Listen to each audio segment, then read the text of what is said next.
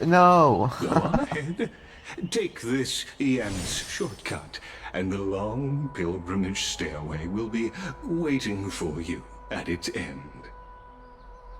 Are we gonna go inside of Petals? I have to admit, I This never over here? expected you to not ask me anything. Not even my motive. Because I know very well what it is you are after. As the saying goes, a gentleman helps others achieve their goals. I have a feeling that your theory will be validated at the end of this journey. I believe Carefully will not deprive you of your right to ask your question, especially now that you're on the brink of death. You must be closer to Carefully than anyone else. Wouldn't you agree? I've never said this before in my streams, but if you wanna, for the people who are on YouTube, if you wanna watch it uncut, go watch me on stream on Twitch, because I don't know when I stream. It's like once in a blue moon. But you know, if you wanna see the raw version, just watch me live. I'll always end up cutting it and editing it, so I can post on YouTube. Make it shorter. Alright. Back to it. I hope things go as you say, then. Yeah. Putting a child of justice into a farcical world is bound to turn it upside down. It is my hope that you bring a much-needed change to this world which is on the brink of destruction. Stop talking like that. I don't know what he reminds me of, but there's some other character, either Genshin or Go Honkai melt it Star Rail. down.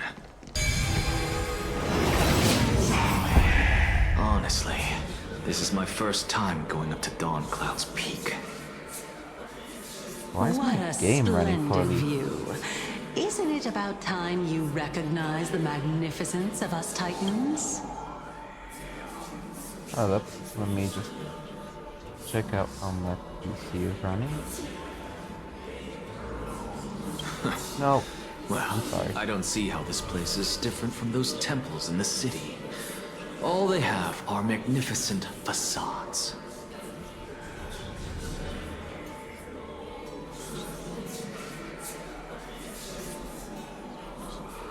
No, everything is average.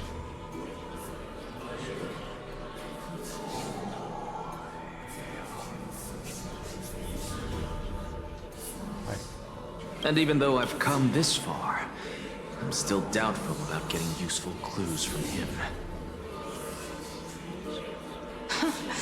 I must be getting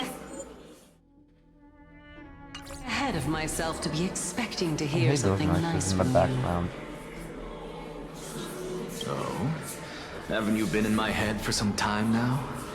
It's high time you get used to how I feel about things. Alright, we're just a short hike away from Kefali. No time to waste here. Oh no, he's dying. So the intellectual debate from earlier was too draining for you, huh? If Amphorius gets a new lease on life, you should focus on strengthening your body and stop shirking social interactions. Save your concern. The Titan is in sight. Can you make it? Why? Are you going to carry me up if I were to fall now? I know how far I can go, so just hold your tongue and come along. Fine then. I guess I won't say any more. I'll just wait till your soul dissipates completely to gain control over your body. Wait. Who is that? Cersei's? The Circes? Hey, look at that. Can she see it? No. What should I be looking at? Am I hallucinating? Or do we even get to see souls who are close to dying?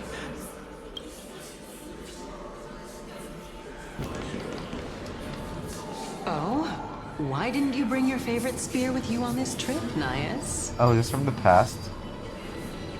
Ah, yes. I know I've heard this name somewhere. It's unfortunate. I love his voice My acting. tide destroyed every last inch of my calyx. His voice, How could that be? his voice is so good. Even a creation of Georios, from their prized ores and molten fire, couldn't escape the fate of destruction? Hey, Sarces. Do you know a certain Nias? Of course, he's the Strife Titan. Nias? Oh, No, not that I remember. How did you even think up such a strange name? I just saw him. Nias. A warrior-like figure who was just chatting with you here. No, I have no such memory. Could you be hallucinating?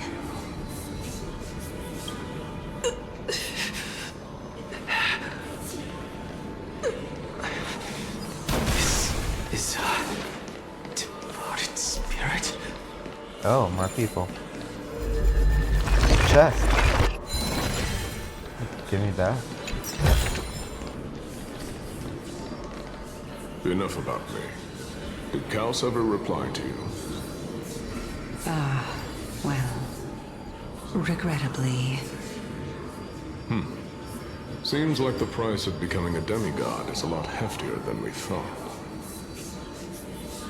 Chaos. Demigod. I've never heard of this person.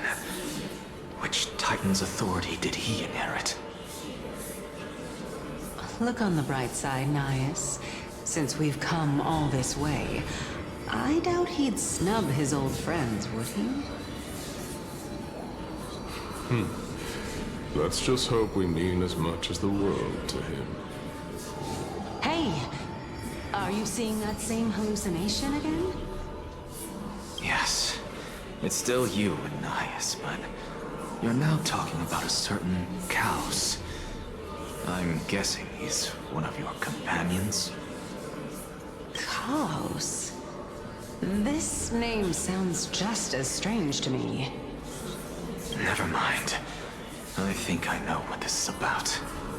If things are as I thought, then they aren't hallucinations, but the Fragment. souls of Oh. people. What? But if those are the souls of the dead, then what am I? Beats me. For all I know, you're just an illusion I conjured up in my dying moments. Let's just keep going. As long as I take in more sights and hear more stories. Know your limits. Wander too far among the dead, and even I might not be able to save you.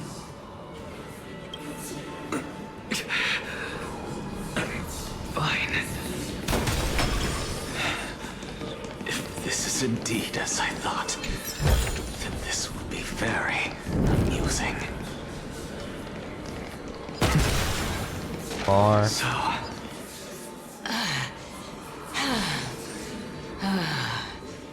oh, okay. Calm down. Can you keep going? Of course. I'm just... If I knew we had to climb a mountain, I wouldn't have come along with you. I guess this also counts as one aspect of the world-bearing burden. If Amphorius does have a next life, you may want to get your body in shape. Keep your sarcasm to yourself. I'm not getting anything of value from them. Yeah, keep going. I would sooner throw myself off this cliff and hit rock bottom than exercise even a little.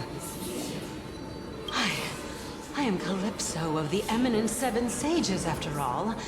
Training would make me no different from those Helcalithist barbarians. Calypso. She's one of the Seven Sages.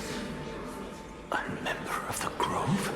Didn't Cersei use that name as an alias when we were back with Castris? No, she can't be. I would know her name if she really were one of the Seven Sages. Hey, Cersei's. Does the name Calypso ring a bell? Cersei's? Oh? Gone. Doesn't matter. I can do this myself. The voice actor said they. But Looks like I'm subtitle said nearly she. there now. The land of the dead.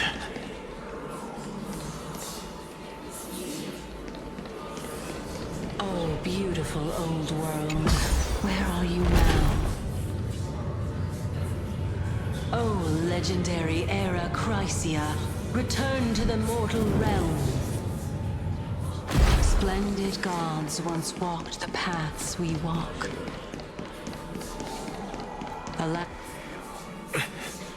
We're here. Finally. So, I don't get to ask the Titan my question. But all of you make for a pleasant surprise, nonetheless. Very well then. Let me uncover the truth for myself.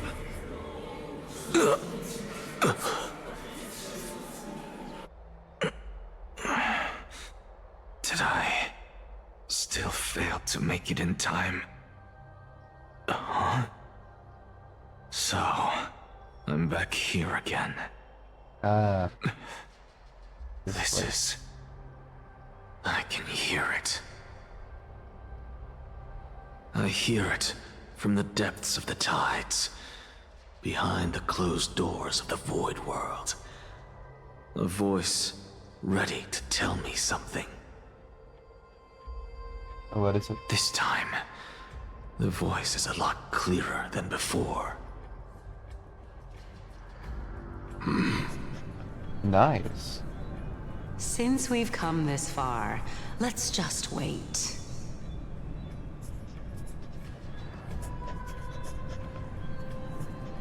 Lord Nias and Miss Calypso, are you both here to visit Chaos too?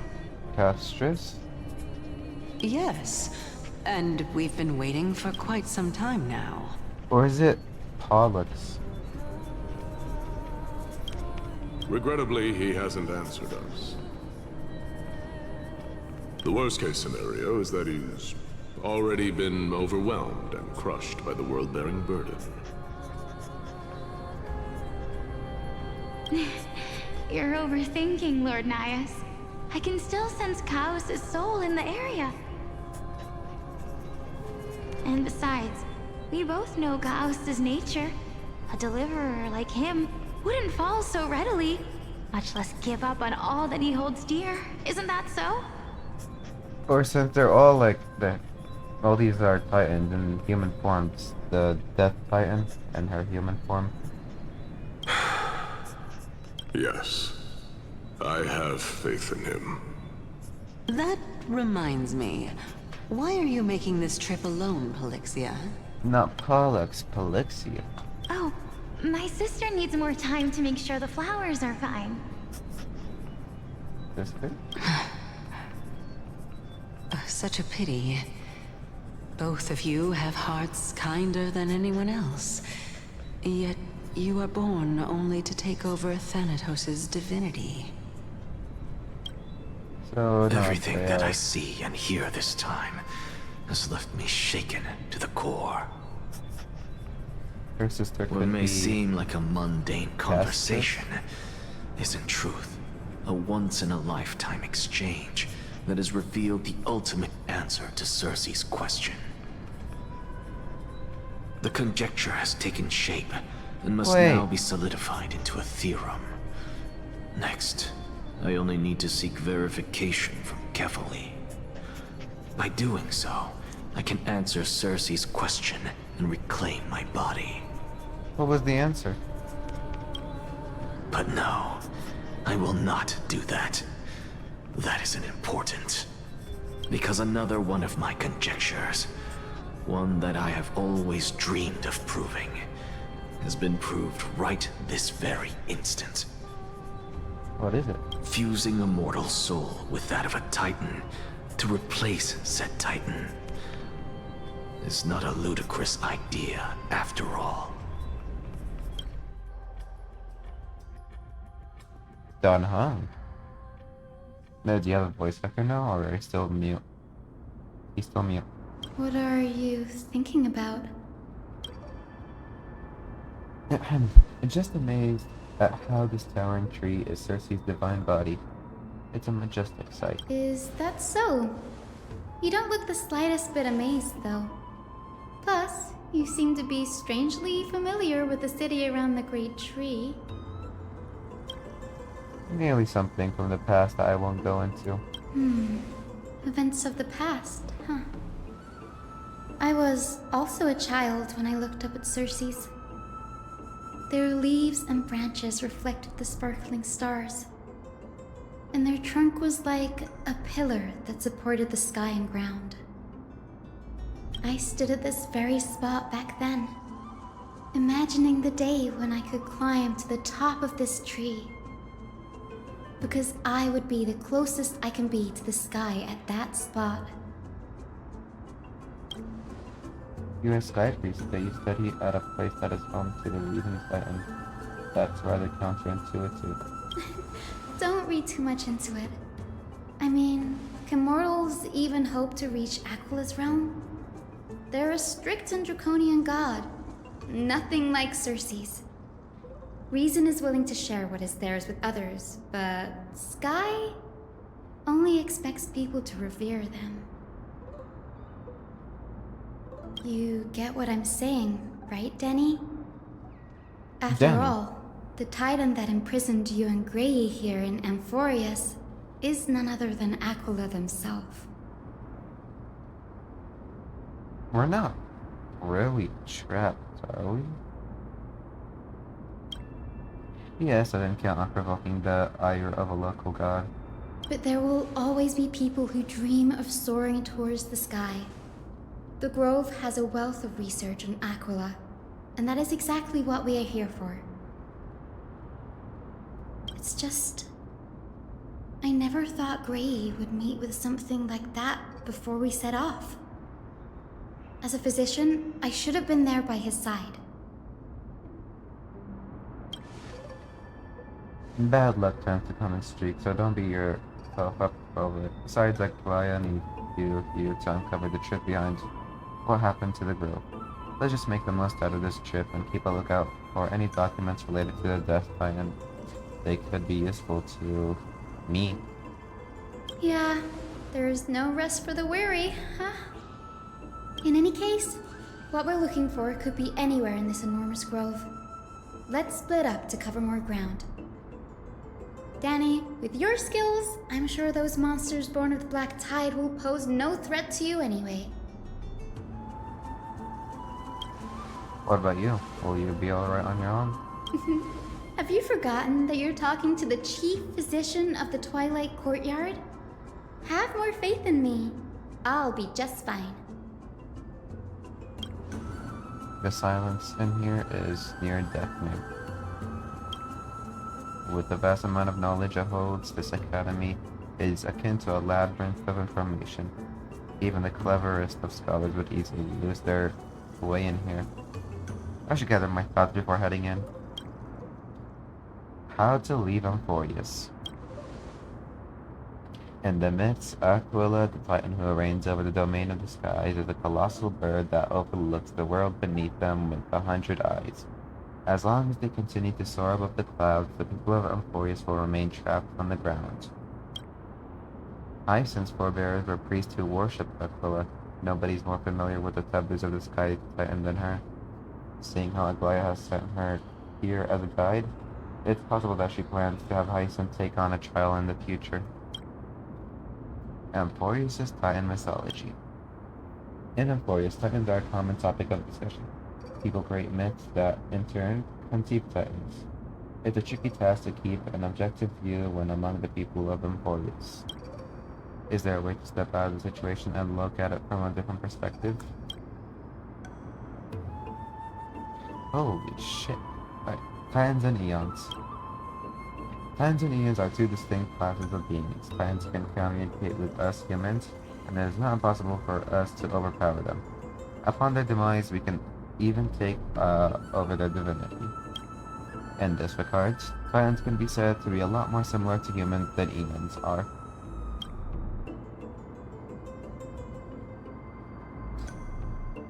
I'm like barely retaining any of this information that he's saying. Or what I'm saying. The Crisis heirs and demigods. Crisis heirs are humans who possess heroic qualities, with most of them demonstrating extraordinary combat prowess and strength. Upon clearing a Coreflame trial, a Crisis heir can even ascend to a demigod and inherit a Titan's divinity. Wait, something about that feels off. Is this a selection process of some sort? Technically, the Flame Chase Journey and the Proxy. Guided by the Prophecy, the heroes are on a quest to reclaim Coreflames and usher in the Era Nova. Their effort have seen gratifying results to date. As I expected, the Prophecy is the hardest to make any sense of, but with barely any information to go on, no matter how much I ruminate on it, it won't yield any results. I should leave this for another time. Think of something else. I should probably turn my attention to something else. My plight. Nobody could have ever imagined that Emerald Research lives would have been forfeited the moment we landed on Amphipolis. I should have done more to keep him safe, but it's not too late. We still have a fighting chance. The unique rules that govern life and death on Amphipolis might just work out in our favor and save them. The Grove is a veritable library of knowledge. Maybe they'll have record on a similar case? Let there be one. But please let there be one. Enough musing around for now. I have time to move. The clock is ticking. I should search for clues as well. The night sky feels unusual now that I'm used to the eternal light of Akuma.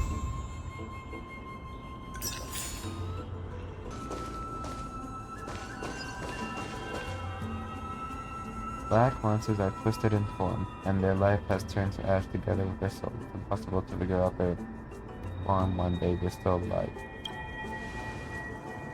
These are the remains of the black tide monster. It does look different from the Titan King from up close. What's that underneath it? A scroll? Keen eye. Sure, I'll read it. I have water. A recorded debate between venerationists and Nisforest scholars. Most of it is illegible, leaving only fragments of dialogue. The V scholar. We all recall that state that there touched the sky. But what were they really?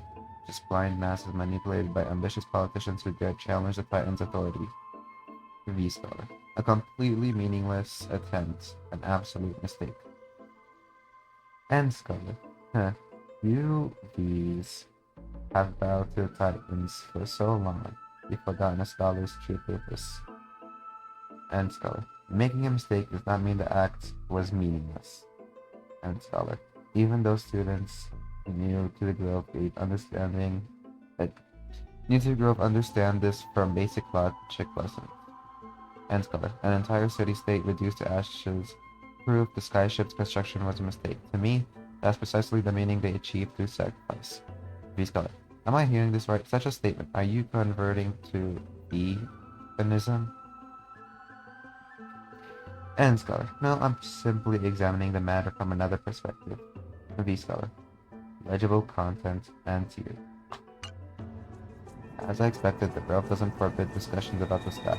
It's a debate between two scholars about the sky ships.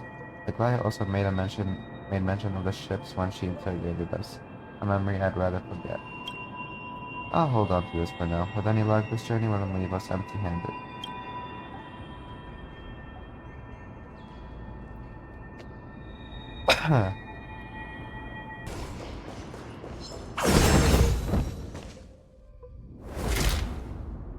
That's Hyson. Why is she surrounded by so many monsters?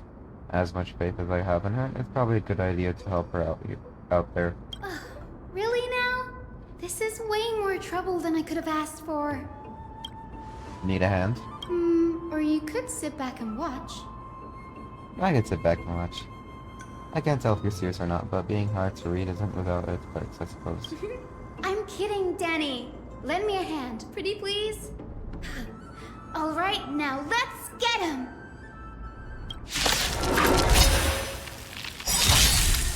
What do you want to know? Destiny forbidden.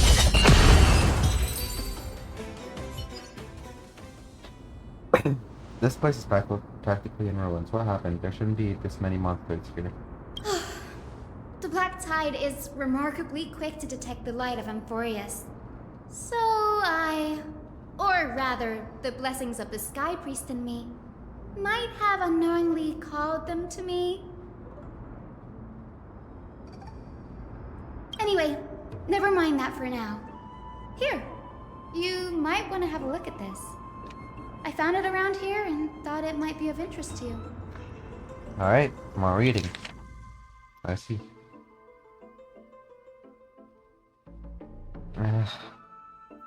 As debate record between two scholars. Most are eligible, leaving one time in Santiago. How do you pronounce this name?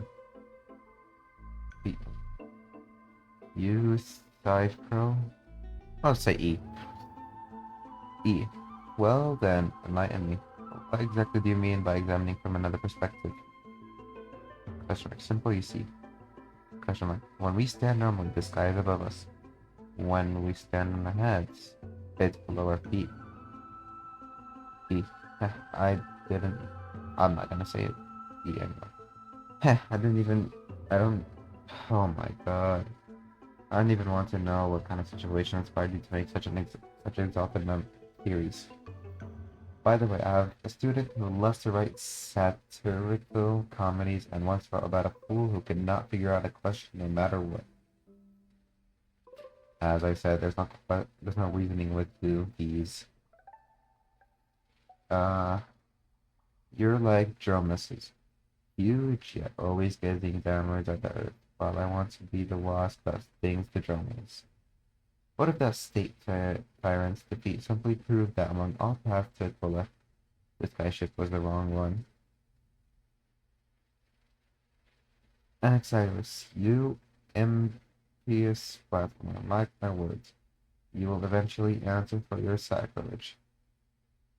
I doubt your students, or that young teaching assistant girl, have any idea what secret research you're truly conducting. Legible content ends here.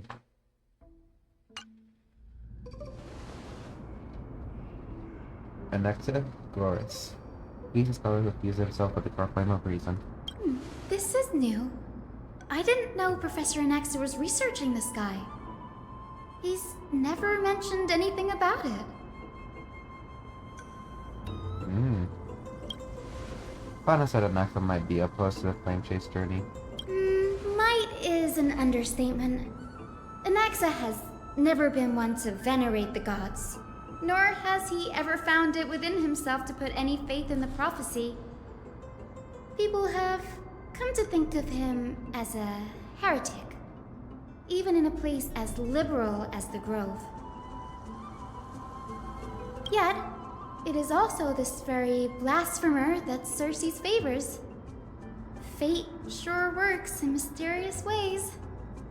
That's not the first time I've heard that. I picked up a scroll on my way here too. It looks like it may be related to the one you're holding. Oh? Let me have a look. Yeah, go ahead. It combines both records together.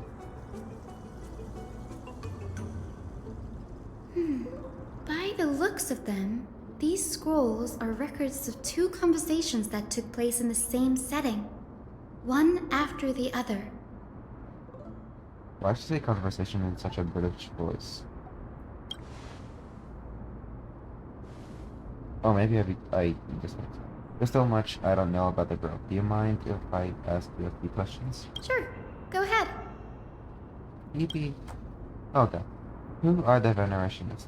The Grove of Epiphany is home to 7 schools of thought.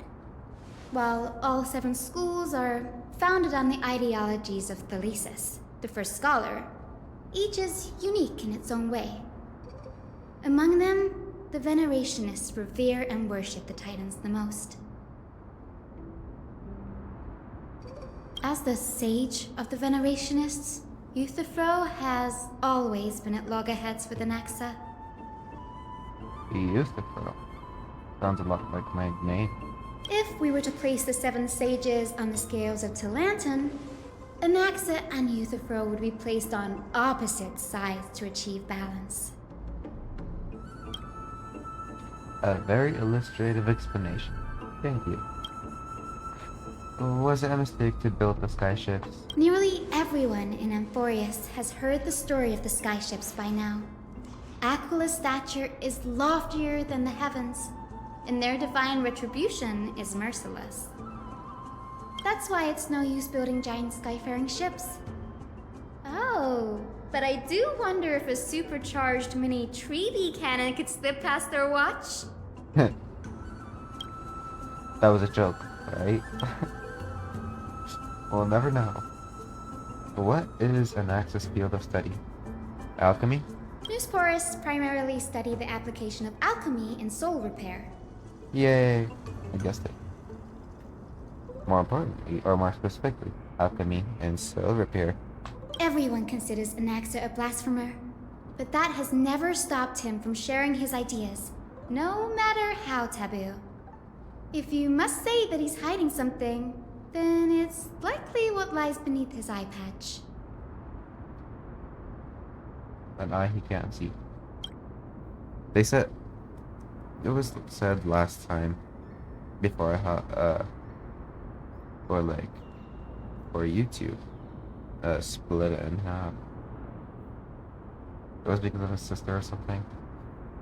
I don't have any more questions. Anaxa often says that every failure brings us one step closer to the truth. Perhaps, to him, the crash of the skyship carries a different interpretation. The firmament is not impenetrable. On the contrary, it was precisely because the skyship represented the first step toward breaking free from the shackles of the earth that it provoked the wrath of the Sky Titan and brought divine punishment upon itself.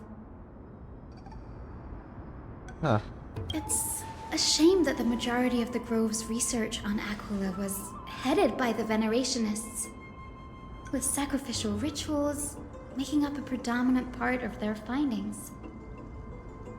Discourse about more esoteric subject matters in relation to Aquila dwindled even further after the skyship incident. So much so that even this scroll is completely new to me. Don't worry about it. We'll just collect everything we can find on the Titans for now. There's something else that caught my attention. Though this says that Anaxa conducting secret experiments of some sort. That's what I'd like to know. What are these experiments he's involved in? Even I, the assistant lecturer, know next to nothing about them. Is it what you said last time? Using yourself with a Titan? I have a bad feeling about this. Could there be more to what happened at the Grove? This is the Library of Philia, a place where the Grove stores its collection of tomes. Where I also revitalized this part of the tree. Other than books written by the 7 schools, you can also find philosophical texts, ballads, and religious writings from the Outlands here. Cities that desire to learn from the Grove were apparently expected to contribute knowledge of equal value to what they saw. We've had more than our fair share of hilarious episodes over the years. For instance, it's said that the Erythrocheramists once borrowed a manuscript from a certain author, but ended up returning a copy instead of the original. What's more, The original manuscript was supposedly then hidden here. Interesting. That doesn't seem like a nice thing to do. Something what March would say. Nice? No need to hold yourself back, Danny. You can just tell it like it is. Their behavior was no different from bandits. Alright. Well, if you don't mind, did the Grove ever rob Castrum Kramenos? Straightforward. Whew. You've got me there. Some said you couldn't even find a dictionary in Castrum Kramenos, so I guess they were spared. There are too many books in the library of Philia. Flipping through them all will take too long. Why don't we use the Biblioslate to search for the texts we need? We can bring them back to Akama for reading after that. Agreed, this place isn't safe. We should leave as soon as we're done. There are still several more scrolls thrown away all over the place. I'll gather them while you pull out those back. This way, nothing will be overlooked. Nice planning, Danny. A scroll, or a book, covered in annotations from many scholars. Its title is The Art of Sophistry, 40 Ways to Improve Your Debating Skills. You skim through it, and the highlighted methods include virtual causation, false promises, contradicting conversations, conflating prevarication and reality, misinterpreted punctuation, misattribution, and generalizing specificity. Oh my god, never mind. Among others. I'd missed it, our scholars' explanations. A true eye-opener. The art of language knows no bounds. If I can't master sophistry, I can at least learn to defend myself against them as an honest man. And so on. The last resort is, when all else fails, employ brute force. This isn't going to be of any help, for sure. That's for sure. This doesn't sound like scholars. These are complaints letters from the scholars about Anaxagoras that blasphemy. There's a thick stack of letters. Huh. Based on the dust accumulated and the perfectly intact views, the complainee did not even bother opening them and just chucked them aside into a corner. This is about Anaxa. I should read this. Tyson, you should come have a look too. Ugh, it's so dusty in here. Whoa. We're out in the open. Are these all complaints about him? Not really out in the open, but... Oh. I can already see what they must have written. Anaxa has no respect for the gods. His very existence undermines order in our society. They're probably all things like that. Does Anaxa hold that much influence? Why else would they call him the great performer? When Anaxa established his school of thought, the first thing he apparently did was read his own work to everyone. Are the Titans truly an accurate reflection of what humans think gods should be? Worlds created by gods are indubitably perfect, but what of Amphorius? Only foolishness and insensitivity everywhere you turn. Indubitably. An uncanny impersonation. What happened after? They marched him straight to the seat of judgment before he could finish. Though what he took on in the end was more of a debate than an actual trial. He had to address every one of the scholar's allegations, or face expulsion from the Grove. Wow. You're all too serious. The first allegation was... Do you agree that since the Titans created the heavens and earth, so the mountains, rivers, and seas must likewise be their creations?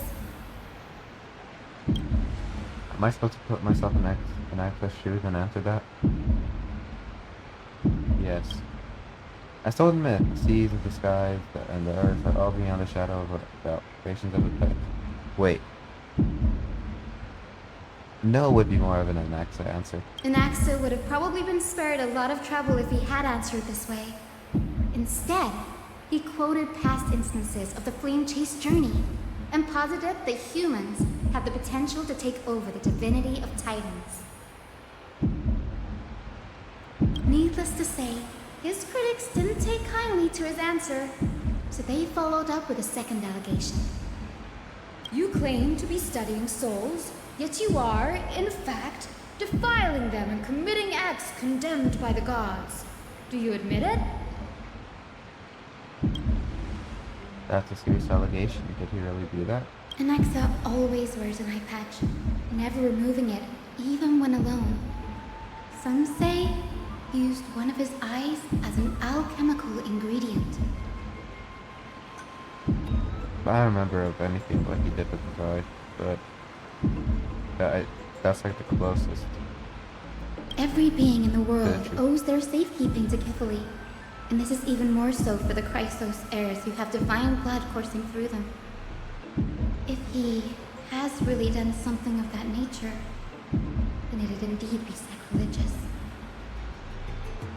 Thankfully, they had no way to prove it, so it amounted to nothing more than an allegation in the end.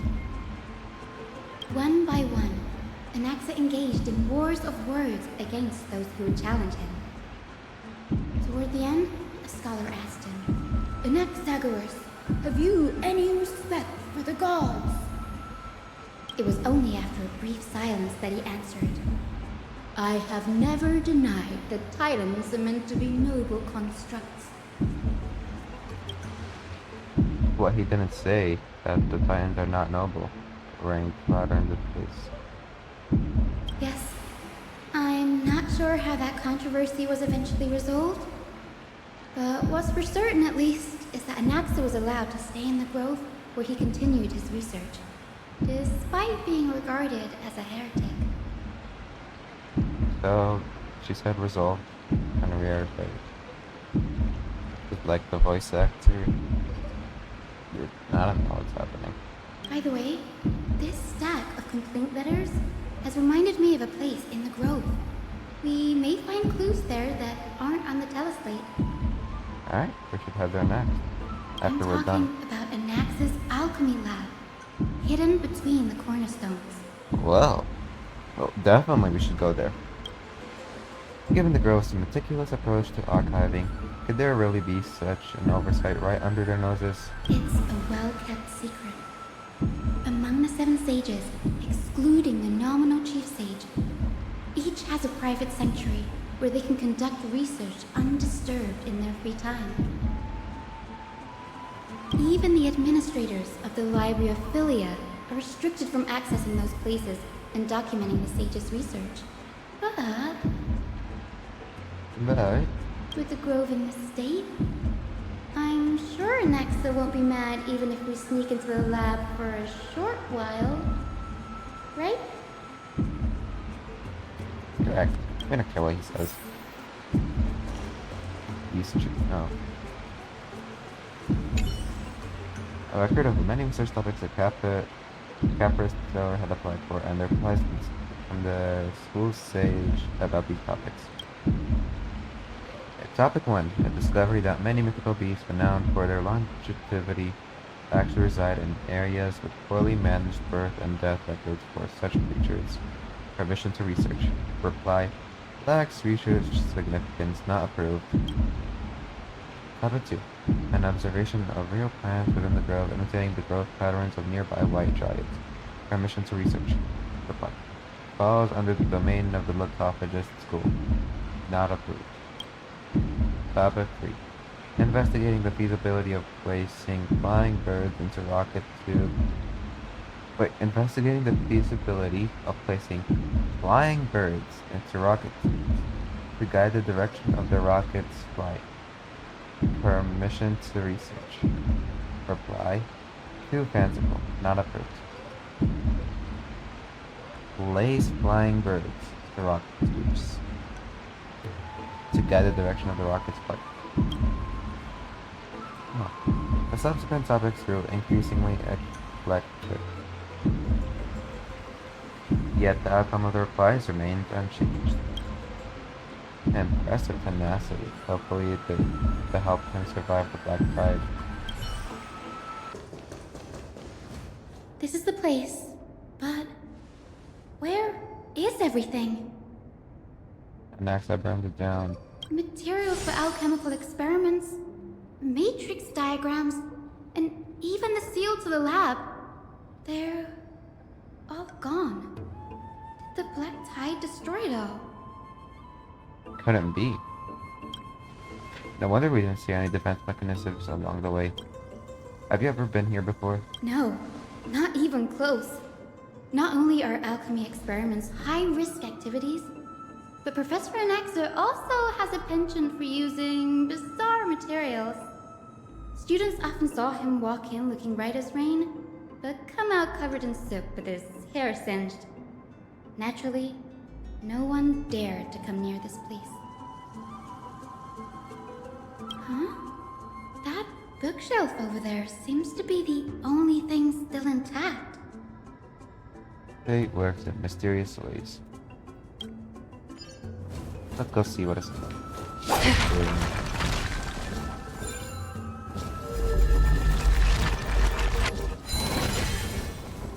You don't do anything.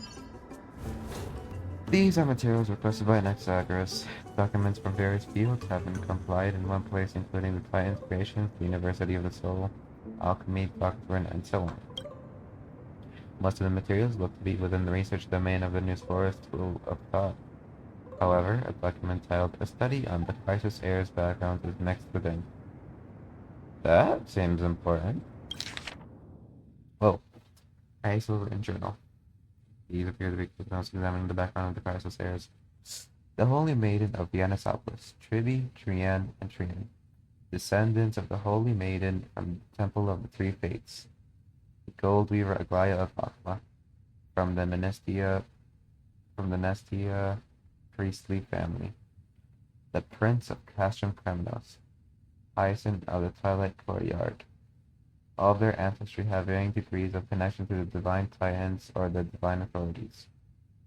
Does the golden blood come from the heritage of priest families or royal bloodlines? Anaxagoras, I myself show no connection. Kepler, the creator, what criteria did they use to create the golden blood to shape the Crisis heirs? Yet Castris, the servant of death from Idona, her lineage is neither titan priest nor demigod, but she has walked the earth for at least a millennium with the power to grant death to humans. Where did this power come from? Another text speaks of the dragon legends of Styxia. The alchemical extraction of soul ripped from the dragon corpses is intriguing. Dragons appear to be the Titan's creations. Perhaps there's a way to reverse the process using alchemy to refuse human souls with Titan's creations, increasing the purity and divinity of golden blood towards the absolute. This theory must be tested. Experiments to be arranged. Styxia is where we're going next. I know that.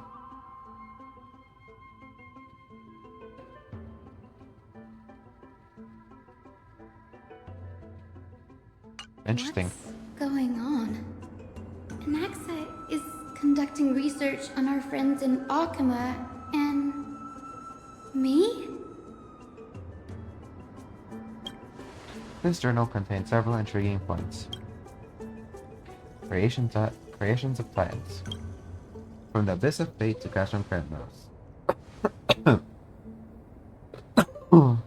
I've seen many a Titan creation during my time in Amphoreus. Life forms created by Circes can also be found in the grove.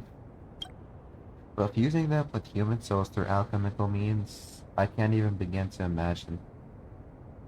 He did say he wanted to test out using a human soul with a Titan. The Chrysos heirs. Anaxa seems to hold special interest in divinity coursing through the Chrysos heirs' veins, and has even conducted a thorough investigation into the heroes' backgrounds. It wouldn't have been so strange if he had focused only on Cassie, given her own curiosity about her origins. Plus, considering that the new sporists have crafted omnipotent medicines capable of curing diseases, It also makes sense that he would conduct research on immortal Chrysos heirs. But now, it seems Anax's objective was never to create medicine, but to identify the origin of the golden blood and figure out its inner workings. Is that why he went to carefully? Anax's research. Through alchemy, Anaxa aims to refine the golden blood into Chrysos heirs to a degree of purity equal to divinity. This must be what he means by close to true purity, but treating both Titan creations and the human body as materials to be used in alchemy experiments, that's rather extreme. Danny, look at this. I have a bad feeling about this. She looks like she's about to faint. Oh my god. Number 2. These documents appear incomplete, judging from what's left behind. The important alchemical formulae have been taken away.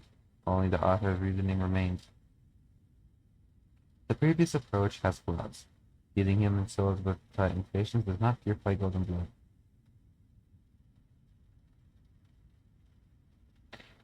Is that why he wanted to fuse humans with Titans? Even pure Titan creations are contaminants to the Chrysos heirs' golden blood.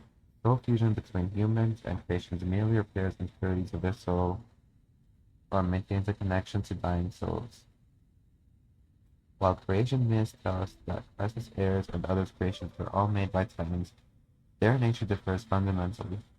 Titan's creations are no intermediate product of an alchemical process, and the Chrysos heirs are closer to the Titan than the creations. In other words, I should not have considered Titan creations equal to Chrysos heirs. The hypothesis I should focus on is one pointed toward Titans themselves. Okay. Such rare chances to study Titans demand a meticulous selection of research subjects. Living Titan proved impossible to restrain, and dead Titans offer no insight worth pursuing. But dying Titans, they are perfect. They are the perfect research subjects. Only by understanding the fundamentals of creation can we ensure perfection of the moment of everything birth. Through my own hands, I will melt the Titan and reach the true essence of the soul. Melt the Titan. Dang. My biggest fear. It's come true. After going through his notes, I think I can piece it all together now. Right? What's on your mind? No, wrong button. Anaxa was carrying out experiments on soul transmutation. Yeah, I'm drinking water, hold up. Do you mean he's trying to reconstruct human souls alchemically? Yes, this is what he was secretly conducting research on. Something he had to keep hidden from others. Compared to his public speeches, this is the real blasphemy. Well, considering the other rejected text, this would definitely get rejected. So, it only makes sense that he keeps it secret. Oh, I just thought of something. Oh, what is it? What's wrong? Do you remember when the Black Tide was approaching? The Grove had planned to send Circe's Coreflame to a safe place. But an accident happened along the way, and Anaxa lost his life in the process. So,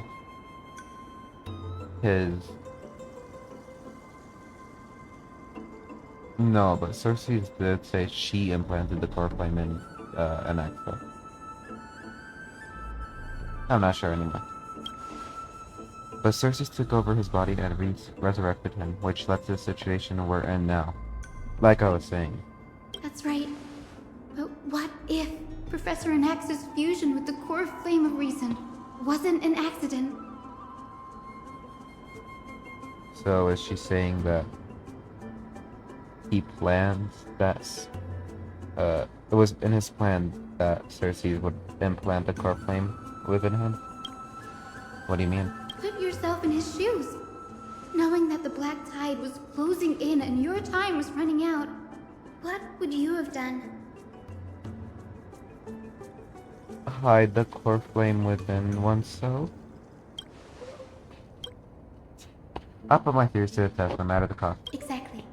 When the black tide came, the true reason Anaxa headed to the Luminary Throne was to transmute and fuse himself with the Titan's core flame.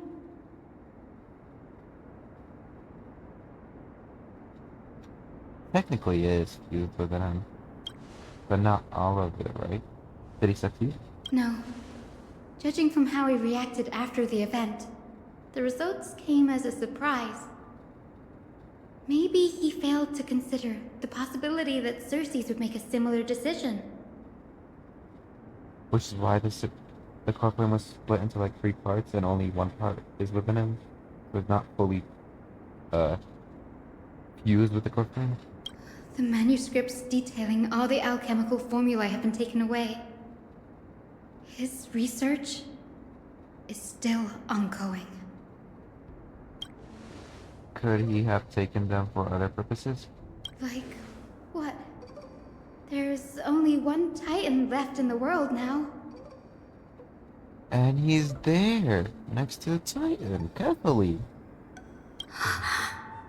No. No way. Is he trying to take Kefli's core flame?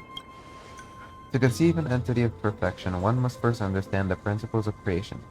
If Anaxa is an Akuma now, that means... He's after Kefali. Ooh, getting my brain working. Alright, new POV, perhaps? Sir, this sky above us, it's not real, is it? That's the question we all Genshin players have questioned in Genshin. Of course not. This is just an image from a projection device used for educational purposes. A simple trick. I don't think Anaxa was referring to that sky. The day-night cycle has been lost to this world.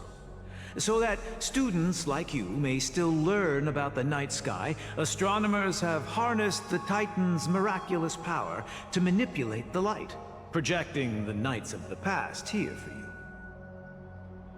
Much like how the sky above the Holy City is also illuminated by Kefali's dawn device. So, the skies of Akuma are fake too. You mustn't conclude that, Anaxa. You should know that only a child would expose a trick and be proud of it. Often people know more than they let on. They simply choose to feign ignorance because they have no other choice. Then they're just deluding themselves. People believe in Kefali's tale of Genesis, accepting wholesale whatever the priests preach. But we're different.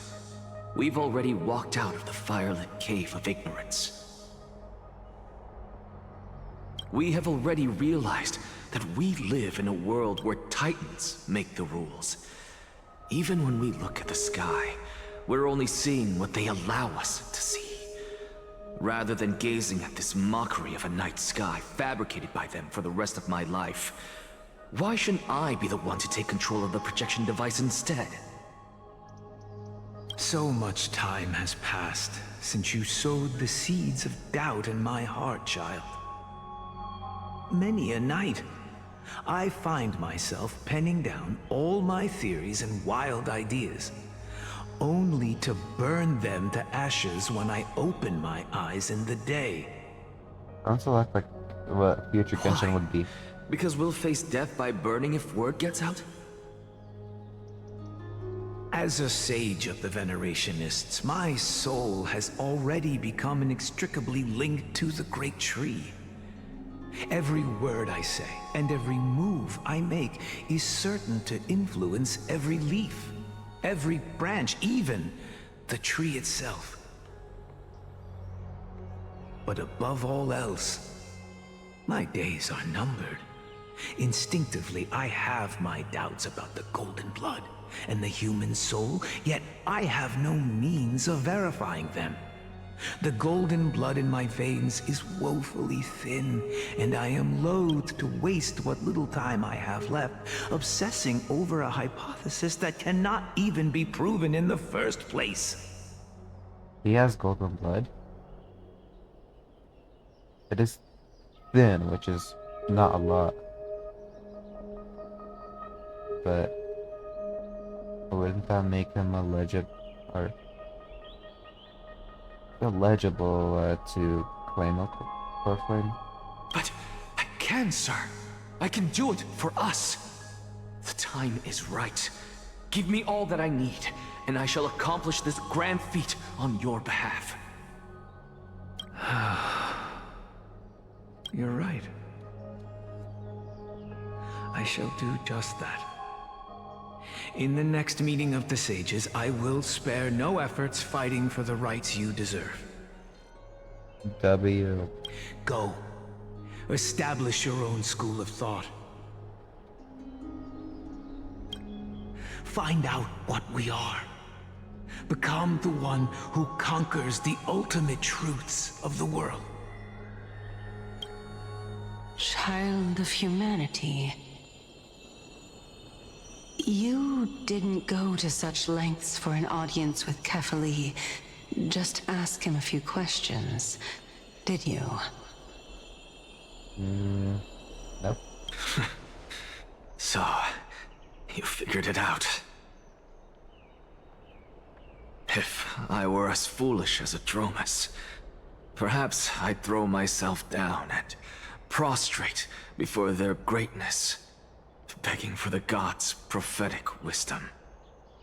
Well, sorry to disappoint, but I'm no Dromus. Alas, I am a human, standing tall on 2 feet, possessing both intellect and pride. Let's obtain that Coreflame.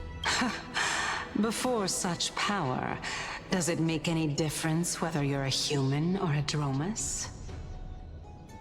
I'm sure you're familiar with the story of the Styxians.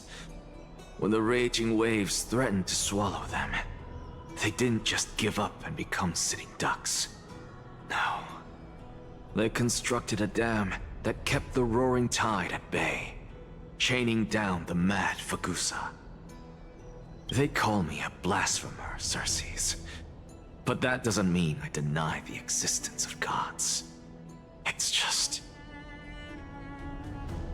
as I see it, Titans are simply a force that mankind has yet to find a way to tame. Oh? If power that rivals the Titans is what you crave, why not conform to the prophecy and brave the trial? Why stop at harnessing the power of the Titans when I can do so much more? The source of life is what I wish to grasp, to understand what makes up the soul, and to learn what we really are. Thanks to you, I've had the chance to personally verify, in more ways than one, that the soul indeed ceases to exist in death. But where there is death, there is life. And where there is an end, there must also be a beginning. How then is a soul born? That was the only unknown variable left in my calculations. And by the sound of it, you have already formed a conjecture. No, I have already drawn a conclusion. In my journey unto death just now, I finally saw the answer with my own eyes. Professor Anaxa, Astrus? I'm here. His life hangs by a thread. I must ask you to refrain from taking any unnecessary steps. That was such a non-dramatic entrance. Of course. I'll bring this to a conclusive end, and give you the answer you so desire. However, in accordance with the principle of equivalent exchange, I must also demand from you what I need.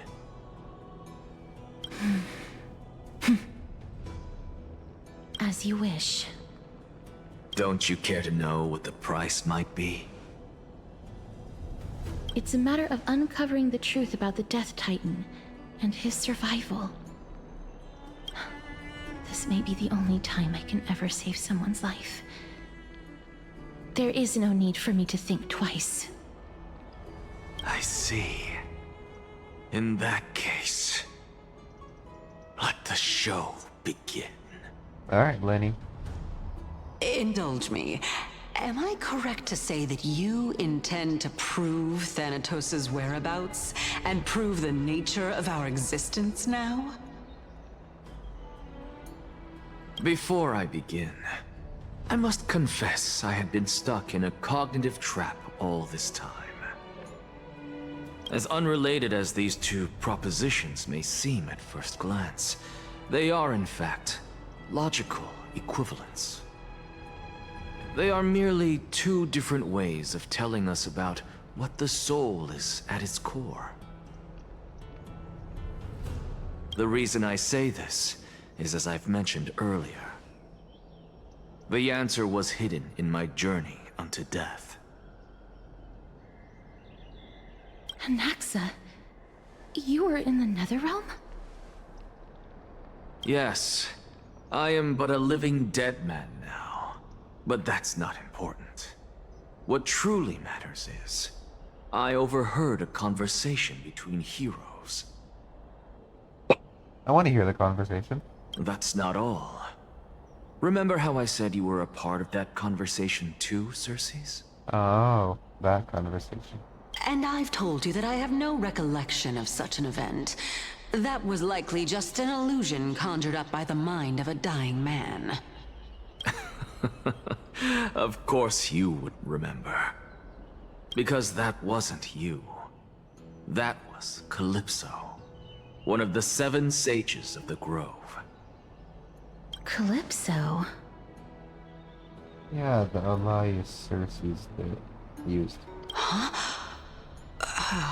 That's the name I made up on a whim when speaking to this girl. How do you know of it? And surely you jest. Don't you think I, of all people, would know if that were the name of one of the 7 sages under the shade of my tree? Don't you claim to know the Grove's past like the back of your hand? It seems you've lost even the memories seared into your soul. Huh. Use your head, Circes.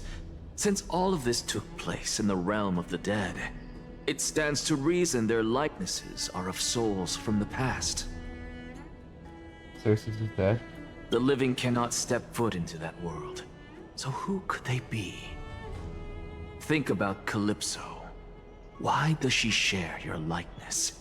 Yet you have no idea who she is. The answer is evident, is it not? Those fallen heroes are the mortal incarnations of the Titans before their ascensions to godhood. The gods aren't master creators born out of thin Oh air, my god. and they are no different from humans, because they all evolved from one. And that's what Naxa wishes to do. He wants to ascend to godhood. Right? The lore drop is insane. Absolute cinema.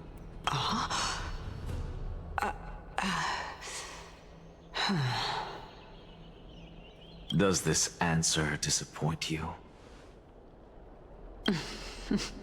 Yes, because you've answered nothing. If I truly was once human, as you claim, then where do the children of humanity come from? Not Titans?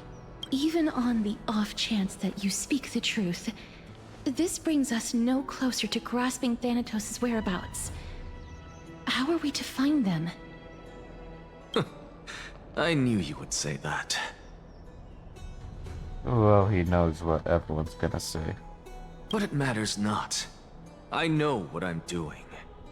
Actually, Why don't we have this supreme being standing before us tell us everything? But wait. Nias is the mortal version of Strife, but Strife itself wasn't. Or like, Strife didn't look human at all. Meanwhile, Cersei looks just like her mortal self. That's something interesting. You can revive a Titan? What? Humans cannot return from the dead. Neither can gods. Wait, did I miss something?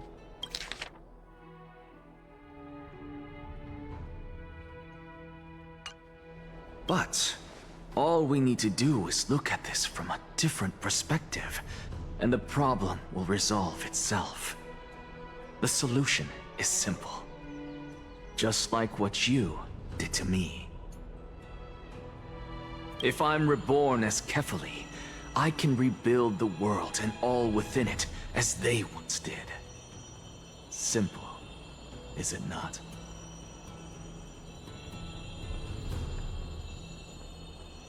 Yeah, I'm not following. Isn't Kefali in slumber, not dead? Is this a cutscene? Oh no. In the meantime... I have news I'm from back. Hyacinth and Dan Heng. Anaxa might be trying to do something with Kefali's divine body. Alright. But listen. Kefali? But what could Anaxa want? Is the Council of Elders going to sit around and let such a sacrilegious act unfold? I think I think the council... That's the council's plans. That is not possible. Oh, never mind. He is indeed the great performer, capable of fooling anyone and everyone with his tricks. I'm sorry. No need for guilt, for this is good news to us. The Council of Elders has found themselves a traitorous ally. Anaxa's ambitious desires will be something we can exploit. What we should be doing now is to keep our eyes peeled for whichever trickery Kynus is up to, and react accordingly to thwart her plans. Being Akima's political center, the Demigod Council holds just as much significance as the Vortex of Genesis. Someday, after my duty is over, this site will take the place of the battlefield where you hunt gods. Become the next challenge you ought to overcome. Till then, it's best to get used to this place as soon as possible. We'll be waiting here for your good news. Come find us anytime you need something. Goodbye. Preposterous! The Christos heirs only have their standing because of the Council of Elders! How dare they trample over it! Well, what you talking about?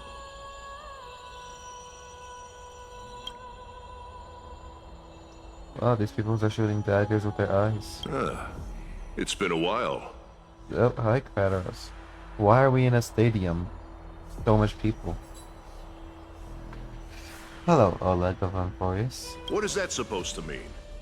Is this really the sort of person that the young lord praised as a ferocious warrior? It has indeed been some time, Lord Krateros. What brings you here in such haste? Shh, keep it down. Be more vigilant. See those duplicitous dogs over there? They do the dirty work for Kynus. I've already ordered my people to hold them back, but we should still lay low. Unless you're itching for a bloody fight to get a workout in. My bad. So, did something happen? Did you hear thunderclaps last night? I don't remember anything from a week ago. Hacker? Oh, what? What? Wait, hold on. Great, Sakura, someone's coming to save us. Oh, I closed my eyes and I checked. I'll try to pull it back. Never mind. That said. He's been through a lot lately, please pardon him. Can you tell us more about these thunderclaps? Thunderclaps are beacon signals of strife. They are a message from the young lord. He threw a spear bearing several words at Akama. Watch out. The Flame Reaver is back.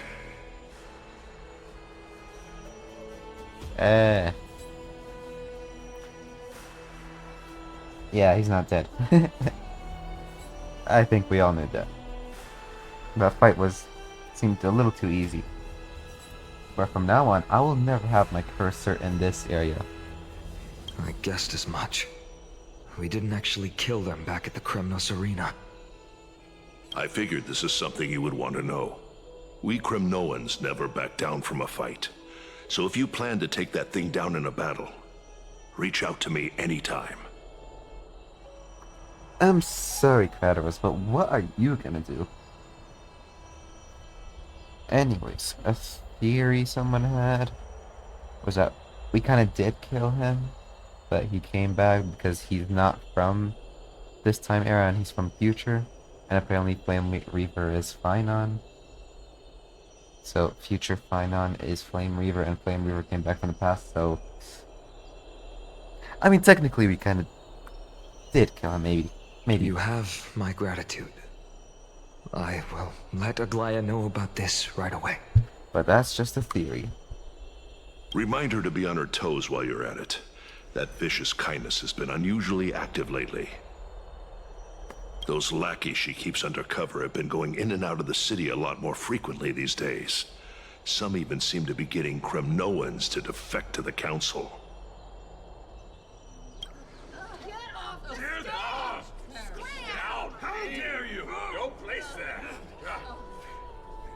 That's her. Looks like you can see it for yourself. Are you talking about us?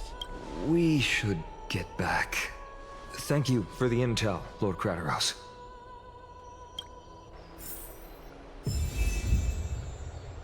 Acheron's here. Thunderclap. Stream forth the gleam of old blades. By carefully into Lenten above, as the Theoros I have observed. Oh, that guy. Virtuous citizens of Akama, Finon Navides, Elysiae, and the Outlander are heading toward us. Aglaya, what happened here? People hate us. I know about the poisonous fangs of that king snake through the golden threads. In the past, I would be confident about keeping her in check, but I admit I am now unable to do so. Wait, I just noticed. Why is Aglaya, Finon, and me in Kefli's area, not in Akama? What do you mean? It is no longer about eloquence or arguments. I have been a demigod for far too long that I hardly have any humanity left. Before I realized it, I have become no different from these hypocrites, no longer capable of relating to the people. This has come a lot sooner than I expected. But perhaps it is time. I need you to step up, Finon, in order for me to retreat behind the scenes. Yes, this is my duty, but... It is far easier for the Council of Elders to fool many than just fool one person. Their so-called more support is no more than a ruse to distribute power using words instead of lances. There is no glory in winning this debate, but that makes having respect for humans so much more priceless. Finon, you are a Chrysos heir without flaw, capable of relating deeply with humans. I appreciate what you've taught me, Aglaya. I hope we'll live up to your expectations and win this debate.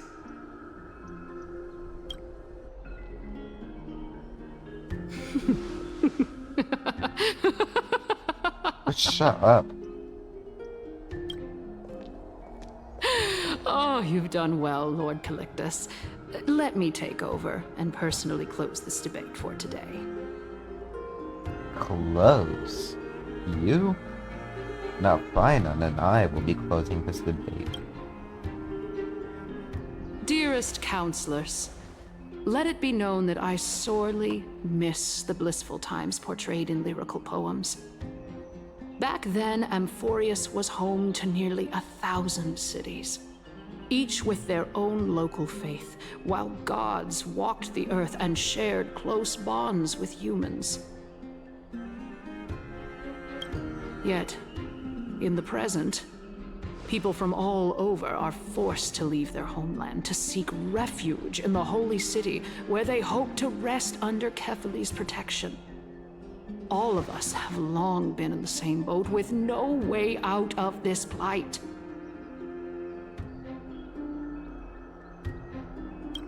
We didn't have a choice in the past, but now, the Council of Elders brings to the table a new possibility.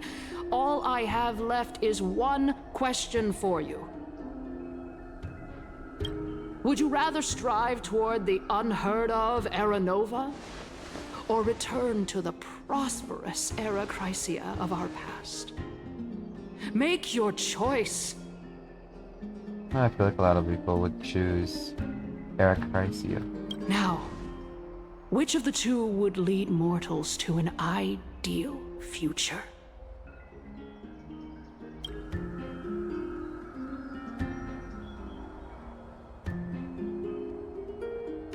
No hesitation, I stand by Era Nova. If it's possible to bring back Era Nova, or Era Chrysia back,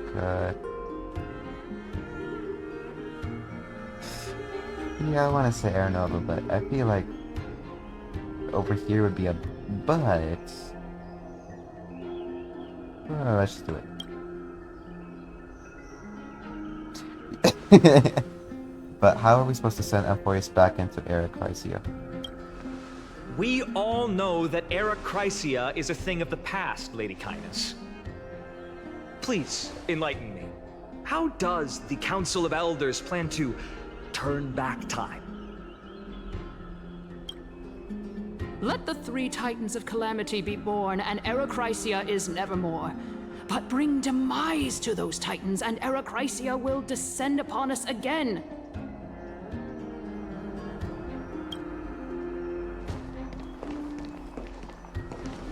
Know that the Council of Elders is never one to make empty promises.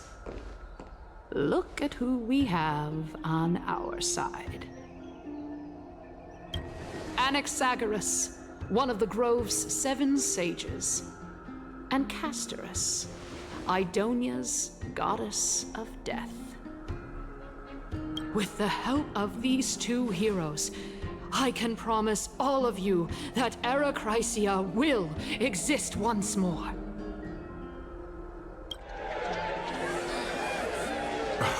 Aren't they Chrysos heirs? They're supporting the Council of Elders instead? If I was Castrus, I would touch kindness. Not in a weird way. It's clear from the start that these heroes do not get along well in their group. All the more proof that Aglaya isn't fit to speak on behalf of every Chrysos heir. I am in favor of Era Chrysia. Era Chrysia! Era Chrysia! Alright, shut up.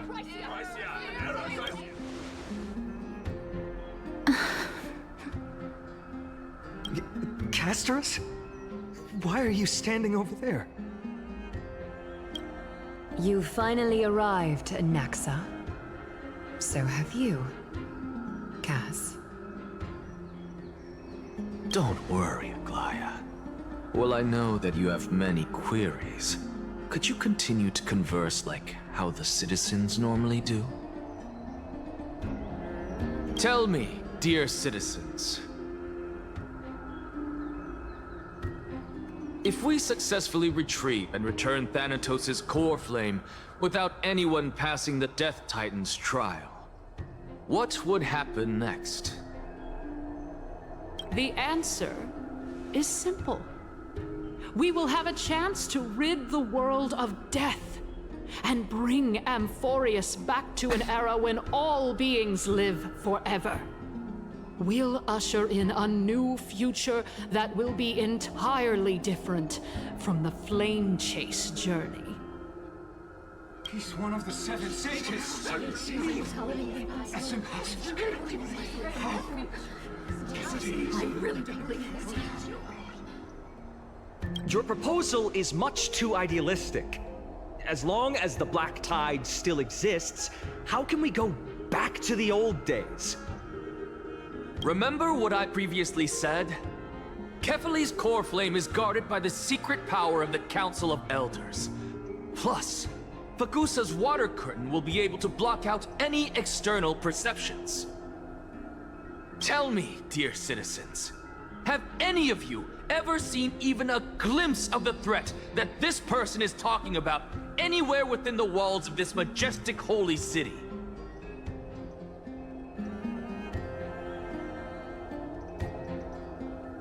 But this place will become the Flame Reaver's target sooner or later. People don't even know who Flame Reaver is. Isn't this just survivorship bias? If we eliminate death, then there's no need for us to fear that Flame Reaver. I didn't mention any Flame Reaver. Citizens, let's loudly sing the blessed hymn. Oh, beautiful old world, where are you now? Oh, legendary Erechrysia, return to the mortal realm. At this point, I just want to side with the Flame Reaver. After the destruction of the 3 Titans of Calamity, the Flame Chase journey will have to end. I just want the Flame Reaver to just come down from the sky and just kill everyone here. Are cheering in excitement. This is bad. The masses are now totally riled up. Anaxa, pray tell. Everything that you've mentioned hinges on the premise that we can find Thanatos' existence, right? Thank you, Lady Aglaya, for still caring about this city. However, dear citizens, we are truly fortunate and blessed. For Castorus, Idonia's goddess of death, will surely find Thanatos under my guidance. There's something in my finger that's hurting real bad. What? With that, I solemnly promise that the core flame Lady Castorus brings back will be personally managed by the Council of Elders. Thereafter, if we are able to garner the support of all of you at the Citizens' Assembly, we shall spare no effort in ensuring that the Erechrysia will return to our world once again.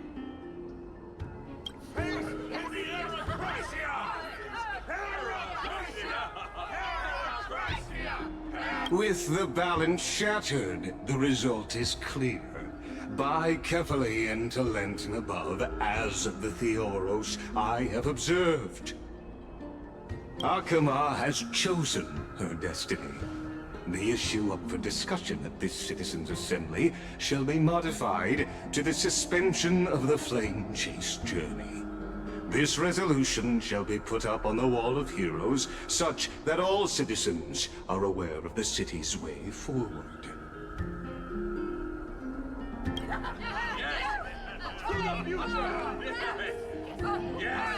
Aglaya, dear Aglaya. What has caused your heart to soften? You also don't seem to be as quick-witted as before. Wag your tongue as much as you like. Since the Flame Chase journey has been preordained by the prophecy, our failure has never been on the cards. Well then, I guess we'll find out if that's true at the Citizens' Assembly. I guess announces the conclusion of the debate and the attendees part ways. Castris, what's going on?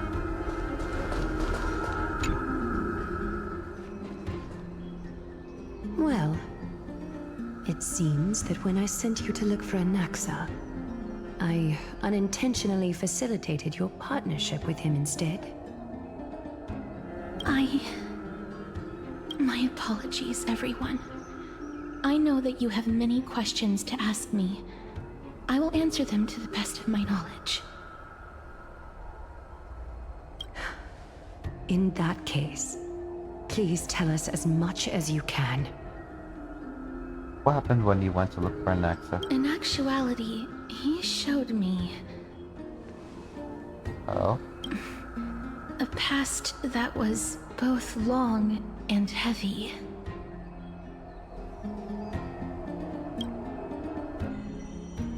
The reason I say this is as I've mentioned earlier. The answer was hidden in my journey unto death. Anaxa, you were in the Netherrealm? Yes, I am but a living dead man now. But that's not important. What truly matters is, I overheard a conversation between heroes. Castris' POV. Have you heard of this tale before? Alexia. A tale about the ocean god's treasured pearl, our hometown. It was a seaside town which enjoyed the ocean breeze and glorious, peaceful times, thanks to the wisdom of its ruling queen. Until one day, an evil dragon descended upon the town. Its wings were large enough to blot out the sun, while its claws were sharp enough to rip the waves apart. It barged into the tall tower and devoured the queen's beloved daughter. It even settled itself in her bedroom, like a tyrant king. The queen assembled 300 warriors who managed to subdue the evil dragon by chaining it up. However, when the queen slit open the dragon's belly, she realized that the princess had long since been digested, and all that was left of her was a pile of bones. Devastated, the queen wept for several days. It was then that a devious, smooth-talking scholar arrived at the palace and suggested that the princess could be revived through the use of dragon bone and dragon blood. That liar called this process the secret art of alchemy. Oh. The princess was reborn! The queen was overjoyed, blissfully unaware that the evil dragon's soul still lurked within the princess's body. As revenge, the evil dragon swallowed the poor queen, the glib liar, the courageous warriors, and all of the town's innocent civilians in a single gulp. Aww. Worse still, the souls of the deceased refused entry to the Netherrealm because they were filled with regret. Forced to roam the mortal realm, these resentful souls ultimately converged into a river of souls that would not retreat for a long time. A terrifying death had consumed all. Thereafter, our hometown fell into ruin as well. Who is Alexia? Until? Whoa. Until? Actually, I don't know what happened next either. Oh my. It seems that you still like to whet people's appetites even after all this time, Pelixia. He's in a wheelchair. Is she the princess? So, according to your story, this is how I used to look? It's practically a mirror image. And yet, what exactly is this?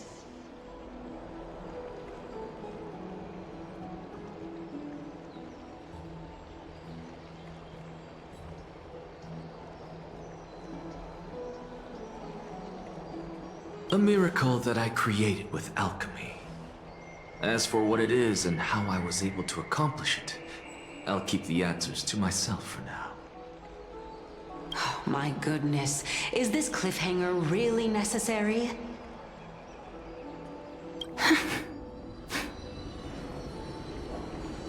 Quiet, Titan. Continue to enjoy this splendid play, and the truth will naturally reveal itself. Can Castrus and Cersei see this image? Dragon, huh? I've heard this legend before. In that case, what do you think of it? I think that this so-called alchemy was a tenuous analogy added to the story by future generations. After all, you've never heard of a tradition of alchemy in your hometown before, have you? Indeed. Before I left home to pursue Whoa. my education, I never even knew that anybody was looking into this area of study. Therefore, we can just treat this tale as a fable told to young children. A fable, you say? If so, what moral is it trying to impart to the kids? I guess it might be the concept of equivalent exchange? Oh? I thought the moral might be closer to something like honor the dead.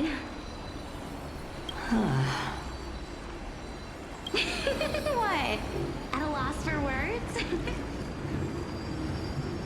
No, I merely realized that we're both thinking of the same principle. If life is priceless, then there is hardly anything else in this world that is of equal weight to it, right? Indeed. As expected of the wisest scholar in the land. You flatter me. Why don't I ask you a question as well, as a form of equivalent exchange? Of course. What is your question?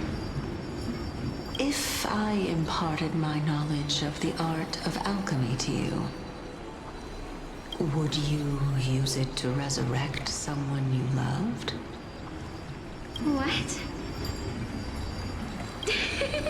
What kind of strange question is this? I got it.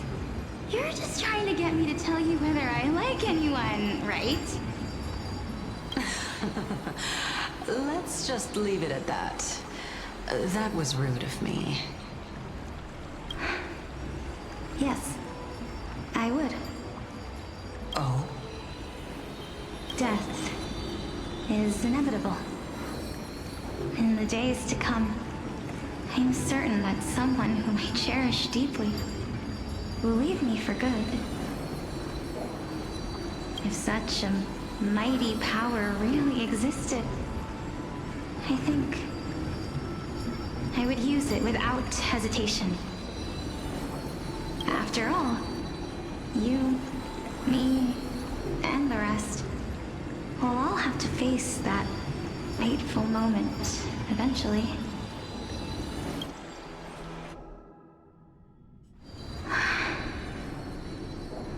My time is finally here. However, perhaps because of my firm belief in the immeasurable value of life,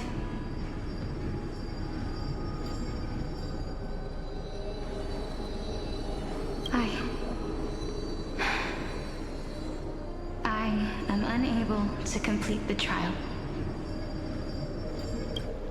You shall wither, and through that, the dead will sprout again from the remains and be reborn with the dead flame. Whoa, hold up.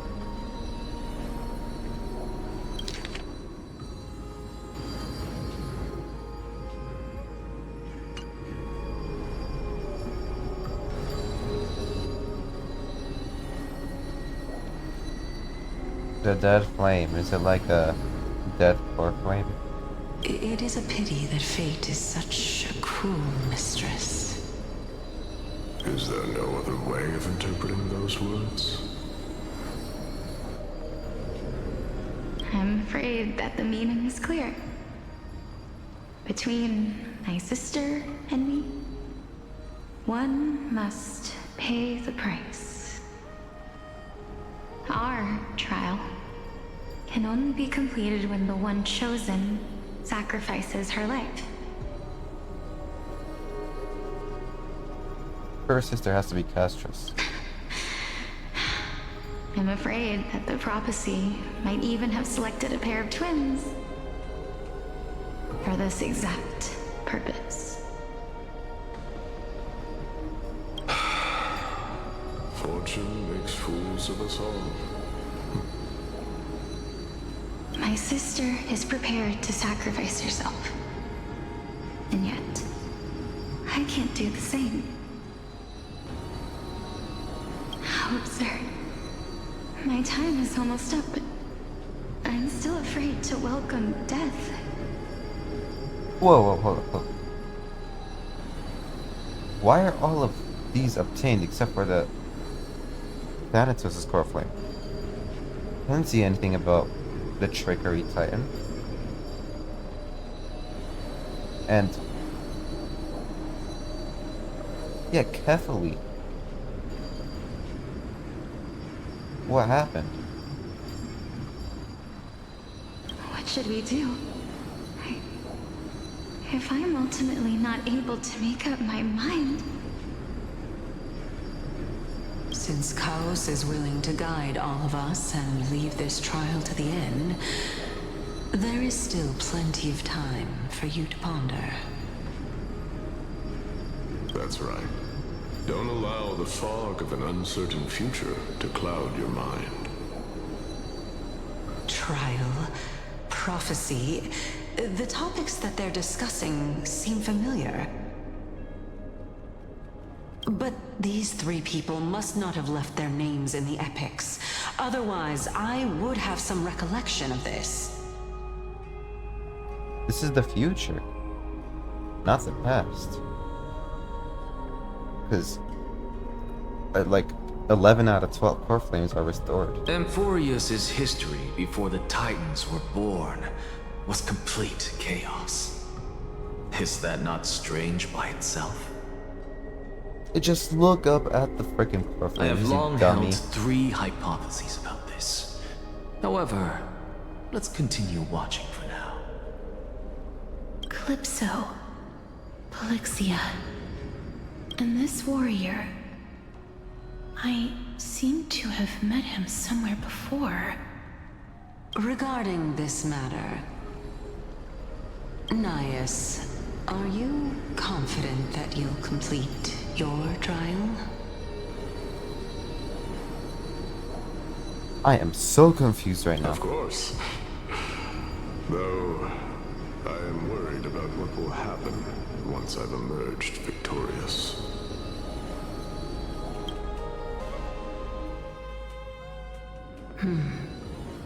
Looks like you have made up your mind.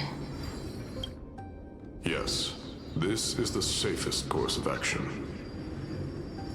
Completely separating courage, honor, tenacity, sacrifice, and reason. You really know how to make things difficult.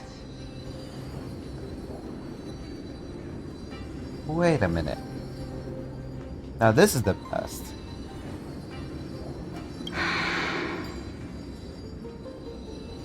Please, young lady, witness my fall and demise. Lady Calypso, you shall host the soul-rending ceremony. I do not understand. Why would you dare to sacrifice yourself for a future that you won't get to witness? Because this is our destiny. The power that resides within me is so intense that I will one day be engulfed by it. Furthermore, A valorous death before glorious return has always been the path I chose to walk. A journey I began long ago. If your sister or Kaos were in my position, I believe they would make the same choice as well.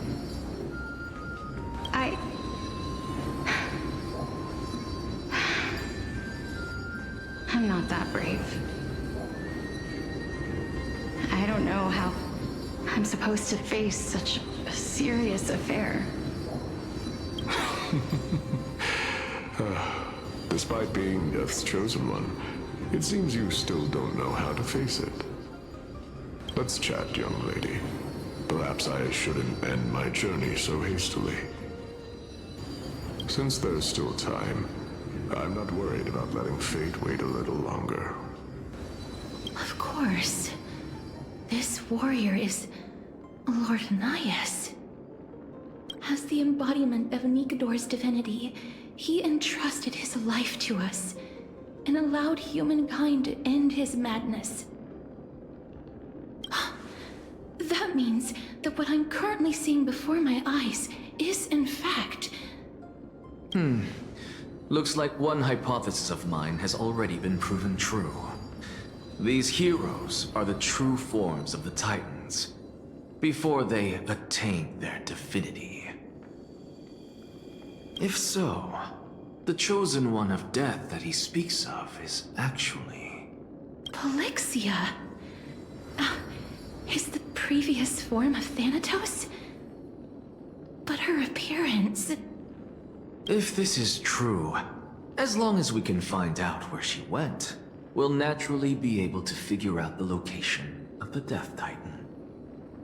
Can you stop cutting out Castris in the middle of her speech?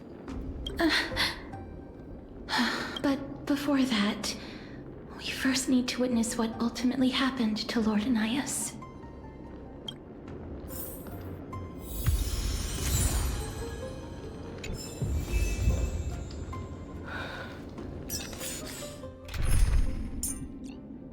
Let's change you and add you.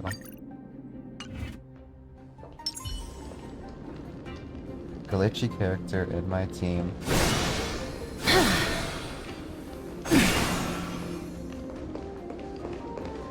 Nikador's courage is a testament that they have never once retreated from a battle. I've heard that these words are still engraved in Castrum Kremnos even today.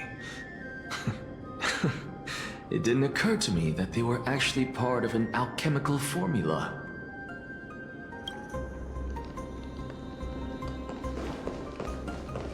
Sealed within this statue is undoubtedly his sacrifice. They use their own body as our city walls, keeping out and protecting us from the pervasive spread of madness. They are acutely aware that if the end times were to arrive, there would be nothing left in this world to conquer. Honor, courage, tenacity, sacrifice. And finally, the only thing that remains is reason. Cheer up, young lady. There is no need to shed tears over a glorious death. All farewells in this world are sorrowful, Lord Nias. No, young lady. As a warrior, I have witnessed too many bitter deaths. But now, all I feel is peace. I did not know until this moment that mortals could live their lives in such a way. Although only a sliver of your soul remains, you remain so optimistic. Or maybe the truth is that you aren't able to feel sorrow anymore. To be honest, I don't know either. But I am certain of one thing. This is not an acceptance of death nor apathy toward it. It's not even a feeling of despair. I am just enjoying what remains of my life to the fullest. Enjoying? Have you guys also noticed that Nias and Xerxes are sparkling except for Polyxia? Was it just because she's too close to Along the this camera? journey that we've taken together, not only have I changed the world, I myself have also changed in the process. And now I have reached the journey's end. When I look back and see the grand epic that I've personally written, how could I not revel in that fact? But when you depart the mortal realm, won't all of your accomplishments be reduced to nothing? Separation and death are two sides of the same coin. Reconciling this doesn't come easily for a mortal.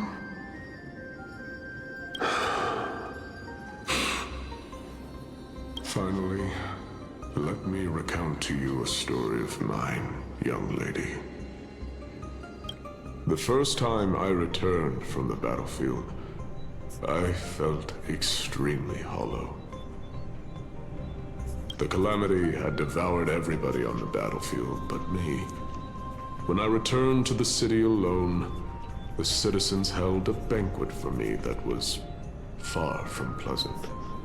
I felt as though I was still on the battlefield, and the person who had returned was nothing but an empty shell. It was late into the night by the time the banquet ended. My head still reeling, I returned alone to the barracks. On the way back, I encountered someone. Lord Mighty. It was a crazed scholar looking at the night sky and muttering to himself by the side of the road. Although I tripped over him and fell, I wasn't angry in the slightest. And maybe because I saw myself in him, I inexplicably asked him a question. Do you think that it'd be better if we just died on the roadside like a couple of stray dogs? To my surprise, he shrugged his shoulders and sighed. How does someone who is currently experiencing death, dying and living, afford the same amount of bliss? Now please go away and don't block my starlight. Are you trying to say that there is no difference between living and dying? For they are both journeys that lead toward death? That's exactly what life is, and death is, but a scale to measure how valuable the journey was. Journeys and epics are only glorious and magnificent because all things eventually fade to dust. Therefore, young lady, don't detest your fate. Instead, willingly and respectfully embrace it. The embodiment of strife telling me about the majesty of the world. Indeed. I believe that when the fated moment eventually arrives, you will be able to understand my words. It is time for me to knock on death's door. I will set up a long table at the end of the road and humbly await your arrival. When that moment finally comes, let us drink and be merry then.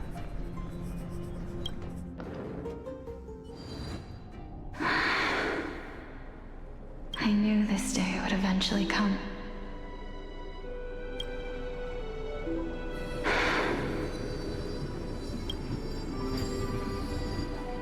Are the both of you ready? Mm-hmm. Polyxia. Castrus? I'm here. Oh, I want to see the real Castrus reaction. Yeah. What? This... This is quite interesting indeed. Is this... Polyxia's sister?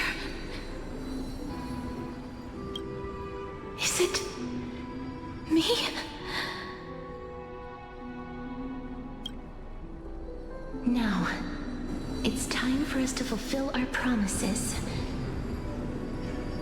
She sounds a lot different. Are you afraid?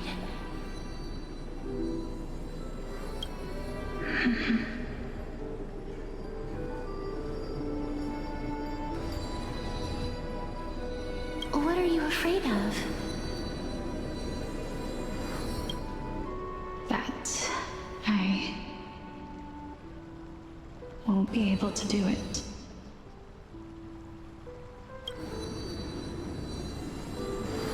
You shall wither, and through that, the dead will sprout again from the remains, and be reborn with the dead flame.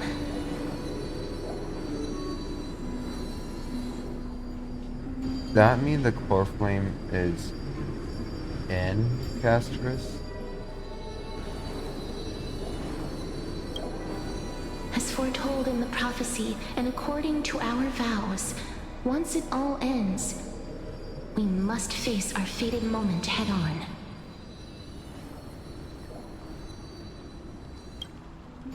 Even if it was prophesied, do we have no say in the matter? It's so unfair. Why are we the only ones who are forced into mutual destruction? Let me do it, sister. Let me be death's sacrifice. I was never long for this world anyway. But you're different. I was the one who wasted your life after all.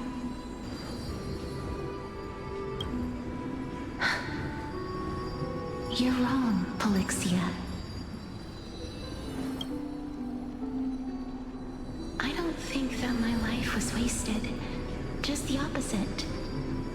When I finally arrived at this destination and looked back at the journey I took, I discovered that flowers had long since bloomed along the path I walked. It was you who sowed the seeds for this sea of flowers, one that is more beautiful than the promised land at the end of the world. Besides, I have lived a fulfilling life. Even though I was fated for sacrifice, none of the things that I've experienced will dissipate. Instead, they'll forever live on as memories inside your head. Will they not? How could my memories of you ever compare to the actual you? Is that actual for the Castris we know? Well then, tell me, what exactly are we?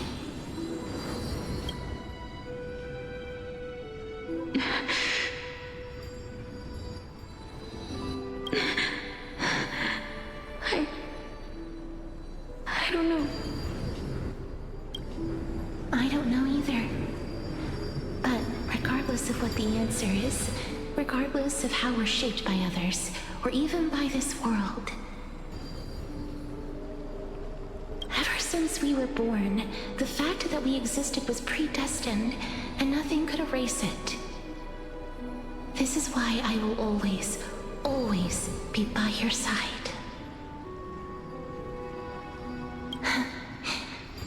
We're twins, after all.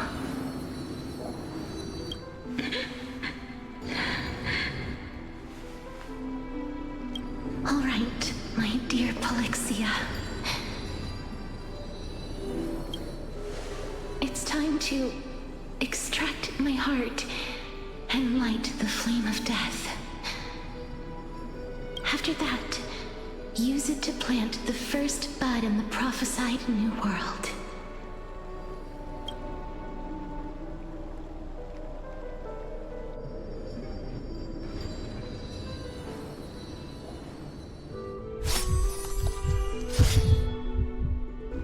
Oh. If I imparted my knowledge of the art of alchemy to you, would you use it to resurrect someone you loved? Death is inevitable. In the days to come, I am certain that someone whom I cherish deeply will leave me for good. If such a mighty power really existed, I think I would use it without hesitation. Even now, my answer remains the same. This is why, sister, I promise you, in the prophesized new world, I shall plant the first bud on your behalf. Go now. Return to the Ocean God's treasured pearl, our hometown. I shall open wide the entrance to the Netherrealm and grant you a second life. The living beings on this earth shall respond to my call and lead you to the sacred daylight. Remember, do not look back on the land of the dead, and do not stop moving. In the new world promised by the prophecy, march toward your new life. As for the price of our equivalent exchange, let me be the one to pay it. Everybody, we've come to the end. Unfortunately, I am not compatible with the Supreme Being, so I was unable to completely fuse their soul into my own body. However, being able to glean all this from them is exciting enough. I'm certain of this now. Before the Titans that we are well acquainted with were born, a group of heroes roamed the land. These heroes followed a prophecy and took possession of divine authorities one by one, until they eventually became the pantheon of the new world. Just like the flame chase journey of today, Amphorius's history is cyclical in nature. What a startling revelation. This means that the demigods, who bear the Coreflames, will also become the new Titans at the world's end, thereby shaping a new world? I believe that this is the truth behind the Era Nova, as mentioned in the prophecy. I feel like I wasn't paying attention. Hold up.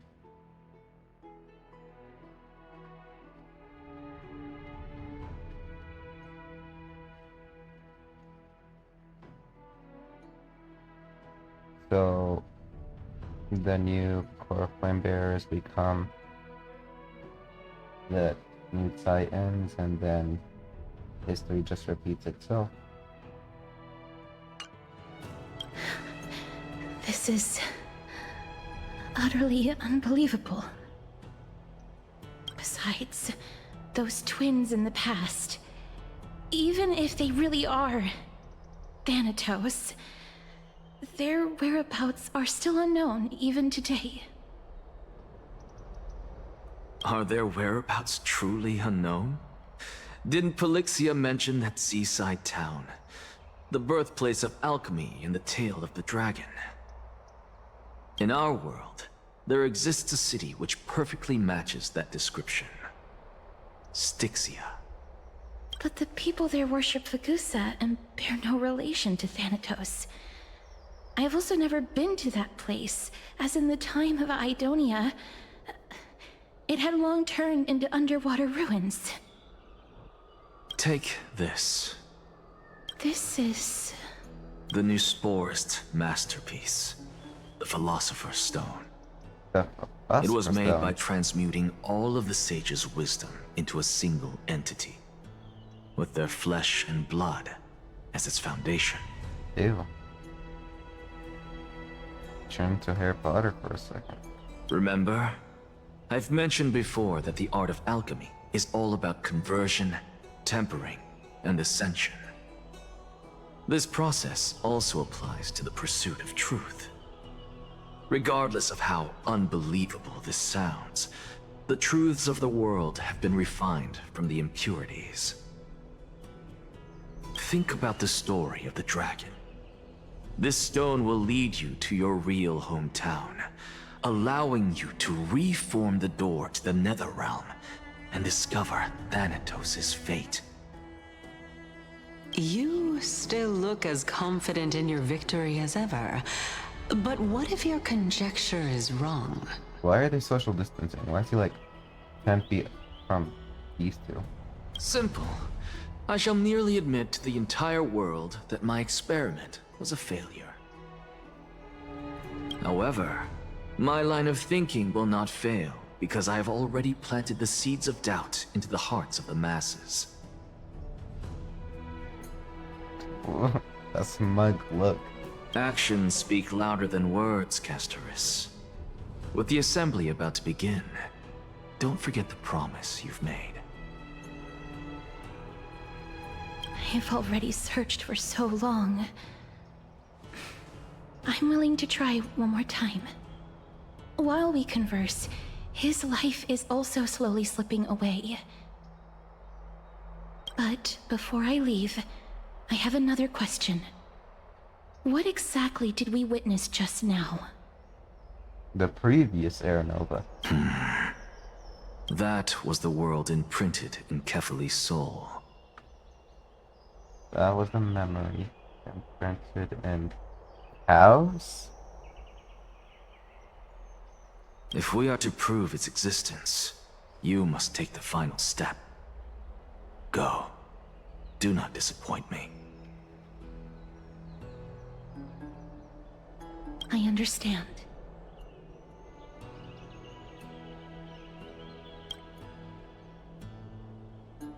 Hey, child of humanity. Don't get antsy. I still remember the question you posed to me. As a scholar, I do not wish to offer up ambiguous conclusions. Let's discuss this topic again when she manages to find the evidence. I merely wanted to ask, was that stone transmuted from your heart? Did he just give her that core flame? If so, rebirth is no longer an option for you. Why not? When I was a child, I lost someone dear to me. When I was a teenager, I lost my faith. A while back, although you saved my life, I also lost my soul in the process. Now I'm merely forsaking my body. What's the big deal? Why are you always finding ways to die? Isn't it good to be alive? This is but a necessary sacrifice on my path to transform into the purest of them all. And if your plan fails? Can someone who's dead even claim to be the purest of them all? Furthermore, if your hypothesis is proven correct, does it not just confirm that the myths are true, and thereby invalidate all your theories? No, it's just the opposite. If my hypothesis is correct, it means that I can actually ascend to godhood and reshape this absurd world that you all have created.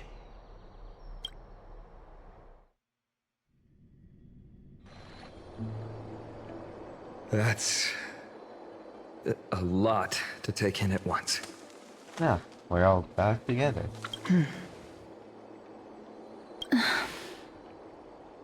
Lady Aglaya, please, let me explain. Go on. You know that the core flame of death has always been the greatest unknown regarding the Era Nova, which is why both you and Kindness desire to gain the power to control that core flame in the approaching Citizens' Assembly. Professor Anaxa has come to a consensus with Kindness. They want to suspend the trial once Thanatos' core flame is reclaimed, hoping thus to eradicate death from this world. If they're successful, then the flame chase journey will cease, and Akama can enjoy everlasting peace. But I know this runs counter to your wishes. So long as we do not usher in Era Nova, the Black Tide will never be eradicated. Even with Lord Mighty on the front line, and the Black Tide not posing an immediate risk, the danger nevertheless remains. Honestly, it's difficult for me to assess the pros and cons in this decision. But someone must bring the core flame before we can begin negotiations over it. The Titan could be very near. I cannot let this chance slip by. Besides, someone has to make this trip to bring back Mr. Soul. Mr. Soul. Well said. You already had every reason to seek an audience with Thanatos. It's that great performer who has weaponized your wishes and placed us in this difficult situation. A world without death. Do you desire that too?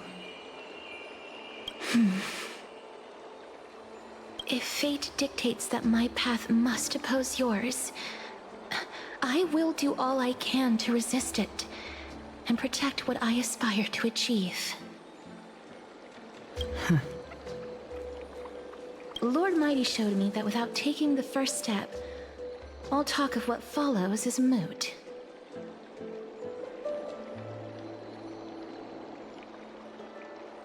Castro sea changed.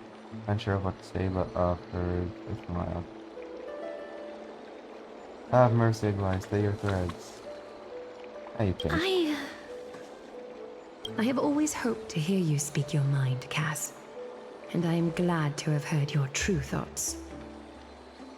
Styxia. I visited that place in the past. Though it is now an island surrounded by the river of Soul's torrents, it's not hard to see its former splendor. Go. I will not stand in your way. As for you, you are someone who has cheated death. I believe you have more than enough reason to make the trip with Castris and meet the god of death himself.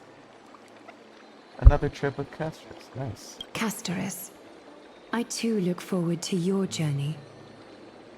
I wonder what kinds of new interpretations your completed story will bring to the Flame Chase journey. Thank you, Lady Akaya. I hate to put a damper on this heartwarming moment, but... Otherwise, the fate and Poetry. If Styxia is now an island surrounded by the river of Soul's torrents, then how do we find a way in? Lady Treby is probably... The answer is quite simple. Sentry gate open. In the myths, Zagreus once made the domain of the dead their treasure vault. That is to say, they could enter and leave the nether realm as they pleased. And if they could do that, then it follows that the demigod who inherited their divinity must be capable of the same. Hold up. Zagreus' core flame is already retrieved. I'll see you at Memorial Palace at Action Hour tomorrow. Cypher shall be your guide to finding that ancient city. The tumultuous day finally comes to an end. Everyone disperses, each lost in their own thoughts.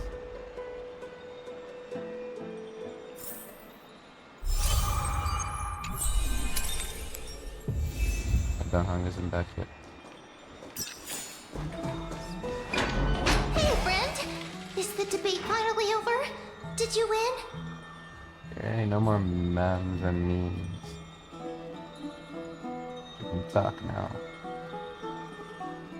The upper hand is ours. We thrashed them. We're tied with the Council of Elders. We've managed to win ourselves a glorious defeat. Won a glorious defeat? You sure know how to look on the bright side. Well, moving on. I was hard at work even while you were at the debate. I borrowed a mountain of books from Cass to see if I could find a way to solve your problem. Let's see. I still have only 32 books to go. Dang. It's okay, man. We found a way. Really? Oh, that's fantastic news.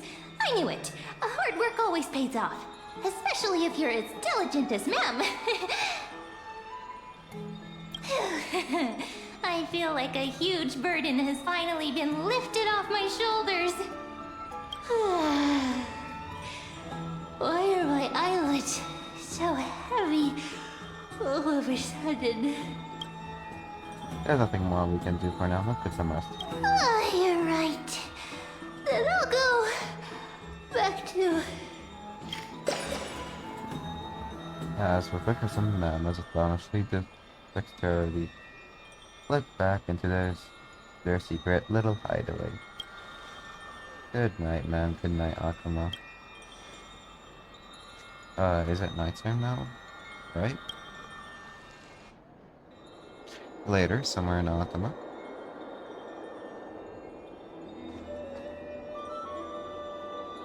Oh. Cass? What a surprise. Lady Treeby. Is something troubling you? I just wanted to speak to Lady Trian for a bit before I set off. No matter how breathtakingly beautiful Styxia once was, the place is now the domain of the departed. There is no telling what we'll encounter there. I don't want to have any regrets.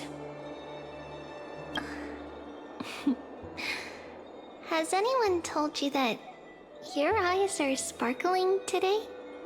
Is that a figure of speech? In the past, when you did smile once in a while, all of us could see that your heart remained troubled even as you smiled. Lady Treeby, you know perfectly well that see you tomorrow is nothing but a white lie. I hope your toughness is not a mask hiding a lonely heart. Ah, she's referring to herself. Cass, you hardly ever talked of your past. None of us knows what you went through, apart from Maggie. But we know it must have been filled with pain and hardships, as it is the fate every Chrysosaur is destined to live out. We are just happy for you that the core flame you're meant to inherit has finally surfaced. Isn't it a little too soon to say that? But you already know where tomorrow is, don't you? There's no need to rely on anyone else. Just give it your all and leave no regrets. We have always believed that your embrace is just as warm as everyone else's. Because we embrace others to comfort them. And Cass, you're the kindest Chrysosaur we know. Thank you, Lady Treeby. This feeling... it's hard to put into words. I suddenly found myself with so many wishes. So much I want to accomplish before setting off. Then go do it, Cass. Trian was actually working on a surprise gift for you. It's a pity she didn't get to finish it. But now Trinan and I are working on it, and we'll make sure to give it to you. So, let's meet back here when you return from Styxia. Safe travels. See you tomorrow!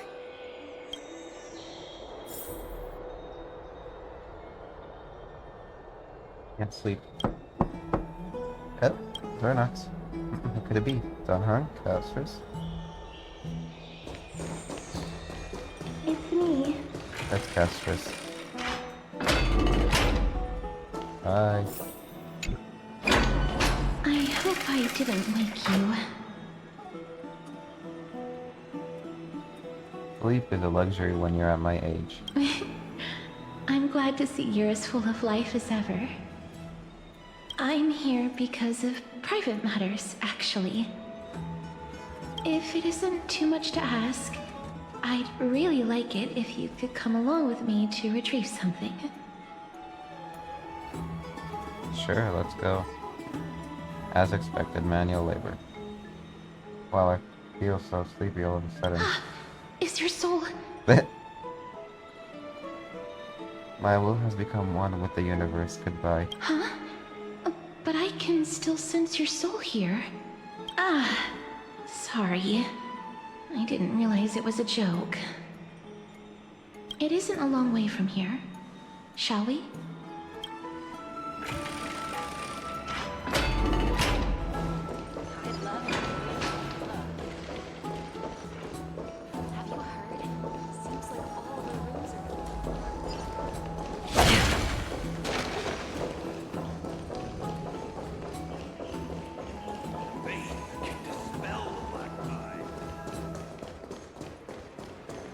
The streets are packed. It seems the vote to pause the flame chase journey has begun. I feel like this is just more filler. I want to vote! Tell me how I can vote! Take your ceramic shard engraved with the Kefali rune, select the Council of Elders in your heart, and pray silently until the shard registers your choice. Then toss it into the Dolium. The Council of Elders? More like the Council of Buffoons! The Black Tide took my hometown long ago! Who are they kidding with bringing back Eracrysia? It's all a sham to create their own Eracrysia in Akama! The Titans are just. So long as we do not overstep our bounds again, we will not incur divine wrath. Oh, please. The time when these deranged Titans should have vacated their spot to the demigods is long overdue. You'll see soon enough, you old fogey. And I pray that Talantan smacks some sense into you with their scales. We shall see how this turns out. That was... quite a spectacle. Another peaceful day in Akama. I suppose peaceful is technically correct if no actual violence happened. To this day, I still find it almost unreal that Akama is the only place illuminated by light amidst the crumbling ruins of Amphorius. And its people are even holding votes to reconcile differing opinions. This peaceful sight is making me forget that this is the end times. This is what the flame chase journey is all about. Since you have gotten used to it by now, you look very confused. Before coming here, I had lived for many years in Idonia, a city of rime and frost. The people there were devotees of Thanatos, and were well known for their unique burial rites and traditions. Traditions that I played a major role in. Because of the curse on you? Yes. You now know me as the Mortician of Akama. But back in those days, I was Idonia's maiden of war. I was trudging across the frosty plains on my own when the Idonians found me. They saw the curse in me as a blessing from Thanatos, and believed that my hands could correct the Eracrysia's mistake and lead them to meet the great god of death. They provided me shelter, but in return, I was expected to grant merciful deaths to war captives, prisoners bound for execution, and heroes alike. Is that some sort of end of life here? Isn't that just an executioner? Yes. No matter how kind or cruel the means, nothing can change the essence of death. Taking away someone's life is never worthy of religious worship.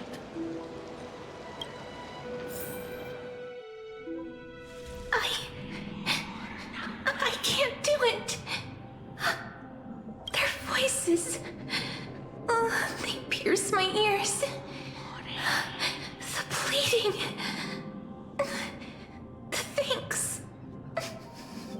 What? Ah, I know that feeling, child. I was once as lost as you are now. But you must respect those walking towards death. Just like how you should respect yourself as the Holy Maiden granting humans glory and liberation. What you're asking me to do is no better than the task of an executioner. And yet you want me to respect myself. Her voice changed. No matter the titles, I am still taking away human lives. This won't be the first time that Edonia's fanatical nether warriors have faced death. On the contrary, recruits new to the battlefield often run away from their first fight. Death is the mightiest and gravest power in this world. The fact that you can wield it means you are deserving of respect. That's such a twisted reason. Then let me tell you a story. Oh, can we just go to Styxia? In Idonia, the great swords commonly used by executioners are called Draconian, in memory of Drakon, an elderly executioner. The sword has 3 air holes along its body. If the sword is swung down swiftly and accurately, the holes would make no sound, and the executed would also depart this world quickly and painlessly. But should the executioner have any hesitation, the holes would produce a piercing whistle. On that cue, the screams of the executed are sure to follow. Every executioner after Drakon is to hone their sword skills every day in preparation of future executions. Every swing of their blade must be more resolute than the last, for failing to do so will bring pain. Pain for the dying, as well as pain for themselves. No. I can never get used to this. You misunderstand, child. I am not telling you to get used to it. I'm asking you to consider the source of the dead's suffering and use that knowledge to fortify your future touches with more and more determination. Go, walk with the dead, and love them as you love life. Then you'll no longer hear those noises.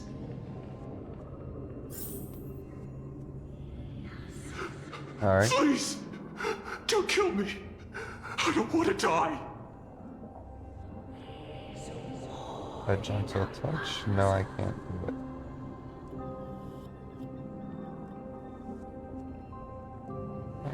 This is your duty. Remember, consider the source of the dead's suffering, then give them the respect they deserve.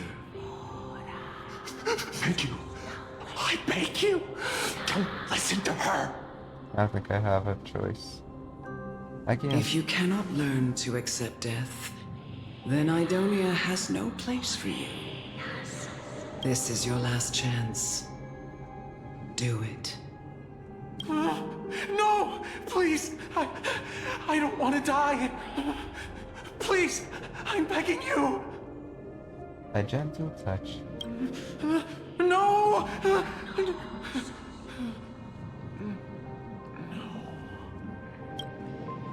Gently touch the prisoner's forehead with your finger. His face is pale, his eyes flicker with fear, and his body trembles uncontrollably. It is because of fear, anger, and hatred, or is your so-called merciful touch of death simply a lie?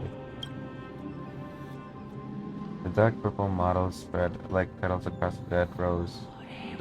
The death rose in Maid's face, then seemed to be submerged by spring water flooding his body. his trembling ceased, and the cries that had once begged for mercy slowly turned into a... Oops. Quickly, everything falls into dead silence, turning its pitch back to the skies with the wind. You hear your own heartbeat drown out the sound of heavy breathing. May you gain some insights through his sacrifice. Is this all? No. Come with me. This is just the beginning of your life as the Maiden of War. You executioner!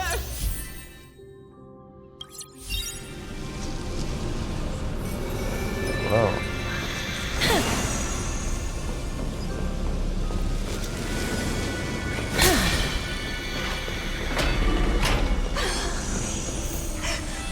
Holy maiden! Go. Grant her glorious death.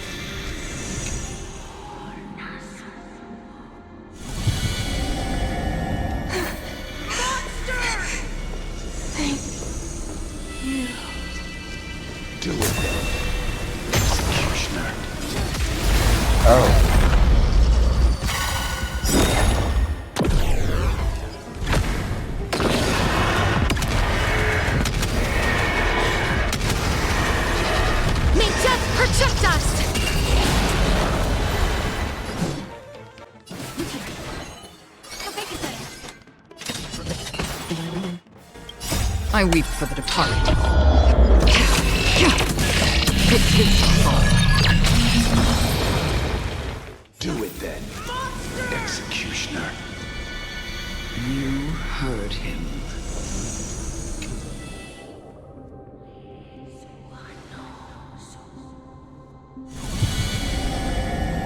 I curse you to live in eternal pain. Please, grant me relief.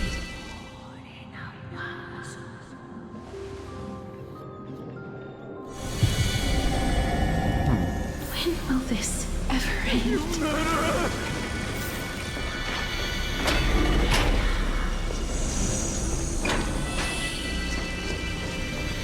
Come. What are you trying to do with me?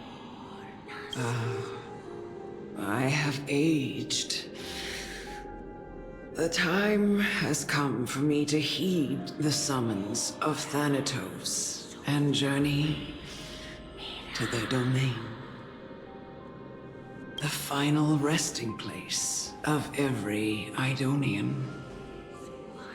You're not that old yet. You still have many, many years ahead of you. No. I'm already dead. For I have come to fear my declining health and impending death. Ah, Castoris. Will you give me one last chance to charge towards fear and prove that I am no coward? I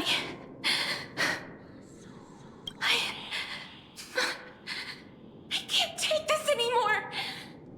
Child, it was I who brought you here from the frosty plains and set your farcical fate in motion. It was also I, Chief Executioner of Idonia, who forced the heavy duty of executing others onto you. I've always known that you have doubts and even anger about my faith and about me. I never had a choice. Indeed. We essentially abducted you. So she wasn't from Idonia. Yet you can end any sinful life with just a touch of your fingers. Shouldn't it be easy for you to escape from here. I'll never do that. It doesn't matter how lightly the Idonians take death, or how readily they accept it. I simply can't do it. I knew I was right about you.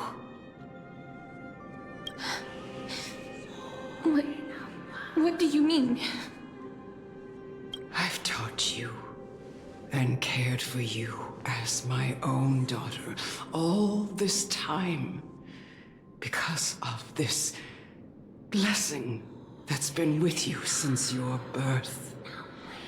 I know no one else in the world would understand the weight of life and death more than you do. In the eyes of an Idonian, death is the end of all life. A destination we will all eventually reach. Humans should not resist it, but learn how to face it. You can only live your life to the fullest after understanding this principle. And when you do, even if you eventually leave Idonia's protection, even if you must carry the curse forever, you can live with your head held high, like everyone else. No! How can I? Come now. It's time. I've already taught you all that I know. Show me that you are a fitting holy maiden, or at least that you possess the resolve to become one. Come now. It's time. I've already taught you all that I know. Show me that you are a fitting holy maiden, or at least...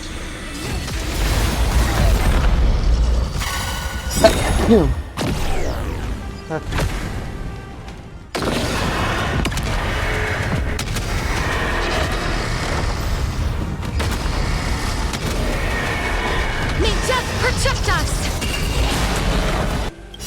I weep for the departed. It did so far.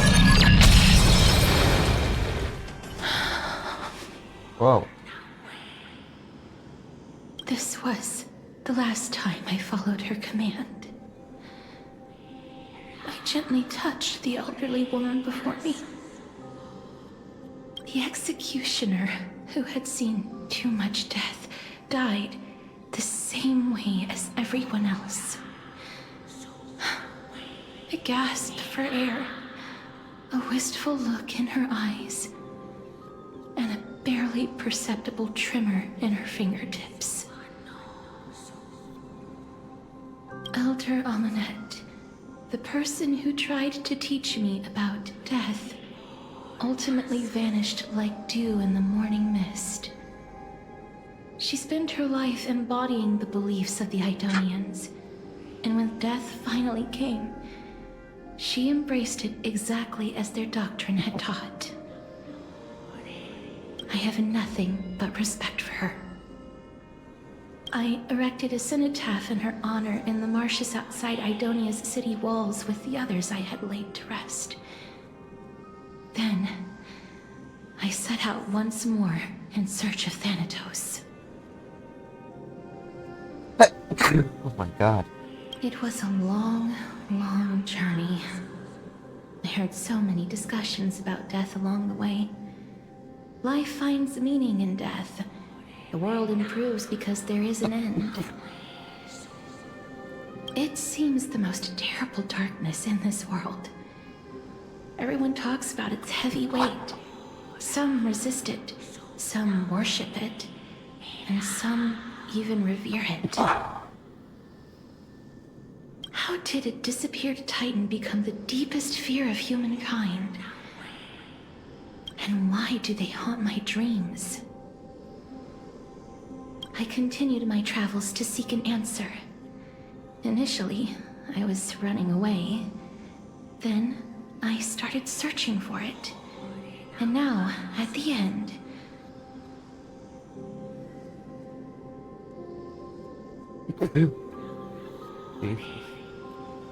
I just want to know if my touch, if my embrace, can do more than taking things away.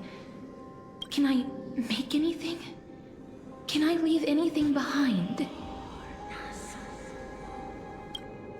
I don't want to die. Please, I Whoa. fucking you just let me go. I don't want to die, please.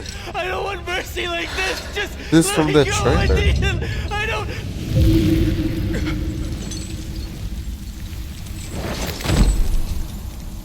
Or from that animated short, I know. It's implemented here. Icy hands.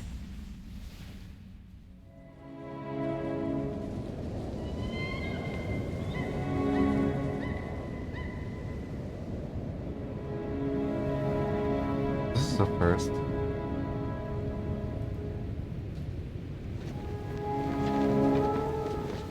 I mean, I've seen the whole thing. I can't give a genuine reaction.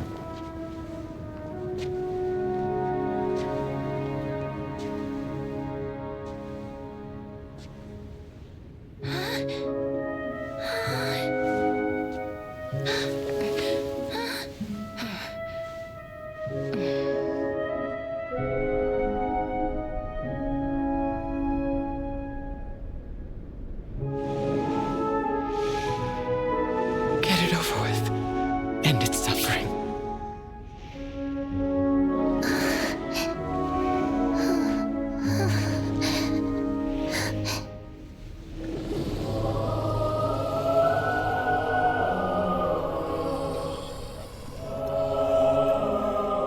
The Reaper has blessed your hands. Only you can grant them peace.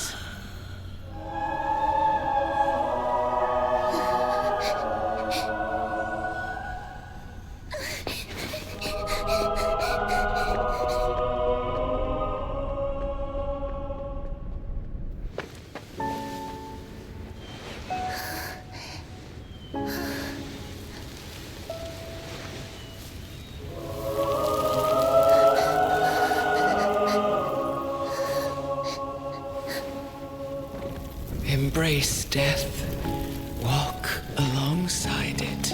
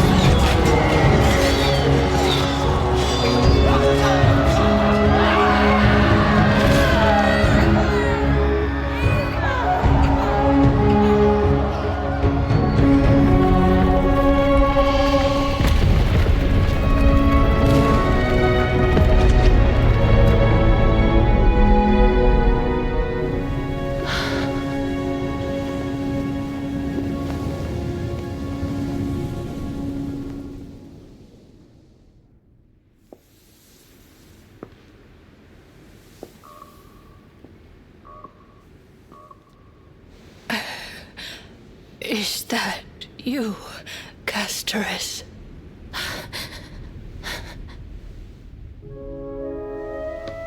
All of them have gone, heeding Death's summon, crossing into their domain. I must go too. I don't fear it, just I have some regrets. Watching people leave this world again and again, it must be lonely for you. You must want to desperately embrace them before they go. I can't. These hands, they're too cold.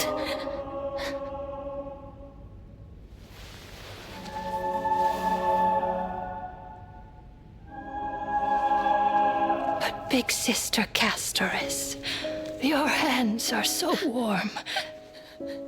Just like anyone else's. So go on. Don't hold back. Give me a warm hug.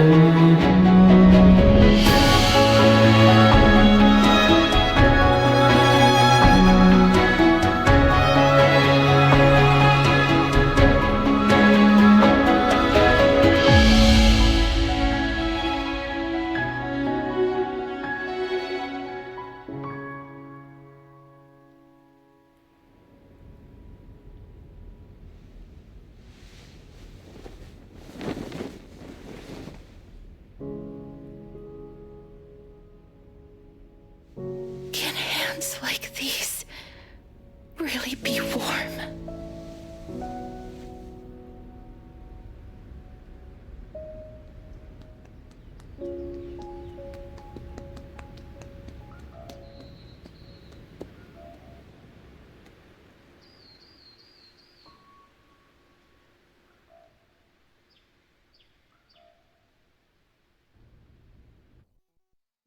On the day that Ornyx's trial ended, you must have had many questions. I felt just as confused. Why, as someone from beyond the sky, were you so cruelly dragged into Amphorius's fate? I liked how there was an animated short in the actual storyline. It was actually cool. I wished I could take action, but no matter how hard I try, I cannot simply interact with the living as ordinary people do. Even when we brushed against each other unintentionally in the grove, and it was obvious that nothing had happened. When an almost unattainable hope finally welled up in my heart. When I thought that perhaps my touch would no longer bring sorrow.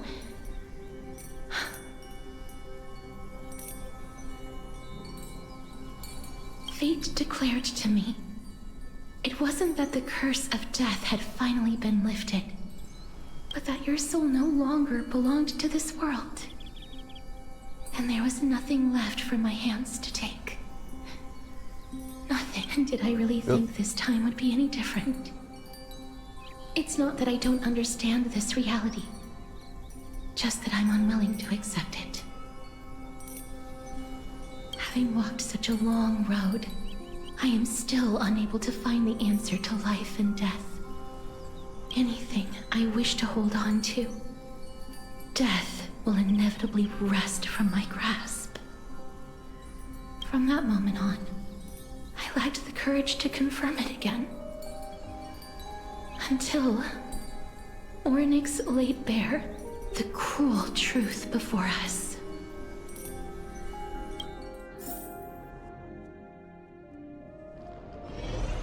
But now, perhaps I might have one last chance. Long ago, Trinan read a prophecy to me. At the end of the Sea of Flowers, the souls of the living shall warm thy fingertips, and after an embrace, there shall be eternal separation. I found no surprise in it, for her words sounded not like a foretelling, but a perfect reflection of my past. Embraces in this world are born of reunions, yet my touch speaks only of farewells. In that moment, I had no doubt that this destiny would weave itself through the entirety of my life. And yet, things have taken a turn for the better. Now that I can finally have an audience with Thanatos, perhaps I can rewrite the meaning of that fated prophecy. I have no reason not to give it my all.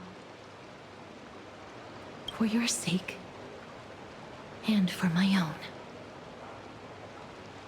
Thanks for telling me your thoughts. I pretend I didn't hear any of that. Yeah. With that, I won't have any regrets.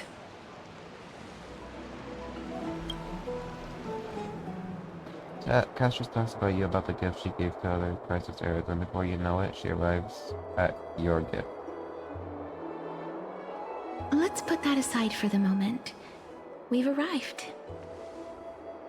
I want to retrieve a small gift I specially prepared for you. I made it myself, like the trinket I gave Lady Trianne.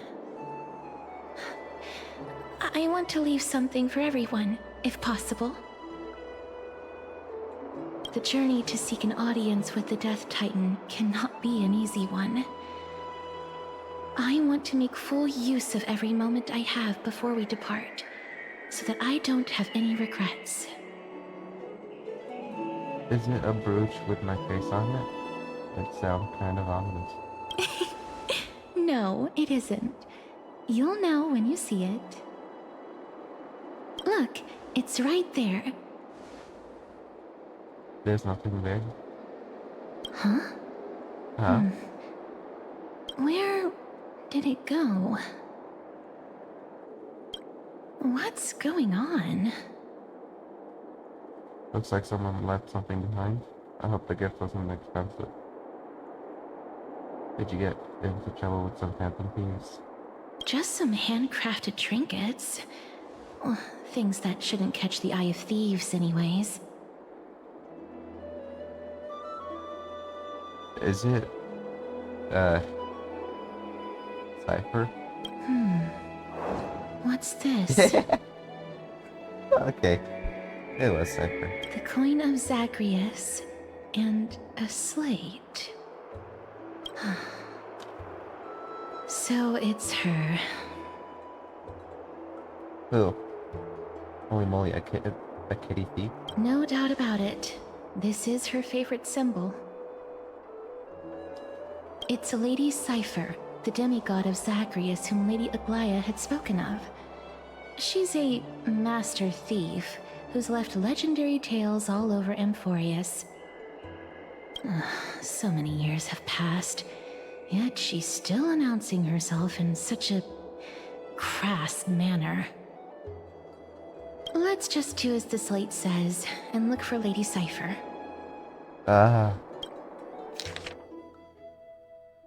Dear Princess Homebody, walking through the busy garden, I discovered the remarkable gifts crafted by Princess Homebody. Oh, what? They are truly splendid, and I am most impressed. I'm also taken with your charming presents prepared for fellow crisis heirs. In your right parlor, I observed the beautiful felt dolls, the beige and lavender strip tapestry, the classic Idronian tripod table, and in the left parlor, the jewelry and exquisite art pieces meant as gifts. This time I've claimed only this modest gift. I fear it would attract tasteless little thieves, so I shall safeguard it for now. Naturally, I've left appropriate payment, a single coin. If the price displeases you, feel free to negotiate its return. Though, should that happen, I won't be satisfied with merely one coin. Should you wish to find me, visit the Memorial Market. There lies a golden short spear I've left. You know what to do, it shall guide you to me. And before you ask, I won't accept any questions. Please forgive the small intrusion and accept my highest regards. P.S. Who displays biological specimens at home? They're quite unsettling. You might want to store them away when entertaining guests. P.P.S. Despite your considerable investment in the Idonian ossuary hanging in your parlor, I regret to inform you it's a fake. The original was craftily switched by those cunning scholars with the Grove of Epiphany. The full story can be found in yet unpublished memoirs of Cyphera. Sincerely, Kitty Phantom Thief. To retrieve the gifts and teach Kitty Phantom Thief a lesson, you head to the market and find the short spear she left behind. Look, it's right there. There seems to be a new show the best. We must pursue her. Huh? This is a trick she left for us. Clearly, Kitty Phantom Thief wants to play little games with you. 2 short spears, 1 correct, 1 wrong. Let me check the hands on the scroll. 2 golden short spears. Only the golden short spear engraved with true can lead you to Kitty Phantom. Inspect the left golden short spear. The left spear is engraved with the words, "Do not be fooled, the right spear is engraved with lies." Inspect the right golden short spear. The right spear is engraved with the words, "Trust me, frame mystery." Both spears are engraved with the truth.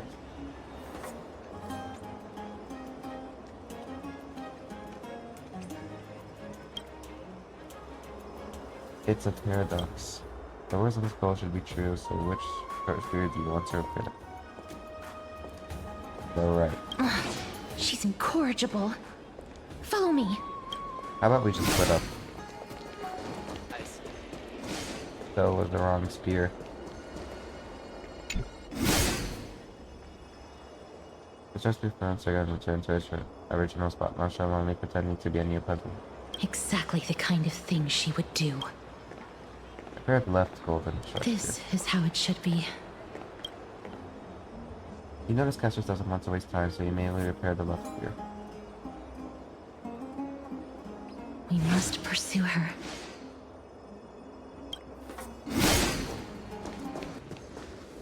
Oh. Cypher? If this drama truly is her, appears to be quite content. Her gaze filled with 3 parts sincerity, 3 parts approval, 3 parts triumph, and 3 parts ha ha ha ha ha, grave mystery you've lost if you take this seriously. I see, so Idroma is a cat. She seems to be saying, right, oh no, yeah, yes. After a moment of inner conflict, she reached a definitive conclusion. The Dromos is indeed a cat. Lady Cypher, please come on out. You're still careless as ever. Shouldn't you keep such a precious gift near your bosom? Huh? Since you know it's a gift for someone else, please give it back to me. Stop hiding among the people and letting the wind carry your voice. Now, since I know it's a gift, that just means I need to milk its worth. The children of the wind never stay for long in one place. Unless your offer is tempting enough to steal the wind. What say you? Name your price.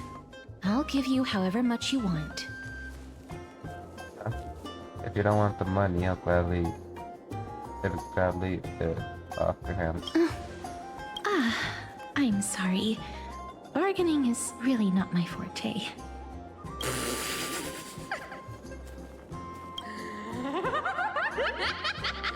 No wonder they call you Princess Homebody.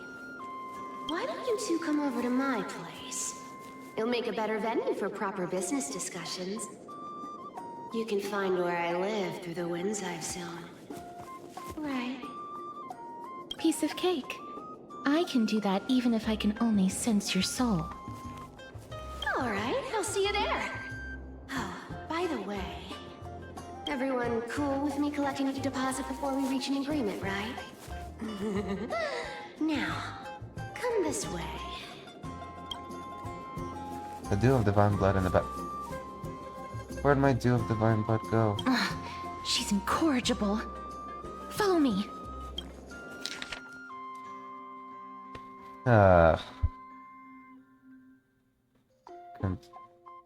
You probably guessed already, I had no intention of showing up at the Pack Beast workshop. This means, of course, I had no plans to return the gift there either. This was just a warm-up for a little game of cat and mouse, but surely you realized that the kitty phantom thief never cared about stealing a mere trinket, right? No, what I'm really after is your hearts. Just kidding. I have no interest in your hearts. If Princess Homebody can track my path, then by all means try. I'll be waiting at the end, and rest assured, we'll meet face to face this time.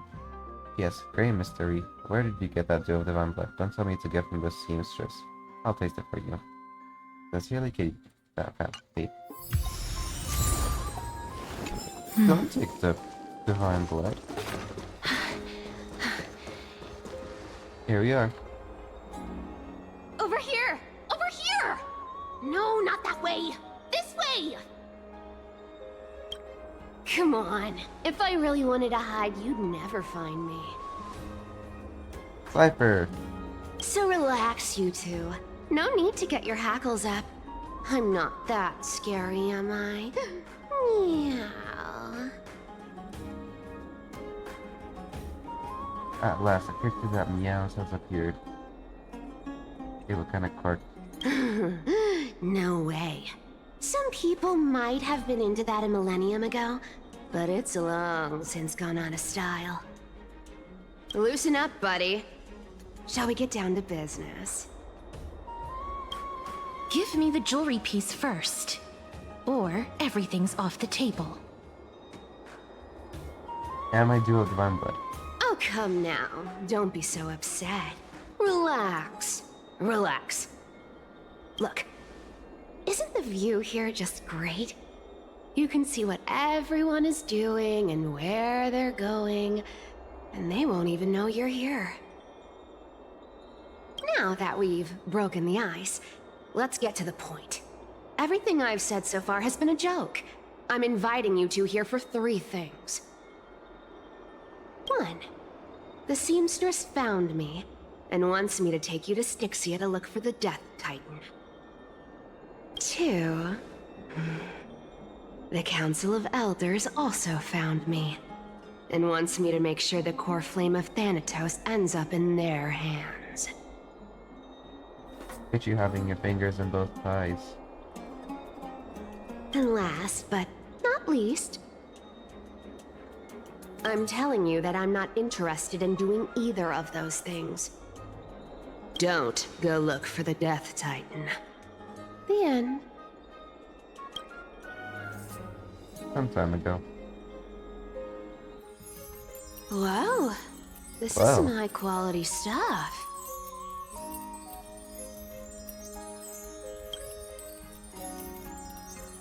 That's nice. Very nice. And this room is full of it. How much are these worth, Did you get all this through that Aranova gimmick? Some of it is family fortune, while the rest came from my business as a dressmaster. Don't liken the flame chase work to your shady dealings. Wow. I should have busted down your door instead of going around like a thief. Well, spill. Why are you giving me so much money? Payment for doing work. You're worth this much. Did you forget my stance to all this? I thought I made myself very clear. You wish to run away. Run away from your responsibilities, from the prophecy, and from your destiny. You shall walk with greed and die over petty change. I understand this prophecy weighs on you immensely. That is why I have never reproached the demigod of trickery for running away. But I need you right now, so don't turn me down. You know, maybe the gods got your tongue with their golden threads, Aglaya. I'm not hearing any sincerity in your words. Give me a reason why you're bowing your noble head to me. We lost Trian. Oh. Got humbled real quick. The divine power of passages is running out. I need another demigod to escort Castoris and help her fulfill her lifelong wish. Oh, I get it now. You're sending Castoris to her death. And you want me to die with her. What? This is Castoris's own request. I have never seen her so determined. She brought this up herself? You're not pulling my leg. She's also made up her mind to leave her confused past behind. As will you, Cypher, when you finally make up your mind. Don't be so sure. Time is hard in the likes of you and I. But Castoris remains pure as driven snow.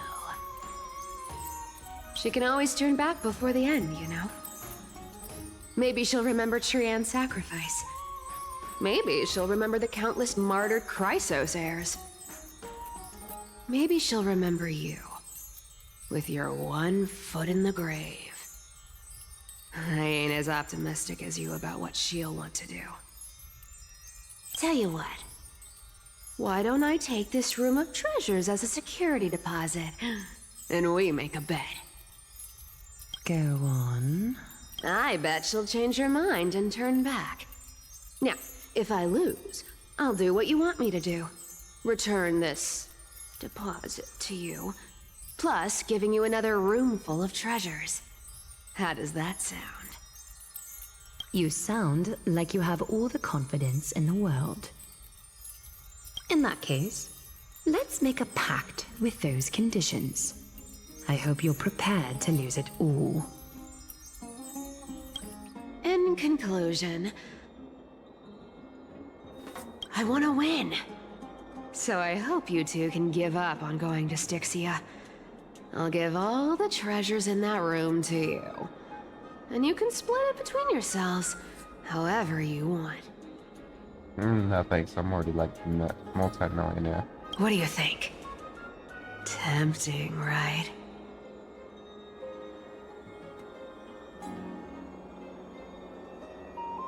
The currency I use isn't the same one as the one in Euphorius. Oh, please! Dear great mystery, I'm not giving you broken seashells people use in the markets millennia ago. I'm giving you gold! Pure, solid gold. It's a hard currency. You know what that means, right? It's not about the value of the reward. If we don't find the Death Titan, his soul will... Oh? I can't go into the details, but we have to go to Styxia. I really don't get how.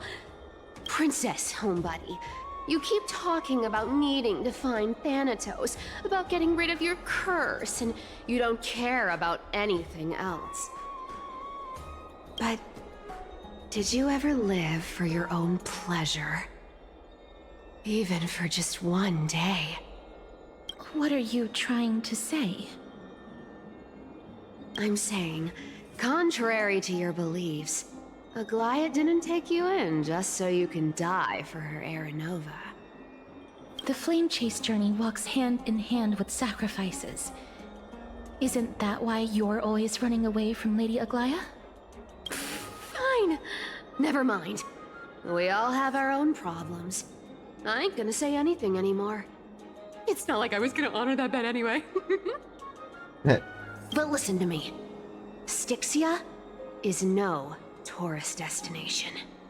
Sure, the treasures buried in there are 10, no, 50 times richer than Aglaya's vault. Yet, I've never been there. And I never plan to. Because even a demigod can't be sure they can walk out of that place alive. And now I'm supposed to escort you to Styxia. Sure. Pay up. I'll give you however much you want. Is there been people walk the authority of Zagreus' demigod? You know, you're not wrong. At least it's part of my responsibilities. I don't like this. However, I have lived a longer life than most people. Though I'm not as good at doing business as Lady Aglaya, I still have some savings. I can give them all to you. Then how are you going to live the rest of your life? Then I'll give you 80%. Well, don't mind if I do. 80% of Castrus's savings and a bottle of dew of divine blood. Not a bad trade. I want my bottle. I'll show you who's boss once I've recovered with full HP. I'm so scared. Can you even catch my tail? Here. Catch. Be careful with that. A minor change in plans, though.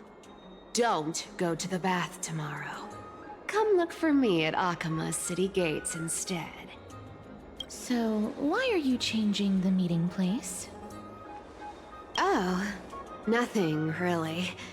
Just a bit scared of the seamstress's frosty face. I wouldn't stay a second longer in Akama if it were up to me. Well, now that we've struck a deal, why don't I give you guys a lift back? It's gonna be a long ride. So have a good rest. Whoa. Cassie? Next day, Akama. Where am I? Is this my room? How do I get back here? This is the coin. It was Cypher, and she even sucked me in. Never mind, it's getting late. I better get going. Very mistake. These formal addresses at the start of a letter are such a hassle. And you've already read 3 useless phantom peak letters. I've left Princess Homebody gifts here. Take good care of it. Remember to skip the bath and come straight to Akama City's gate to find me. You know I have no patience. Come late and I'll leave without you. Clear? Yes. Yes, I'm the one who tucked you in. You're welcome. Ah, she knows how to read my mind. Ah, and I got my divine of blood back.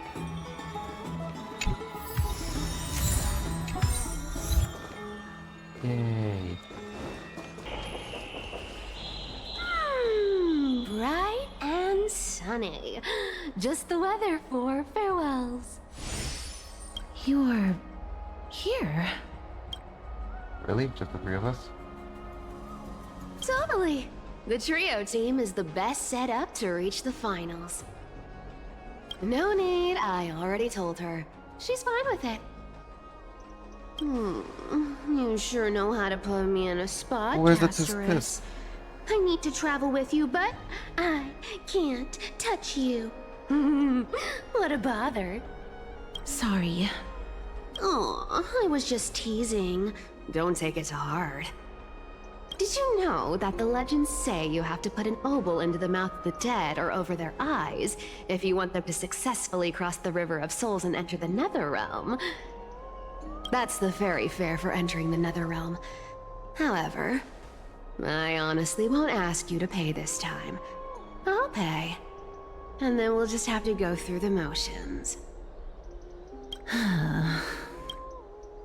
You're awful when it doesn't cost you anything. We already paid you so much. Just how much have you swindled Casper's off? Don't worry. It's not a lot. Alright, pass me the coin. It's time to get the gods' powers going. A fleet-footed trip to the Netherrealm. Here we come. Oh, one last thing before we go. I gotta give you this piece of advice. Especially to you, Princess Homebody. You can't catch the wind by waiting. You only live once. So make the most of every moment you have. Get ready. Be steady. Hi, your turn. Don't be nervous. After all, it'll be gone in the blink of an eye.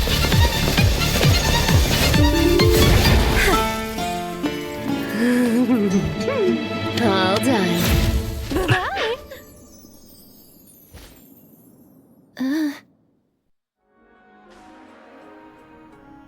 Are you feeling all right?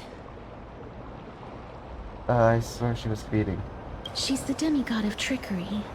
When she flips the coin of whimsy into the air, she gains incredible speed that lets her travel anywhere in an instant. Wow. Just like how she clearly had no intention of lingering here for even a second longer. We can only depend on ourselves for the rest of the way.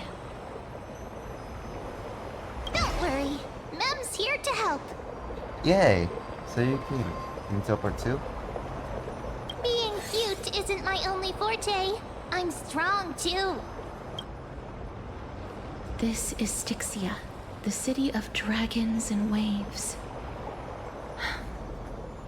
Anaxa hypothesizes that the missing Thanatos is somewhere in these ruins. This is the land of their birth. Or perhaps of their death. Or both. Are there any other clues? How would we find them? Ah, I know this one. They returned once they came. Anaxa had used a secret alchemical art to temporarily fuse his soul with Circe's and Kephae. And when he was on the verge of death, he was pulled by Thanatos and caught a glimpse of the flowing river of souls. This alchemy, considered a sacrilegious act, might actually make the souls of mortals and titans attract each other. Even though Thanatos has been missing for 1,000 years, and even their followers haven't been able to find them, perhaps that special attraction could summon them here. Oh, so are we going to use that Philosopher's Stone to conjure the Titan? I guess that's the only way. The only leads we have now are the name of this city and the fairy tale about the dragon. Thanatos is even more mysterious than I am. Indeed. Even one as erudite as Anaxa could only point us to this place, and no further. We will be entering the unknown as soon as we take our first steps. But that won't be the first time in my long journeys. I believe that, rather than standing still, taking action is by far the better option. Perhaps fate might take pity on us today and show some compassion. Alright, let's head off.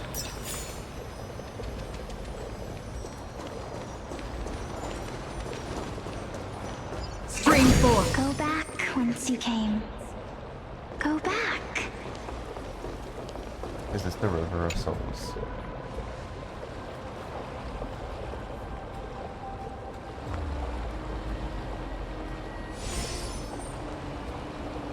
Isn't this Apollo?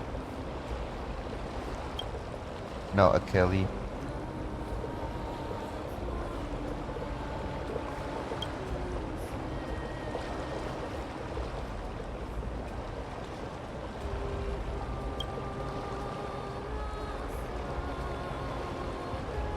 Oh, I could try it myself.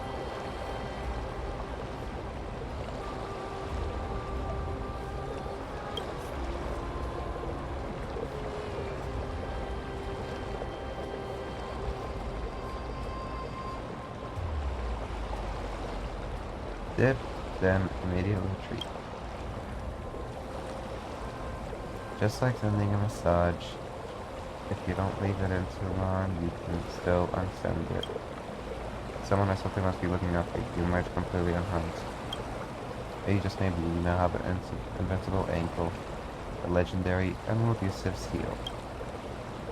Next time you're in battle, make sure to tell your enemies to aim for the ankles. This is definitely not the place to leave it.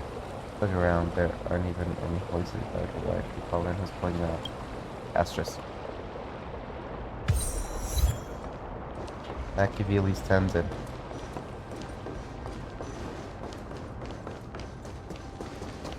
Achilles. What a beautiful butterfly. Is it talking to us? This is a eulogistic butterfly. They are found in places where many have met their demise. In Idonia, some think of them as manifestations of Thanatos' benevolence. By turning the lingering obsessions of the deceased into these creatures, it is as if the Titan has made life into a specimen. Others think of them as Thanatos' messengers that guide the departed to the nether realm. The second theory sounds more believable. After all, the things they're saying are rather, direct. Perhaps. But the fact that we're able to hear their whispers proves that we're fast approaching the realm of the dead.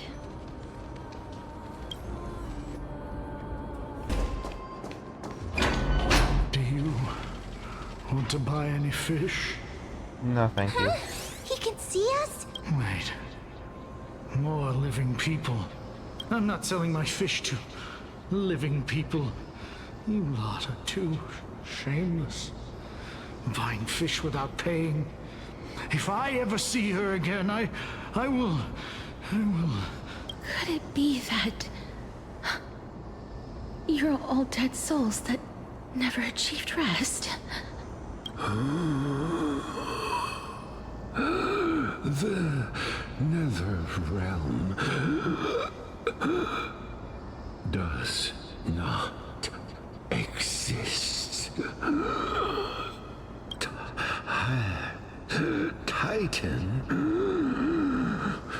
rejects you, me. So, do you want to buy any fish? But there aren't any fish nearby. Are the fish gone? The people are gone too. Reality check. I can only keep selling fish. So, do you want to buy any fish? Just say no thank you and walk away. Apologies. I don't have much in the way of savings, but perhaps there's another way for me to release you from your suffering. Please relax. May you fall asleep peacefully amid a gentle field of flowers. This... I knew it. These people aren't illusions. They're the souls of the deceased. They're supposed to reach the end of the West Wind by floating down the River of Souls. Yet, they have floundered upon the shoals of the stream, unable to move forward. Did Thanatos reject them? Or perhaps they didn't really die at all? Are they in the same situation as me? Perhaps all of us can still use some CPR. Why are you identifying as a dead person now? Don't give up on yourself! I have no idea. This circumstance is completely unprecedented. Hang on. Didn't he say more living people? So that means he's seen other members of the living apart from us? Cypher. Could it be that these souls are stuck here due to someone's deceit? If something is done out of goodwill, are you really gonna call it deceit? Who's that, Cypher? Goodwill? I can't see anything good out of... Wait a minute. Lady Cypher? That's me. What are you doing here? Are you dead too? I still belong to the land of the living as of now. Thank you very much. Could it be that you are the living being that those souls met? Ah, that's why he said it. Stealing money. I couldn't take their behavior anymore. So I stole some things here and made up some lies there. Just trying to give them something to look forward to, you know? It's because of vile living creatures like you that we're being misunderstood by all of them.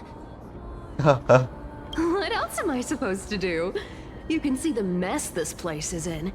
These poor souls are denied by the Netherrealm. So now they're stuck in a few brief moments of their life. Unable to move forward or back. Did you see those two blacksmiths on the way? They've been here for as long as the sun's been around, wailing over and over about casting a shield. Styxia is so freaky. Then why have you come back, Lady Cypher? Hey, I'm not here to aid your adventure. I hate water more than anything else in this world. Especially that stinky river of souls. Because she's a cat. But, I just discovered some stuff before I left. And I reckon you should know about it. It's about that boy who defied death. I found traces of him here. My day or me? Lord Mighty? Oh, right! That's his name. Well, now you know. As for whether that info is actually useful, that's for you lot to figure out. So long, Princess Homebody. So long, Grey Mystery. Huh? She disappeared just like that? Lady Cypher has always been a free spirit. In any case, she has brought us some valuable information. If Lord Mighty is also somewhere along the river shoals right now, then he will certainly become our signpost. After all, he's different from those wandering souls. He will find his way, even in the realm of the dead. Speaking of finding the way, how are we supposed to get over there? Don't worry, it's time for me to shine. Yay! Ornyx's Rune of Recollection is nearby. Use prayers to return the river to before it got flooded.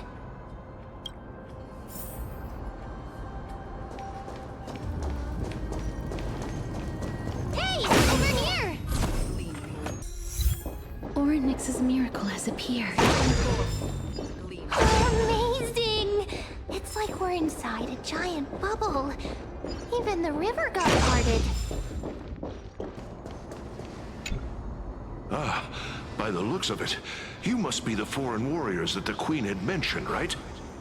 Since the current campaign requires the utmost care, I wasn't able to make time to welcome all of you. Please, forgive me. Foreign warriors? A priestess, a warrior, and a divine beast. You look identical to the blessed saviors that the Queen described.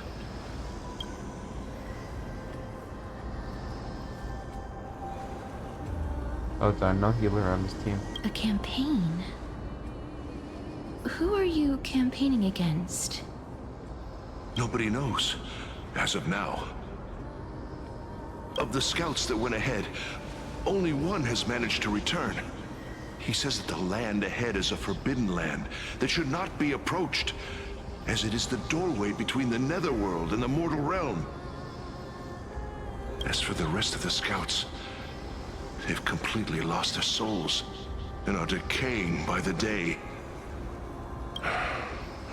While there is still dissension within the city, the scholars agree that this calamity was so unprecedented that it needed to be given a new designation.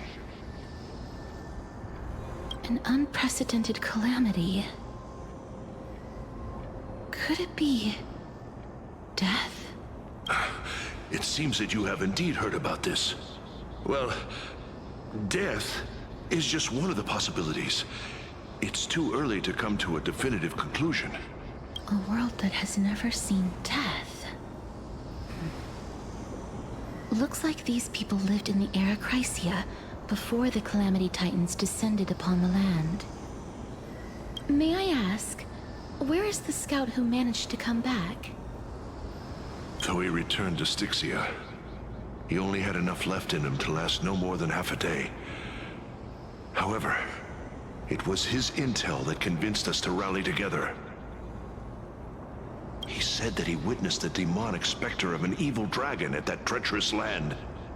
The apparition opened its giant maw and devoured everything in sight, and thus brought Styxia that thing called death. Styxia. An evil dragon that brings death. It all sounds rather familiar. Wait, wasn't this part of that fable? Sir, could I ask how the Queen and Princess are doing? The Queen?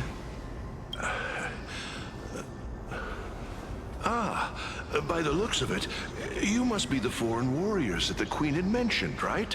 I think he already... Is he set to loop on repeat? Oh, it's the same lines. Looks like he's still trapped in the moments before his death. Leave it to me. Sir, the war ended long ago. Styxia no longer exists. Styxia is no more? This cannot stand! Newcomers, hurry up and go take your positions! Oh, looks like it's difficult for this gentleman to accept reality. Sir, I am the Maiden of War, sent here by the Queen herself. If you accept my blessing, then today's battle will be smooth sailing. Maiden of War? I've never heard of this. There's little time to waste. Please don't take too long. Don't worry. I'm typically unwilling to prolong such a moment.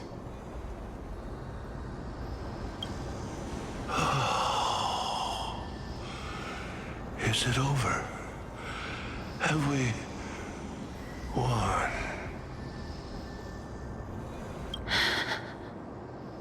Cass! Oh, are you alright? I'm fine. I just didn't expect that I would still have to embalm others, even in the realm of the dead. Is this a remnant of his soul? What?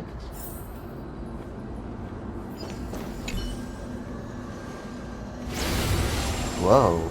Well then, why should I place my trust in you? Holy maiden from afar. Wait, this is... I don't quite understand what you're trying to say. Since the prophecy has already pronounced your name as Chrysos, heir of death, Akima ought to treat you as an esteemed guest. However, you seem to have no intentions of concealing your involvement with the Council of Elders, while most likely being aware of my issues against them. I cannot deny your claim. It was the council that offered this rune to me. And they had only one request. They want the curse of death to be completely subjugated to your will. I was agreeable to that request. But why? I am unable to rid myself of this innate curse. However, from this day onward, I shall use it according to your will. I will never make any superfluous moves on my own. I see. So that is how they plan to control the Flame Chase journey. They have shifted the heavy responsibility of granting death over to me. If I ever become obsessed with executing people, they will then have ample reason to terminate the Chrysos Heir's journey. And yet, you seem to not mind. That's because the fate that we were born with is a burden far heavier than that of an individual's life. I've woven many unforeseen events into the tapestry of fate. This is but one instance. Tidy up your precious garments and come with me. Arkema welcomes you, Castoris. You seem to hear a sigh of contentment. Oh, and the scene of the massacre of the... I didn't think we'd find vestiges of memory here. Maybe they've got something to do with Orynyx's rune? Perhaps, but I do not need a reminder from them. This memory is one that I will never forget. It seems that the Council of Elders has learned a few things already. Indeed. While my relationship with the Council has always been quite ambiguous, Lady Aglaya has never taken any precautions against me.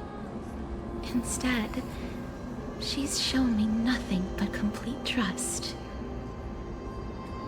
I really want to repay her for that trust.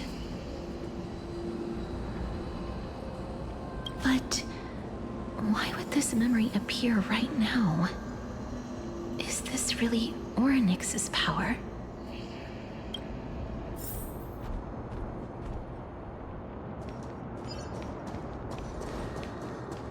Oh. Could these dead monsters actually be... If Lady Cypher is to be believed, this could be the handiwork of Lord Mighty. He's still fighting against the Black Tide, even... Oh. Why are the Black Tide monsters here too? Can they swim in the River of Souls? Even Thanatos wouldn't be able to accept Black Tide monsters into their realm. These traces seem to suggest that anybody who trespasses upon death will pay a heavy price. Will we suffer the same fate as well? We're also here to trespass upon the Titan. Since the realm of the dead must remain peaceful, it's imperative that we rid the place of such discordant noise. Please stay back. Let me deal with these enemies. I could just flip on the back on. Journey begins. Still waters uplift. Another debt repaid. Oh, this place. It must have been a beautiful courtyard in the past. Please excuse me. I am but a scholar from a distant land who had the misfortune of falling into the River of Souls and turned into a member of the dead. Huh? This one seems to know that she's already dead. Oh, I was merely speculating. But it seems I was right. And you... I recognize you. You're the Holy Maiden of Death from Idonia, right?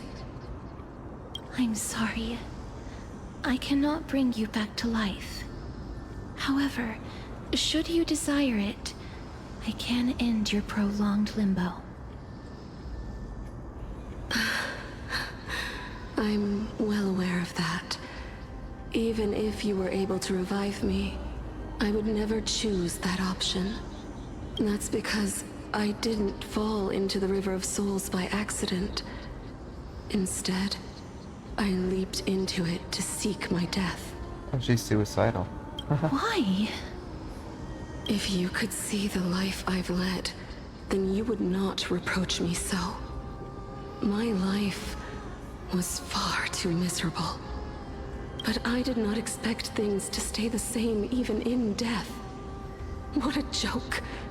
In escaping my mortal life, I've entered a millennium of pain instead. Circe's above. What cowards humans are. For we fear both life and death simultaneously. I'm sorry. I'm also powerless to answer that question. That's all right, Holy Maiden. At least you are able to respond to me. Please, grant me death. Circe's above. Does this count as thinking till the moment I die? Seems brief. I have seen too many farewells. Her distress is quite commonplace. There are those who will end their lives over what seems to be the smallest of worries. For some people, this power that I possess is a blessing rather than a curse. But I never managed to convince myself of that. Cass, are you still trying to create a world without death? Yes, because when placed under time's vast scales, there is no worry in this world that cannot be solved. You should chat with Don Hong about this. This is a wish that I've held for almost a millennium. My mind might have changed once upon a time if people managed to strike up a friendship with me. But I've never been more firm in my conviction. Now that I've learned about your near-death state, it is my duty to wipe death from the face of this world. Stream 4. Wow! This place is so spacious. Is this the kingdom's vault?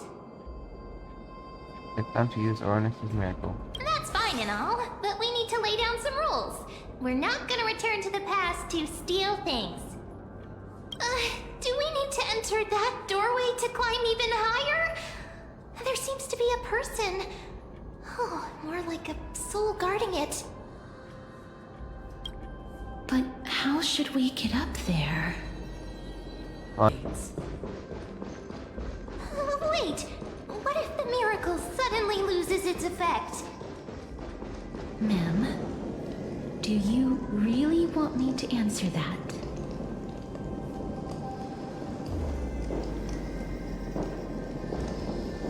Probably gotta turn it off.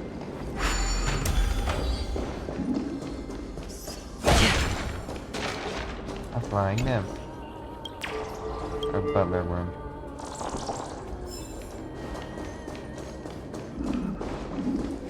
Stay back.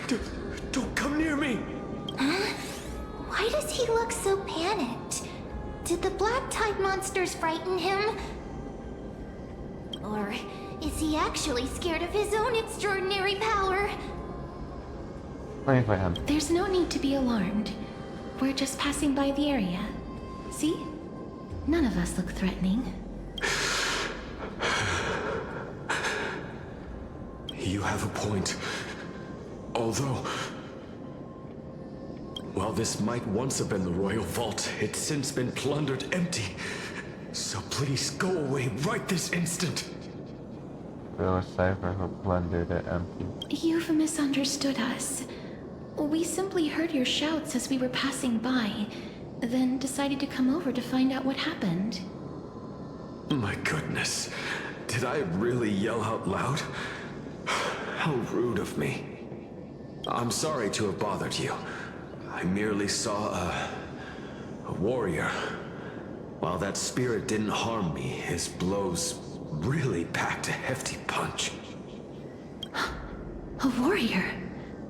Could it be? Wait a minute. You seem to be quite different from him. Are you actually alive? How can you walk around here while alive? Different from him, he's dead? It's a long story. We're here to seek an audience with Thanatos. Thanatos? Who's that?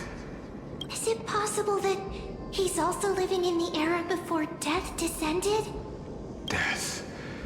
Could it be that you are here to defeat the evil dragon Pollux? Pollux? Is that the embodiment of No. Death? According to the warriors under the Centurion's command, that evil dragon has been dead for quite a while. The curse that condemns people to death didn't originate from it. But they saw a girl within the dragon's embrace, and she is the true Reaper. Oh. Pray tell, where is that girl right now? I've heard that the Queen spared no effort in bringing her back to the castle. Her Majesty intends to control all of Amphorius with this unprecedented power. Just a theory. Could this queen be... Highness? As for whether this rumor is true, well, no one knows. You have my thanks for the invaluable insight that you've given us. Please, treat this touch as a token of my gratitude. You... Are you...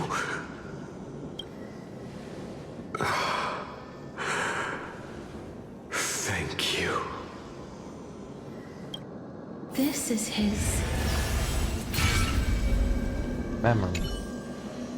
Not memory, but... Then you granted him death? That isn't like you. You would have refused, even if I commanded you to do so. I... don't know. I did it out of sympathy, believing that I wouldn't be racked with agony, but... I am still in a state of turmoil.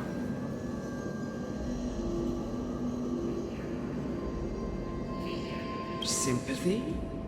Sympathy for that youth who triumphed in every battle? That young man was favored by Talantin, who taught him a move that will defeat any mortal enemy with a single blow and emerge victorious every time. He could rely on that move to always achieve victory during Era Chrysia. However, now that death has descended upon the mortal realm, that divine swordplay also means he can send others to death at will. In other words... You feel that he's similar to you? Yes. Since he can never be inferior to others in martial combat, death would be the inevitable outcome every time he strikes. That's why he approached me and pleaded. Pleaded for me to put an end to all of this. Ah. You are perhaps feeling lost from making your peace with death in so abrupt a manner. I have not made peace with death. I've seen the people of Idonia stand tall and proud in the face of death. Even before the fated finale arrived, they were already content with the lives that they'd lived. They had such proud expressions. Expressions that made me believe death would be an insult to these mortals if the concept is truly a power that a god had carelessly cast down upon the world. Perhaps death's authority was never meant to exist in this world. I won't refute your beliefs for now, but would you be interested in listening to a story of mine? Oh, not really. It's a fairy tale from foreign lands, told by the person who brought you to me in that ice field long ago. A tale told by the Queen of Styxia. What? Wait a minute. That means the girl born in the dragon's embrace, the personification of death these souls talked about. That's you, Cass? I've already had an inkling for a while now. But I honestly have no memories of Styxia. My memories only begin after Amunet brought me to Idonia.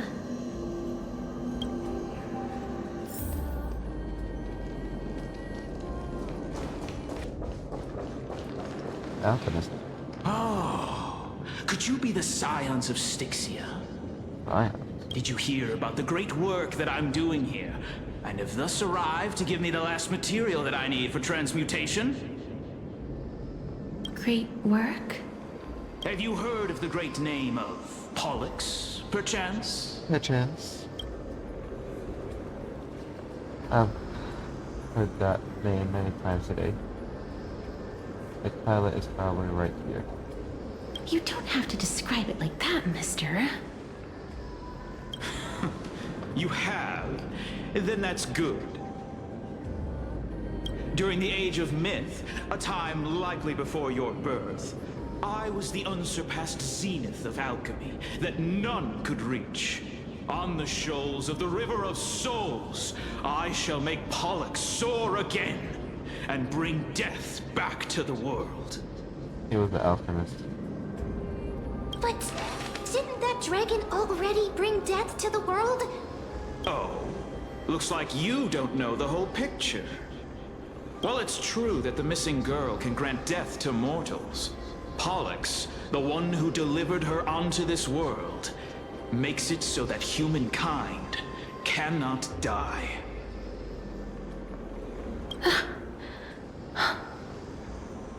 So, it's just as I feared. Oh, what is it? What did you figure out? You and that dragon are you the two sides of the same coin? This is my guess. The deceased are supposed to drift down the River of Souls until they reach the end of the West Winds. But this River of Souls was blocked by Pollux's fall. That's right. That's why it's imperative that I bring the dragon back to the mortal realm and make it soar the skies again. I have long since prepared my alchemical matrix in the tower. Although, I am still missing the most crucial material of all. That final ingredient, the final sacrifice, is none other than the girl who lives out her days with death. Huh? What's going on? You didn't touch him, did you? I know that I am no longer capable of carrying out that task. Take this, all of you, and please fulfill that great undertaking on my behalf. This... We had been inebriated in Felusa's feast Whoa. too long before we began to seek divine bestowed death, so that we could be freed from the whims of fate.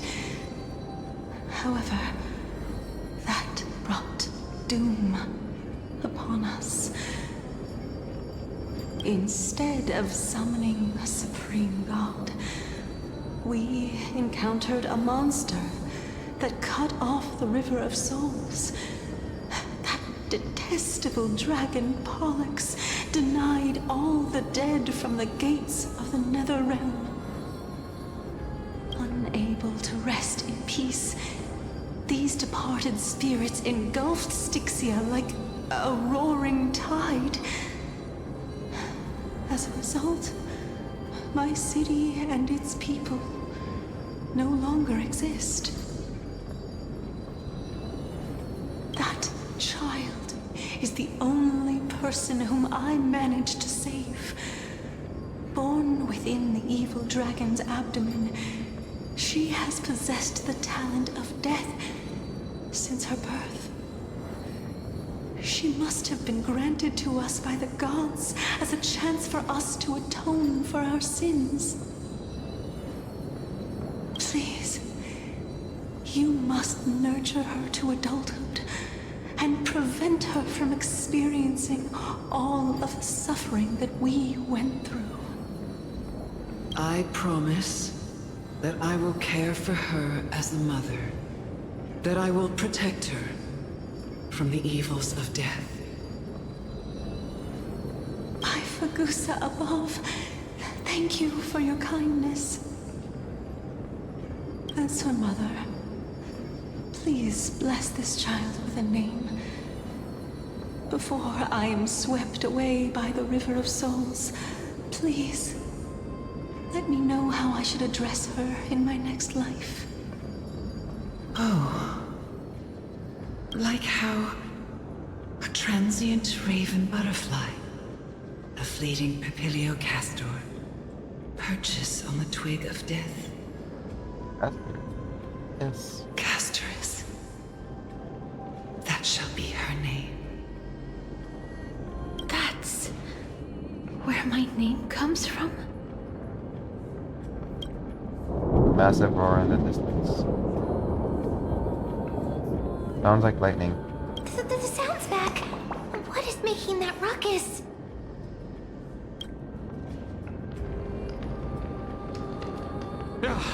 Living ones, don't waste your time bickering. The Netherrealm's wrath is falling upon you. Black Tide creations. When did they...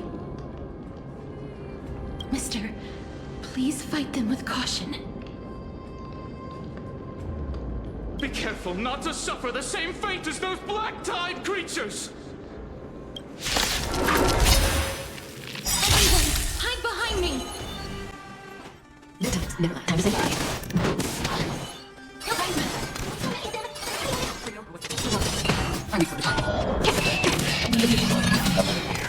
Morsels. What am I? Endless abyss! Triumphant return. You? Lord Mighty? I missed you so much that it almost killed me. Pun intended. Unintended. Lord Mighty. You've been through some tough battles once again. That black tide is endless. My death is only temporary. He's dead, but he's gonna get revived. That's actually funny. I will find my path of return and go back to the world of the living and continue my protection. Lord Mighty, I have always wanted to... Why does death reject you? I'm the one resisting it. I must resist the temptation to go with the flow. I'll go against the current and kill my way out of this cursed Netherrealm. That is my destiny. He seems to be stuttering. Is this really the Proud Mighty? It seems like he's completely focused on resisting the temptation of the dead's whispers. He's working hard every minute to deny death. It seems his battlefield is not limited to the world of the living. Lord Mighty, are you willing to travel with us? We're headed for the Matrix inside that tower to summon Thanatos from their prolonged concealment.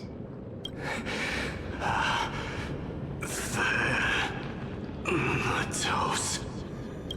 Challenge. Death. That's right. If we can work together and defeat them, you won't have to be troubled by the curse of immortality any longer. Let's go together, Castoris. Let the person who has brushed against death countless times guide your way. Cass, are you sure you want to do this? The alchemist said he wanted you to be a sacrifice. I'm not afraid. There's no reason for us to turn back anymore. Rather than standing still, taking action is by far the better option. Perhaps fate might take pity on us today and show some compassion.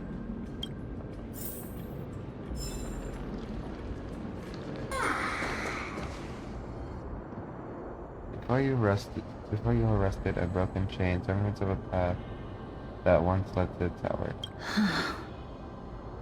This is going to be difficult. Didn't Cash and Cameras also have this? I'm familiar with this kind of mechanism, but I've never repaired broken chains. If I was more powerful, I would be able to carry one person with each limb and fly the four of us to the other side. The Rune of Recollection is here, but I can't find the miracle orb anywhere. So weird. Oh, could it be in that collapsed tower in the distance? Looks like it's your time to shine. 1 minute of them being useful comes from 1,000 days of training them. That sounds so weird. Forget it. Just leave it to me.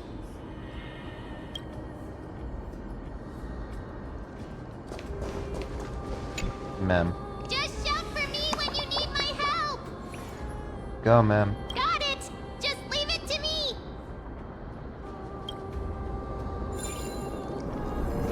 Whoa. Mem did it. The pink squirrel is there. The miracle's range is limited. Please come a little closer.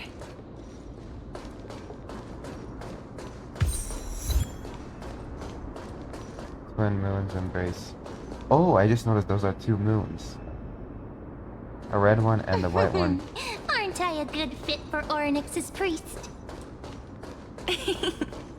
Of course. You're the most competent priest ever.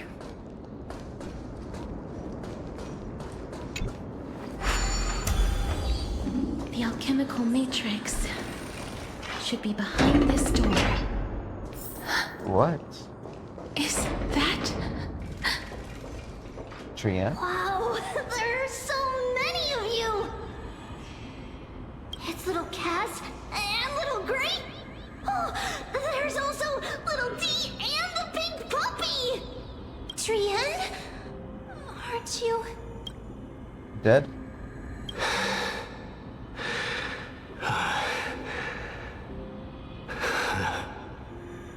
This is the first time I've encountered a deceased friend while going upstream in the River of Souls. It really works like this. Just like the other departed spirits we've encountered along the way, I'm also unable to sense the aura of the living on Lady Trian. Yup, you're right. Trian already knows that she'll not be able to return to everyone's side. But Trian believed that little Cass would eventually return to the Netherrealm. So, Trian has been standing here, at this spot closest to the world of the living, and waiting for little Cass. Oh, it must have been very tough for you. But according to what Trian said, we're almost at the entrance of the Nether Realm. Trian promised Trevi and Trinan that when little Cass got here, Trian would get the gift ready and be the first person to run over and welcome you. So, little Cass, don't cry. Please, accept this. We finally finished it.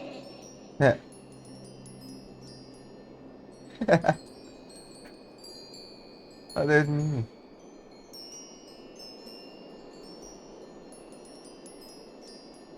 Yeah, cool. This is what Lady Treeby once mentioned. The gift for me that you didn't manage to finish.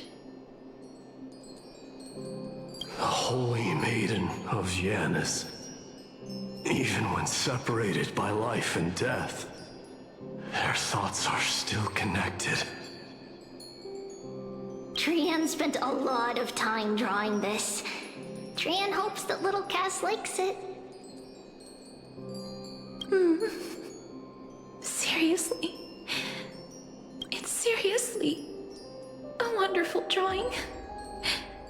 Lady Trian.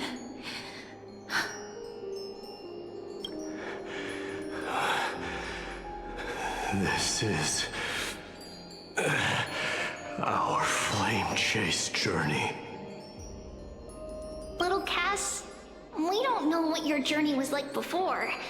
Trevi has always said that it must have been a very harsh and frightening journey. But little Cass no longer has anything to fear now, because everyone is here with you in this flame chase journey!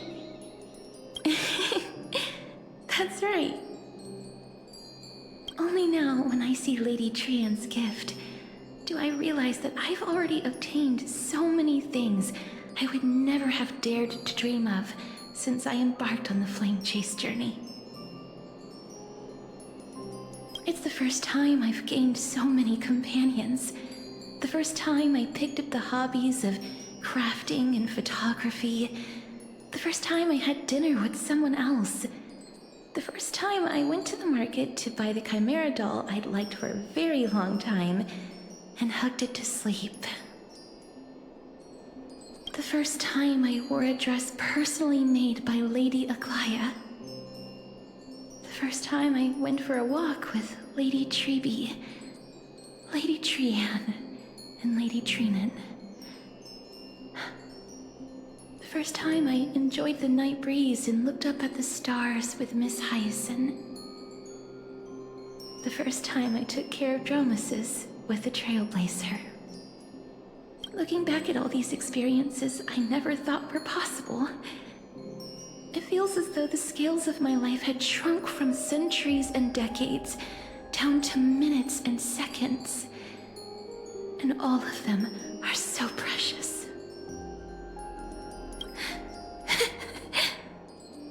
I took countless photos in the past, but they're all black and white landscapes. I don't have a single one with friends. If I had known, I would have taken more pictures.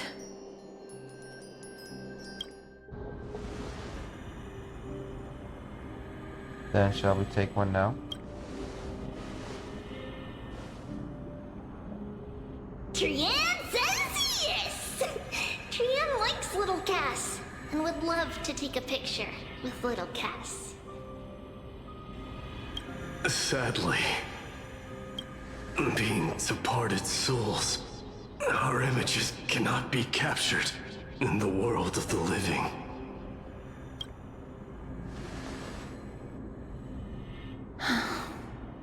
I thought so too. What? Are we seriously going to leave any room for regret?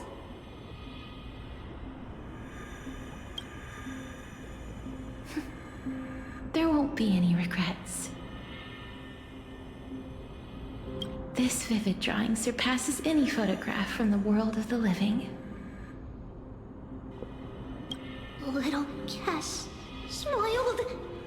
Treeby, Trinan, and Trian's wishes finally come true! I remember remember you once said that fate is not the flowers that bloom at the end of the road, but where people tread beyond the gate. Now, the path that belongs to me is about to reach the end.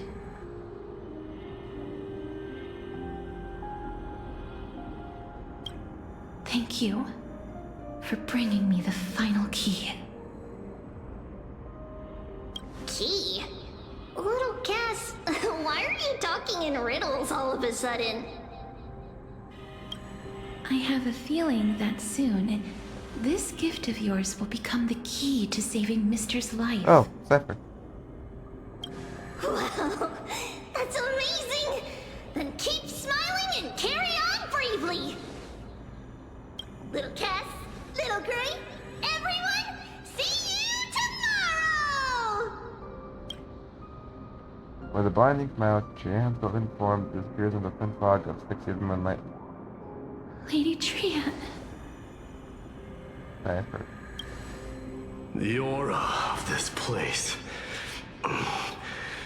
We have indeed reached the end of the stream of souls.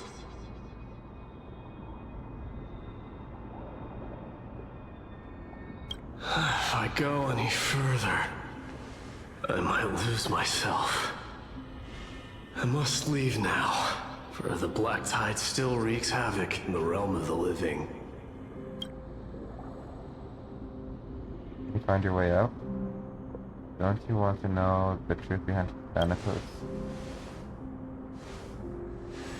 I seek not to enter the door to the nether realm.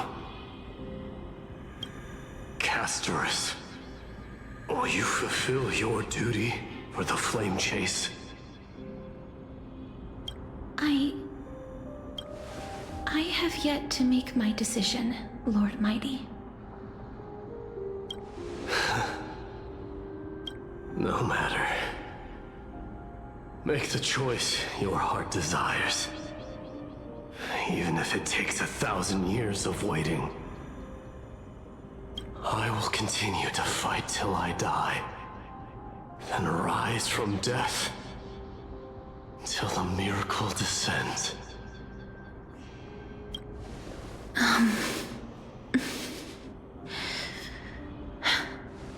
There is one more thing you should know, Lord Mighty.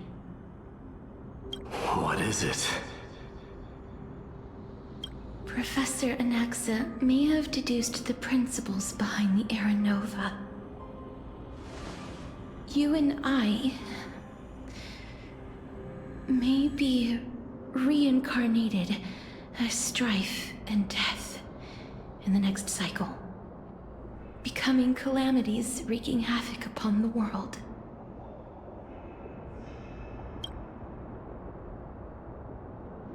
I see.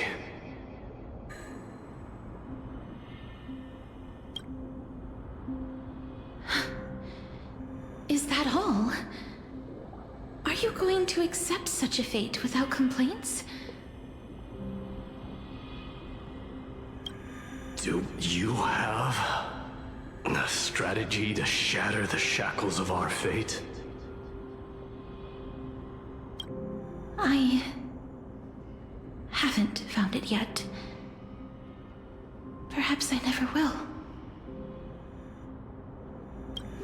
Then, cease wasting your thoughts on futile matters. Control what little you can. And when fate's inescapable grasp comes,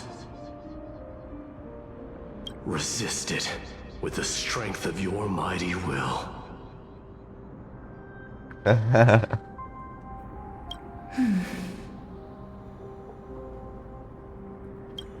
Thank you, Lord Mighty. I will find the right decision.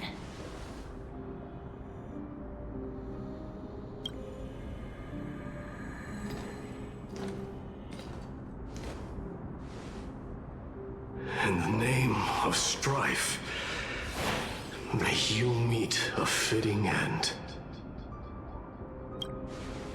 This must be the alchemical matrix the spirit mentioned.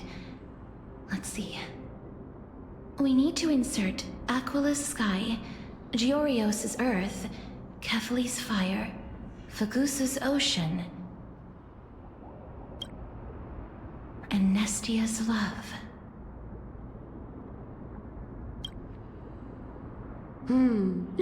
It seems our sweet Princess Homebody has made up her mind. In that case, seamstress, I suppose I no longer need to deliver your message. My time is rather precious after all. Whether you wish to break free from death or not, please, follow your heart. By the promise you once made, I ask that you fulfill your duty one final time. Castorus, please, live as a human, and die as one. Whoa.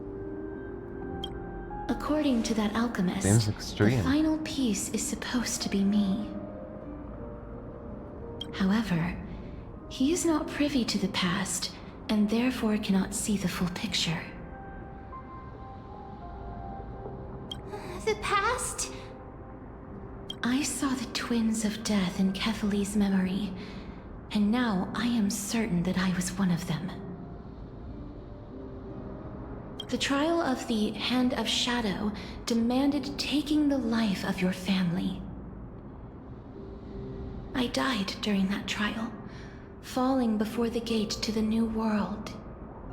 And my sister, whom I never met, became the Titan Thanatos of this cycle. She was consumed with regret over my death, so she used the Titan's authority to reforge my soul. Yet, it also means she has never revealed herself to anyone, hidden away from the entire world. That's because the Titan she became already fell at the start of everything. They died for me, and now lie in slumber in the River of Souls. You mean... Pollux? That's right. The River of Souls is no material river. It cannot be blocked by ordinary means. Only a divine corpse can prevent the dead from reaching the next world. And that's why we have to awaken Pollux from death before we can retrieve the core flame of death. Now I just realized why Amphorius is like infinity. It's like trapped in a loop. We have to reforge its body with the power of alchemy. But Cass, if that alchemist speaks the truth, does that mean you're also part of the dragon body? According to those departed spirits, I was indeed born as the dragon's twin. But before we talk about that, have you heard the sighs? I did when I was collecting the souls. Said so many times on the way here. No, not from me. The sounds that come from the memories when we were collecting the souls. I heard them too. So what are those? I think it's probably the sign of Pollux's wish being fulfilled. They must have realized how heavy a price they'd need to pay when they used their divine authority to resurrect a dead woman. That's why they exerted every ounce of their strength to send me to Styxia, a city that called for death, a land where none is hostile to death. They never saw their wish fulfilled and fell so prematurely, all because they wanted to give me a new life. Pollux must really want to know how their sister has been after giving their all to save her. That wish is the reason Pollux's soul still lingers in the mortal realm even after their fall, quietly watching and documenting every detail of their sister's life. So instead of picking up objects on the way here... They picked up memories. We were instead showing things to a strand of yearning that lingers here. Now, we must weave these yearnings together and restore them into Pollux's complete soul. But all of this is just a hypothesis, right? What if we go through with the ritual and it turns out totally different? That's fine. As Professor Anaxa often reminds us, such is the nature of alchemy. The true outcome can only be known once the process is complete. This is why alchemy is also known as the miracle of creation. Now, the puzzle of Pollux's yearnings is nearly complete, with only one final piece remaining. I shall reveal what they have been yearning to know in the alchemical matrix. I will show them my whole life since I left Styxia. Oh, that's gonna be a lot to take in. Lady Trienne has already drawn a picture of my entire life, and it is now in my hands.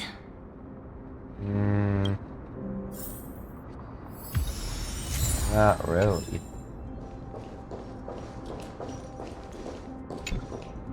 Then, let the ritual begin.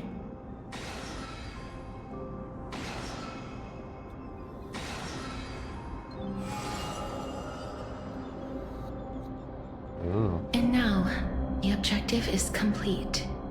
That is all. Such is what Professor Anaxa always says after preparing for an alchemical ritual. And now, Pollux, I shall lift you from the river of souls and reforge your soul.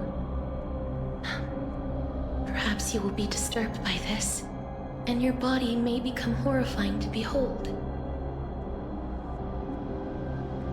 But if even the slightest trace of your soul remains, the soul that once ferried me to this side of the shore, then please, look at me. I wish to thank you in person. I have obtained everything you sacrificed your divinity for. Lady Almanette. Did she recognize you? Oh, she must be the first soul we can communicate with here, right? I'm afraid she is just another spirit trapped here, like the rest of them. The only difference is that I was there when she died. Please, go on. I'm listening. Are you about to tell the story of Styxia? Yes. You're just as smart as I imagined, but... never mind. Now's not the time. There's no need to worry, Elder. Take a look around you. You're already at the resting place of the dead. The world of the dead? But how? I understand that you chose to remain silent about the story to protect Casterus, the girl who coexists with death. But you no longer need to hide that story. I can assure you that you have protected that girl's life well. Oh. Well, in that case, let me begin. Styxia, the pearl of the ocean, plagued by unwarranted calamity and ravaged by death in the fairy tale. It was the first city-state to shift their faith towards death, even before Idonia did. From where you stand now, I suppose that's a bit hard to believe. Right? Indeed. I cannot imagine that those from the Era Chrysia, blessed with eternal life, could ever yearn for death. I have pondered the same question, child. But I am afraid there is no clear answer to it. Journeys and epics are only glorious and magnificent because all things eventually fade to dust. That's how someone once explained to me why death is necessary to the world. But I still can't take that as the final answer. Would a world without journeys and epics be worse off? I take it the one who spoke this line was a general, or perhaps a warrior. I, however, did find some inspiration in these words. Would you like to hear my thoughts, Casterus? Please enlighten me, Lady Amunet. Though I have already made up my mind on how to handle the authority and core flame of death. Your words might truly guide me toward the path forward. You and I are neither warriors nor generals. Therefore, journeys and epics cannot truly resonate with us. But what if I reframe it like this? What if love is not a trait bestowed upon mortals by Nestia, but a blessing from death? Love? No one ever invented the word cherish in the era when life was eternal. For all the good things in the world can be revisited endlessly, and every bond formed carried no risk of being severed. The so-called Era Chrysia was an age devoid of both virtue and sin. People did not truly live. They simply existed, going through the motions without passion or purpose, then waiting for something to happen. Perhaps the people of Styxia chose to embrace death not out of fascination with its cruel and fearsome side, but instead became fixated and obsessed with the impulses and desires tied to a finite existence.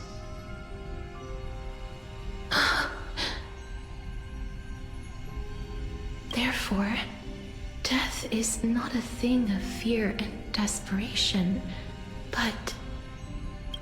That's right, Casterus. It is the reason we shed tears when parting ways, and also the original spark that ignited the passion of mortals. If you truly intend to deprive the world of death, then be prepared to witness it return to a state of stagnation. Oh. You could refute, Kindness's, claims with this. Valid point as well. Never saw death that way.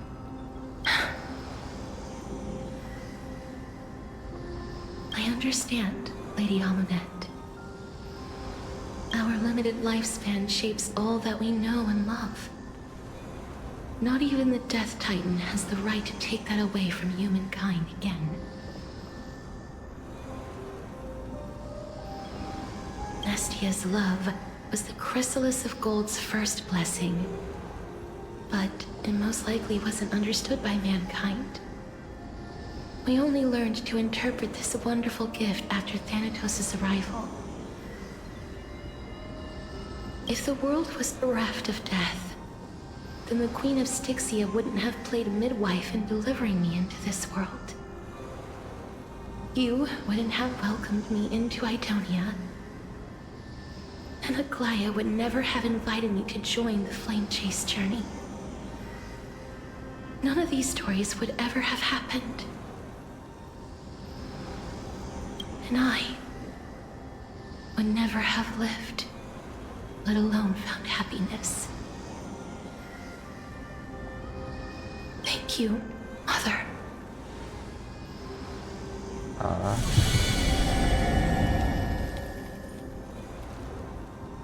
I will use all the love I've experienced in this long life to complete the final miracle.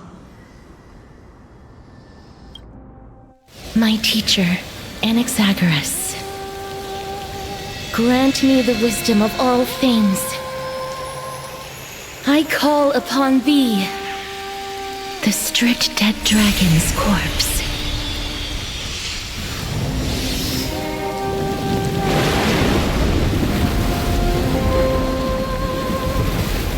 Rises from the earth, falls from the sky. As above, so below. This is the greatest power of all powers. Unstoppable in this world.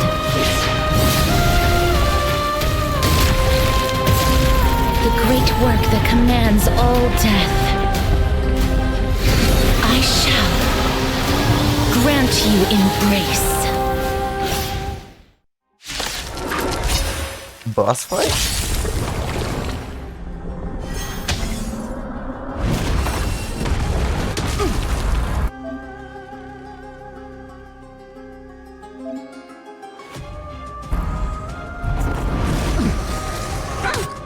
Wait.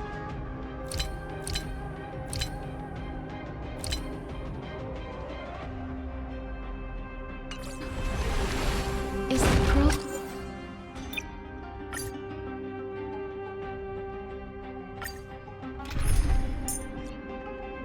Oh, there's no asterisk, alright.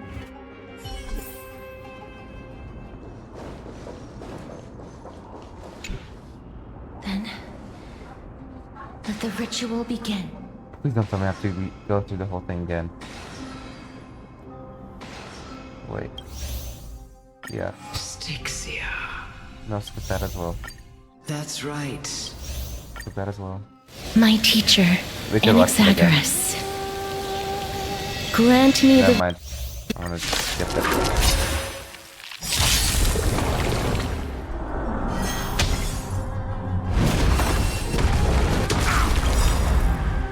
Life's like a good brew, my friends.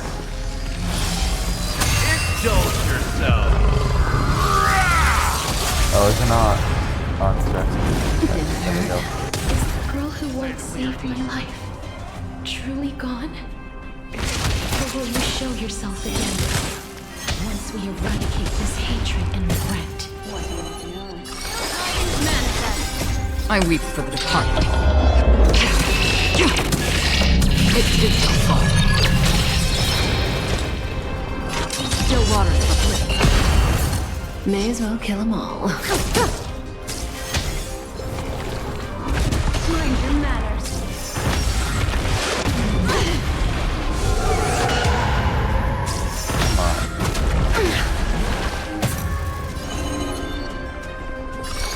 Ill fate is dead.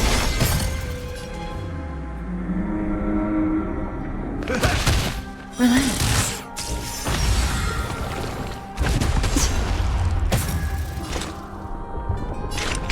Destined for bliss.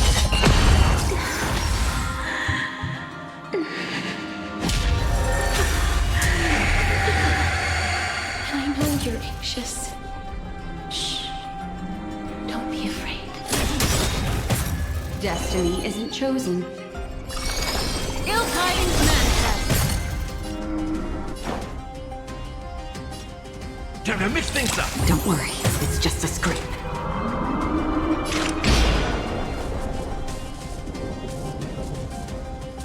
Still waters for flip.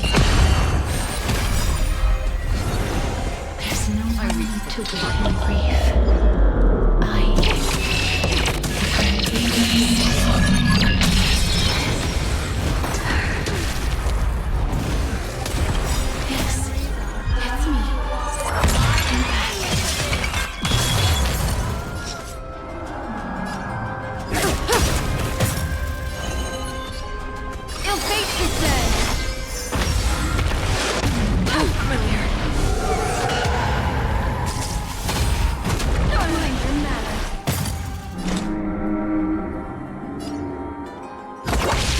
Stand still. Nice, like a good, my friends. Indulge yourselves!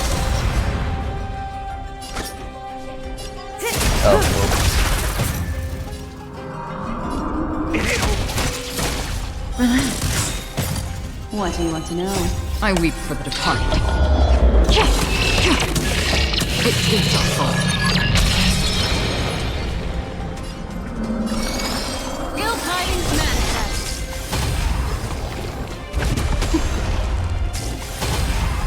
Mind your matter.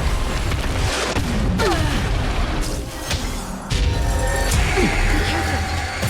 They may be moving by instinct, but there is fear in them.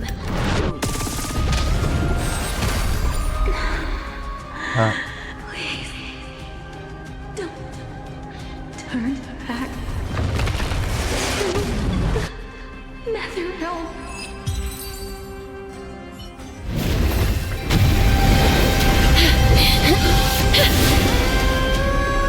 Oh, Death. Sleep in peace.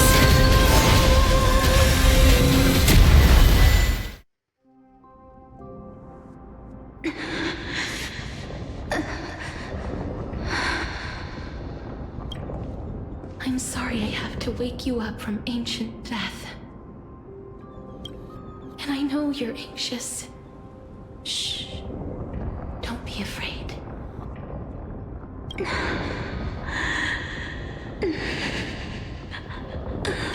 Do you remember me?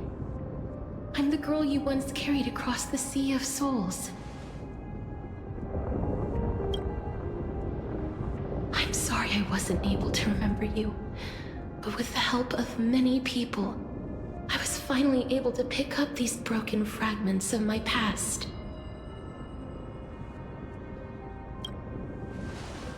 I'm back, Pollux.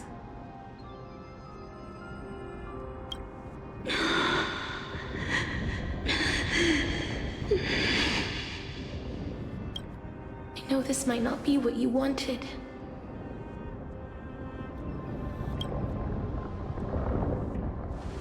But I have to do this.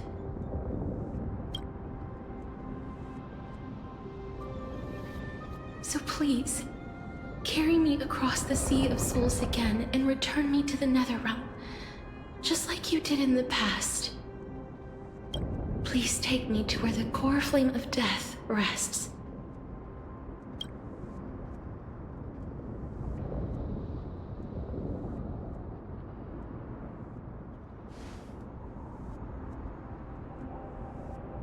I'll be going now. Great, let's go. We won't have to go into an egg, right?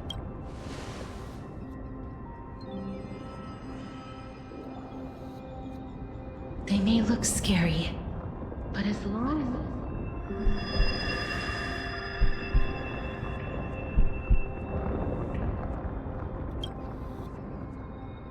Oh? What's wrong? I feel dizzy. I think I'm done for. Are you...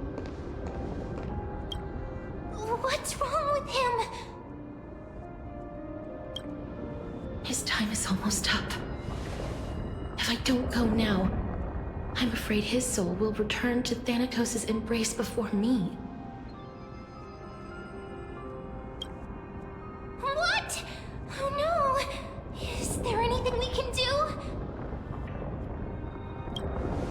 Don't worry. I promised I would ask Thanatos for the Trailblazers' right to roam the Earth again. Mem, stay here and keep a close watch until I return, all right?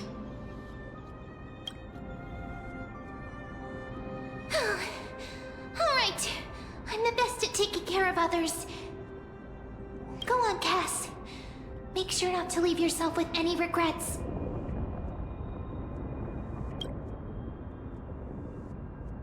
Regrets, take your time, I can still hold out. Let's see who gets to another round first.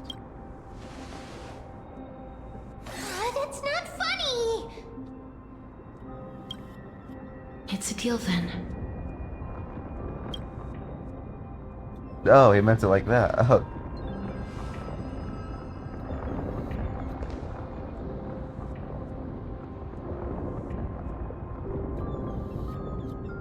Please.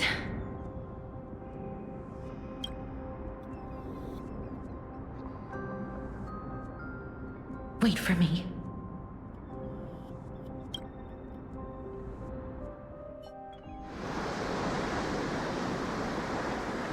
Oh, you sit in your little venture not with me to Vesti, but perhaps the lesson you will lose your way into the ocean. After all that, Oh. you still ended up back here. Who's talking?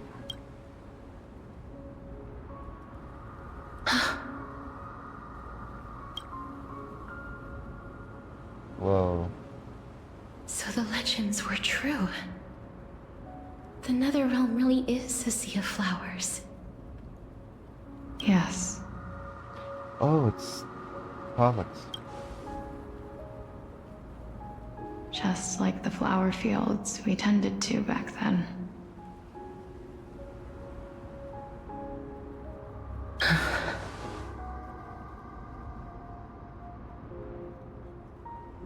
Is that you, Plixia?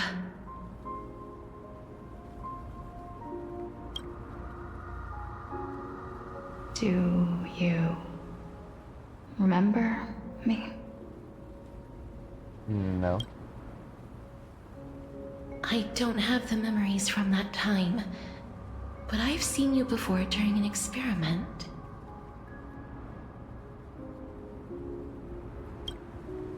I see. Call me Thanatos, then. It'll be easier.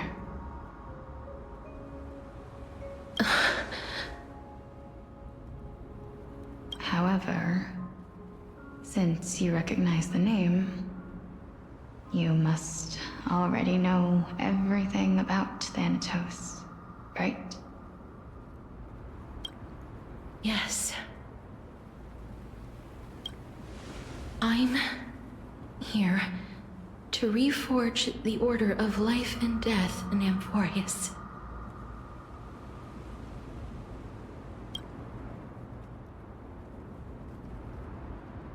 You know, my sister was a sympathetic, but rather sensitive person. Whenever she didn't want to say what was on her mind, she would avoid eye contact and look off into the distance. Just like what you are doing now.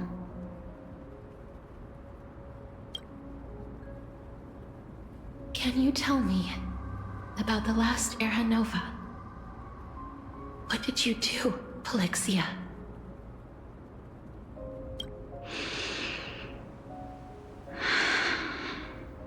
Where should I begin? I suppose we can start from the beginning. A long, long time ago, there were a pair of like-minded twins. As foretold in the prophecy, they were chosen to be successors to the god of death. But fate was cruel. The price of attaining divinity was to take the life of a family member with our own hands. That trial was indeed recorded in that memory. Then you should already know that my sister voluntarily gave up her own life, so that I could ascend as the demigod of death. But I couldn't accept that. Why did we have to kill each other for a future she'd never see herself? That's not fair. So, while weaving the laws of the new world, I shattered the forbidden bottom line for life and death.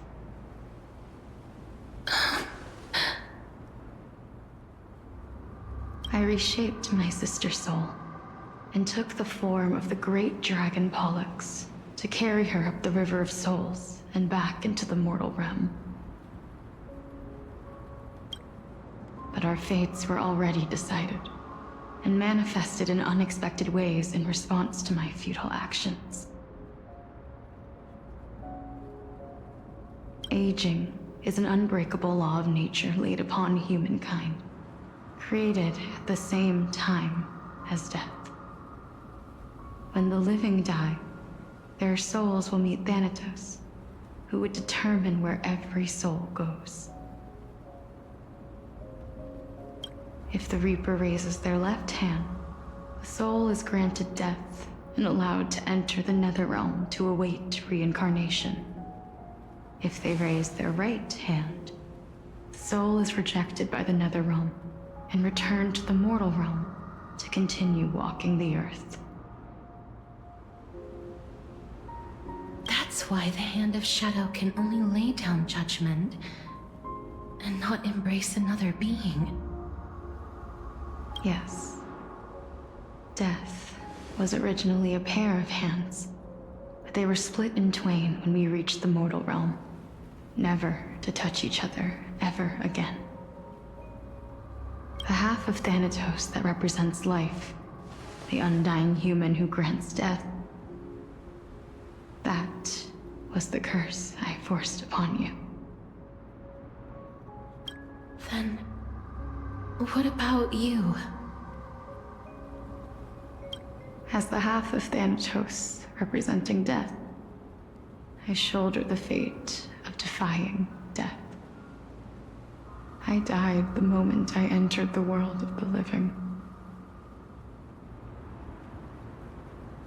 From then on, my Titan also no longer existed in this world. The cycle of life and death stopped. Souls were denied their audience with death, and were left stranded within an ever-rising river of the dead.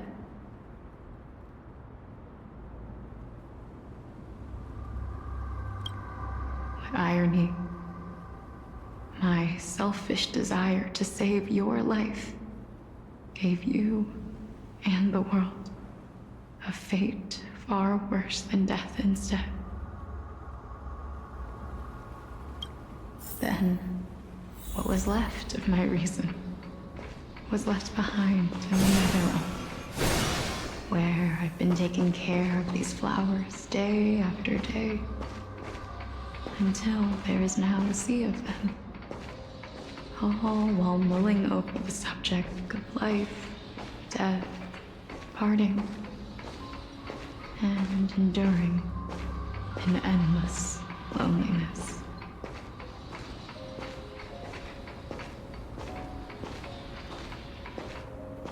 Fate is absurd indeed. Our lives were a mirrored image of one another, like a pair of hands. Even so, we arrived at the same destination. We walked different paths, yet experienced the same pain. I had hoped that maybe you would at least have a good life in this cycle. I'm sorry. I lived my life well. It didn't go to waste. As far as I'm concerned, you did nothing wrong. Even though I forced the authority of granting death to humanity upon you, a total stranger. Too many responsibilities were forced upon me in the course of this long journey. I was once lost, even upset. But I realized recently that if it weren't for your blessing, I wouldn't have understood the source of these emotions, nor would I have realized my purpose. I wouldn't have made it here to reunite with my missing half. And we wouldn't be discussing our past while sharing the same view of this landscape. I wouldn't have understood the meaning of our existence. The meaning of our existence. This sea of flowers blooms on dead land, because we sowed it with the seeds of our separation and watered it with our tears of loneliness. Yes, the only thing death is allowed to create are flowers that bloom from blood and tears. That's why Thanatos cannot create living beings at will, nor can the Hand of Shadow determine a person's remaining days. Because the life and death of mortals should never be dictated by another's will.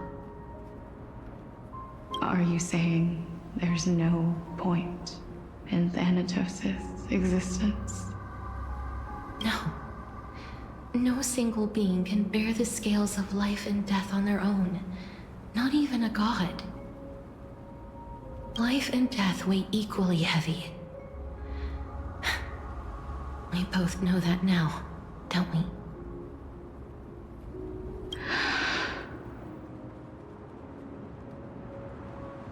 You, too, must have had a difficult life. We've taken quite the ridiculous journey together, haven't we?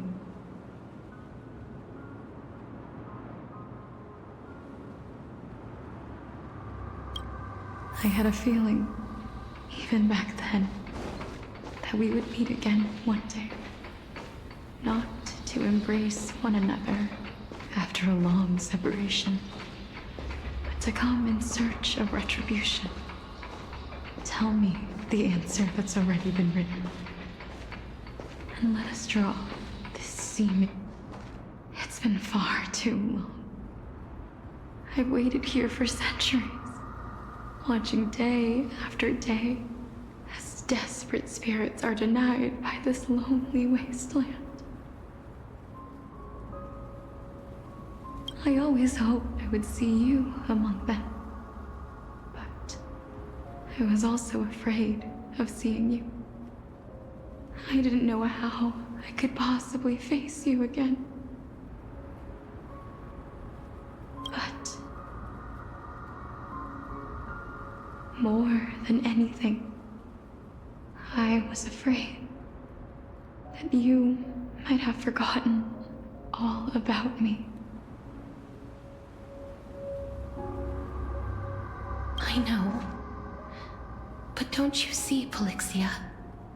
I made it back anyway. You don't have to shoulder Death's authority on your own anymore. It was always meant to be held in two hands anyway. So, let's give our Coreflame to him, and have him take it back to the mortal realm. Give humanity back their cycle of life and death. What? Our responsibility as Thanatos was never about picking out favorite souls. We were only meant to watch over life. Let's tend the field together and create a warm sea of flowers for all the souls to come.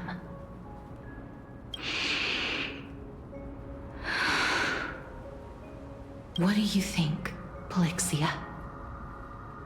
Yes, just one last step. You shall wither, and through that, the dead will sprout again from the remains, and be reborn with the dead flame. As foretold by the prophecy, Thanatos' authority is only destined for only one person to wield. As the Chrysos heir of death, as their demigod, as a titan, our fated moment has arrived once again. Just like before. Yes, just like before. But unlike that time, the ones undergoing the trial this time are prepared. You've made up your mind? Yes. as dictated by fate. But I won't be afraid, as long as you're here with me. Complete your trial in this life. Grant me the embrace of death, and light the spark of life ablaze. You've been tempered by life and death. I know you'll be able to give this wasteland its first breath of life. Like a raven butterfly, flying swiftly into the netherrealm, perching on the twig of death.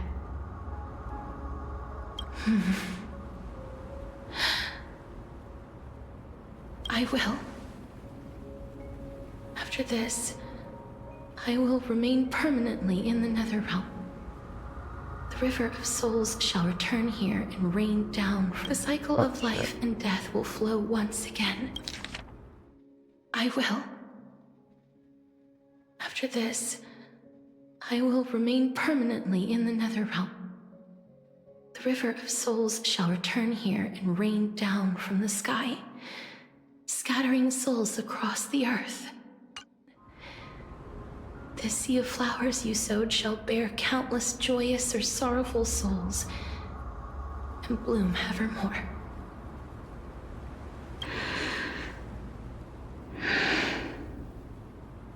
Thank you.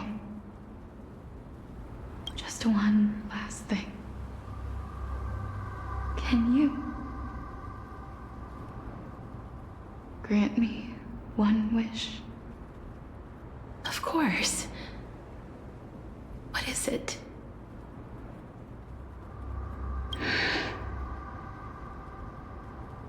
Please, don't forget me. I promise you. When we meet in the next world, even if I have endured another reincarnation, even if we do not know each other's names, I will still hold you tightly in my arms, just like what I did when we were born. Casterus. Casterus. You're as beautiful as a fleeting butterfly.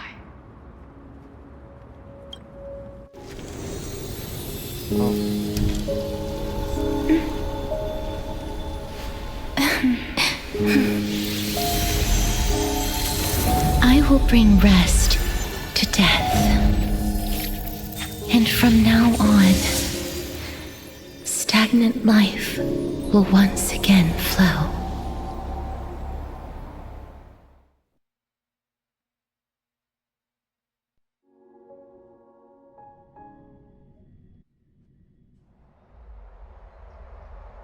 Same time in Akama.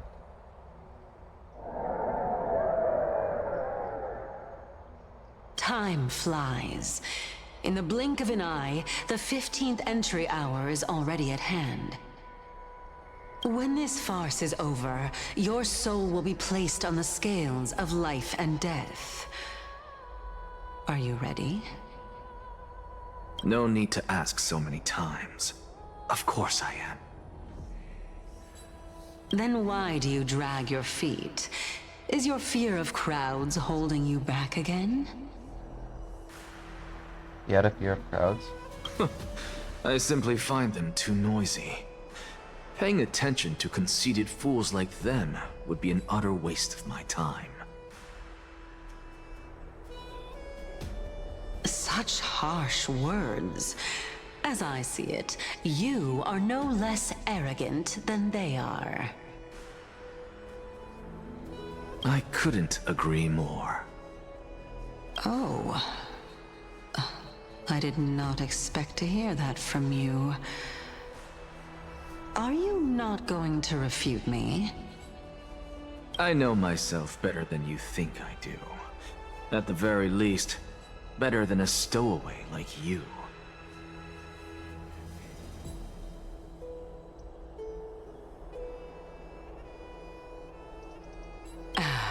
And they say men whose ends are nigh have but kind words. Well, that is exactly why I chose you. Should I thank you for the compliment? The hour of the trial has come. Do you have an answer for me? And how will you prove the veracity of your argument?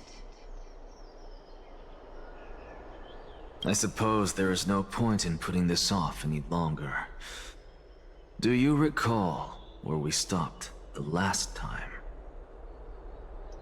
You were saying that Amphorius's history is cyclical.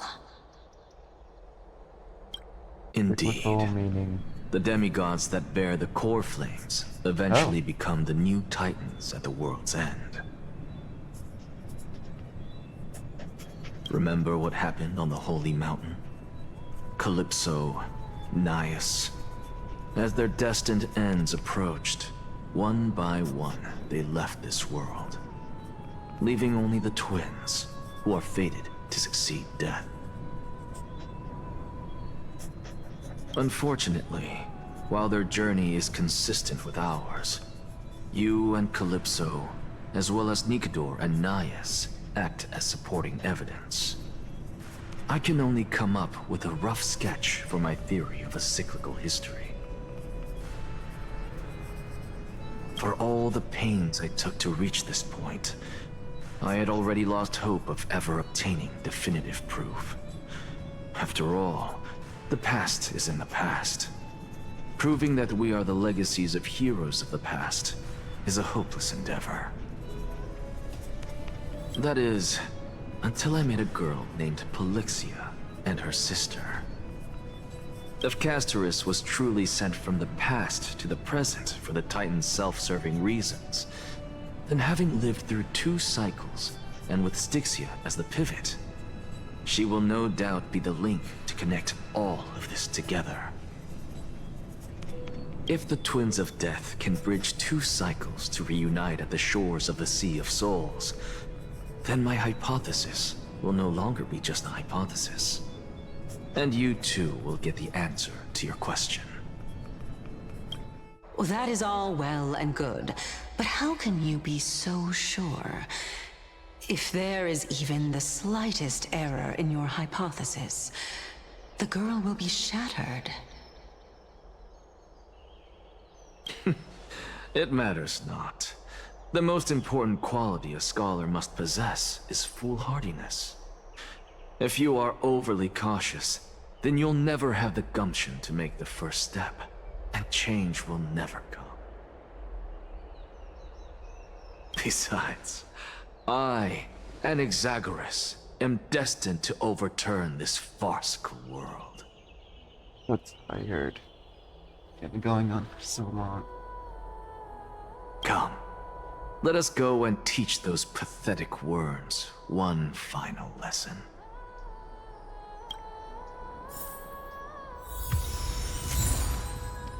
Lament on streams of souls.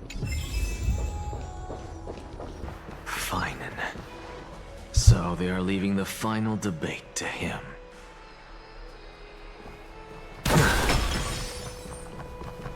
That was Let useless. those Chrysos heirs who started this terrible war hear you. Let them hear the voices of the people!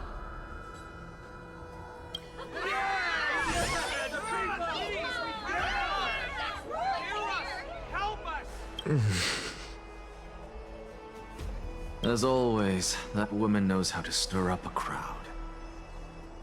Professor Anaxa, I thought you'd pass on this.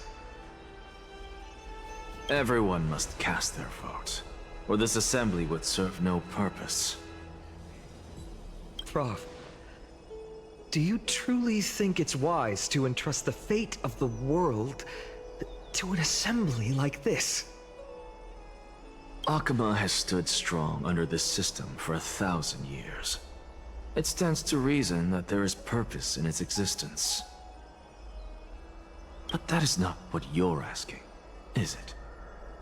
What you really want to know is Aglaya making the right decision in entrusting the fate of the world to you? Nothing ever escapes you. I didn't spend all those years teaching you for nothing.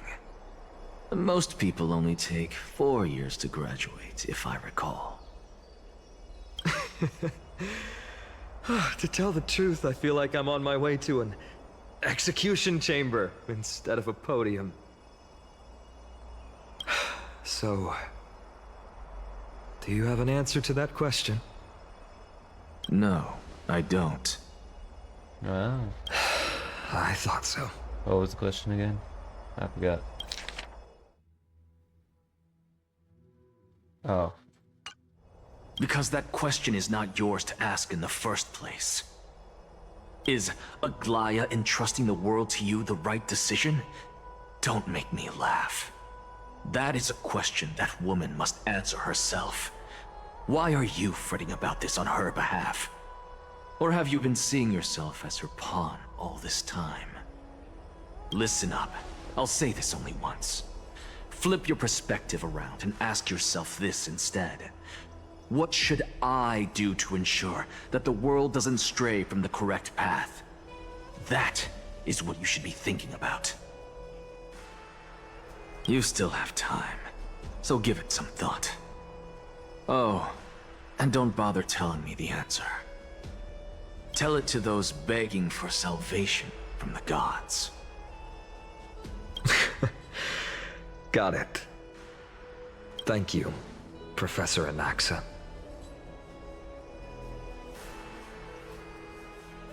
That's Anaxagoras to you. Who will you be voting for? That'll depend on how well you perform.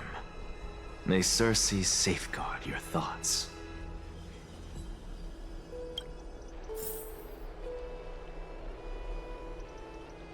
Alright.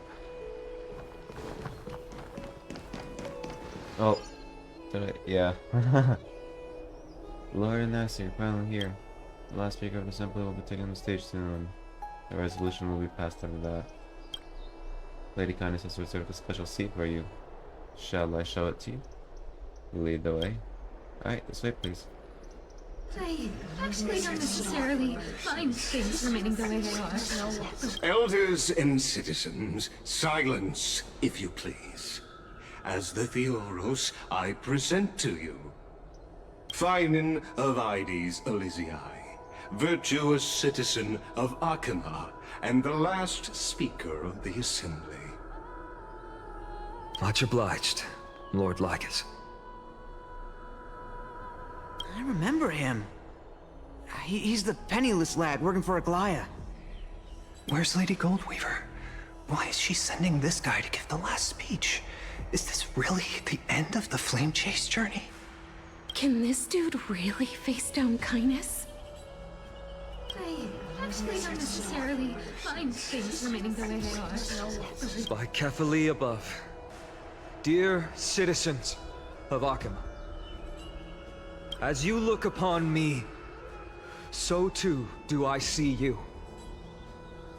I see your fear and misgivings, your apprehension about the discord between the Chrysos heirs and the Council of Elders, and your uneasiness about the future of the Holy City.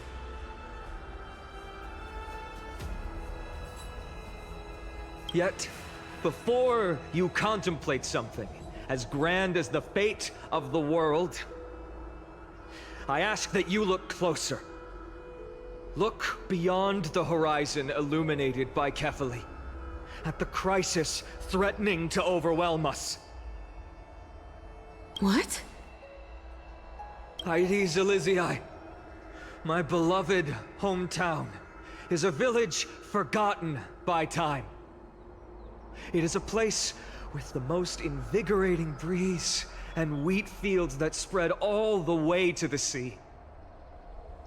I once thought that there I would enjoy a lifetime of peace and quiet with my friends and family. How I wish I could invite all of you to that paradise, far from the noise and chatter of the world. Alas, I can't. Because she, and all that she nurtured, all that I loved, they have long been devoured by the black tide. My beloved home is no more.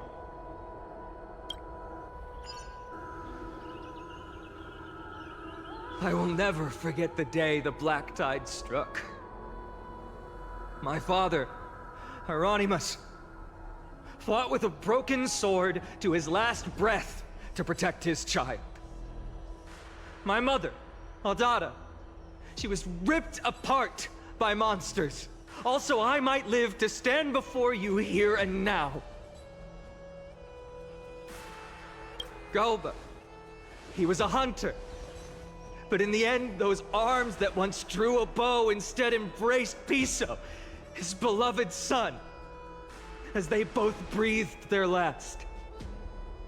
Pythias, the teacher, risked her life to save her students, but a burning beam fell on her, crushing her. Damn, this is getting deep. And what of Livia, her daughter? Did she make it out alive? No, she didn't. Livia, Piso, and so many other children.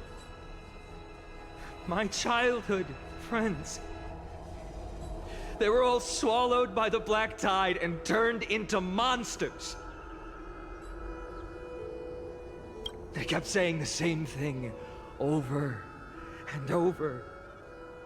Even up until the final moment, I finally steeled my heart and granted them eternal peace with my sword.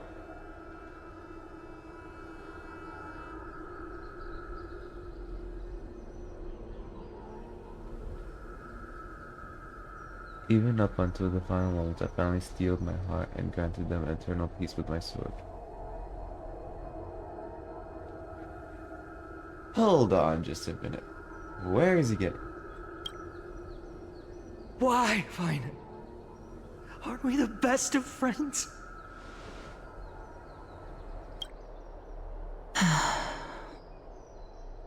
That is the black tide. A looming threat that can bring Akuma to its knees any time. Kindness may have promised that with the 3 Titans of Calamity gone, Akuma will return to an era Chrysia once more, but much as it pains me, I must disappoint you. While the demigod of strife has done everything in his power to hold them back, they are still coming. By now, the name of that black-robed swordmaster, the Flame Reaper, has likely echoed throughout the city already. The roaring thunder is a message from the strife demigod. The Flame Reaper has risen from death, and they hunger for the core flames of the gods.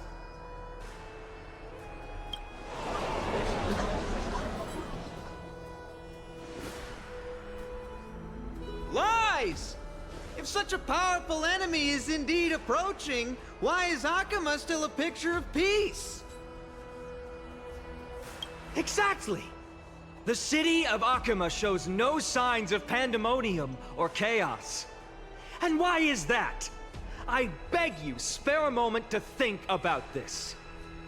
Are we able to stand here and hold this assembly in peace today because the danger has passed? Because No. they're fighting. This peace we enjoy is no gift of fate. We are able to stand here today only because the Chrysos heirs have stepped up and shielded Akuma from calamity. With her golden threads, Aglaya has preserved and continues to preserve these idyllic days that all of you hold dear. The Council of Elders claims that Aglaya will one day forsake the people because her divinity is eroding her body and soul. But ask yourselves this. Rather than offering her aid and support, why do they choose to watch and push Akuma away from the Flame Chase journey? The answer that no one can bring themselves to speak of. A truth stained in blood and buried in greed, fear, and vanity. Allow me to lay it bare before you. It is because the Council of Elders, which bears Akima's history and honor, along with this citizens' assembly we once took so much pride in, are now infested with vermin.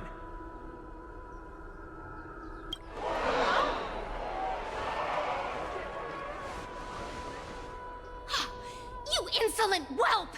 How dare you! It is true that Aglaya has reached her limit. Why? Because she has been working tirelessly to weave the defenses of our holy city against the encroaching evil. All while these vermin are making up baseless accusations about her and scheming in the shadows. Not once has she ever failed Akima. Yet these vermin attempt to tear her apart, tarnishing her name with unfounded allegations.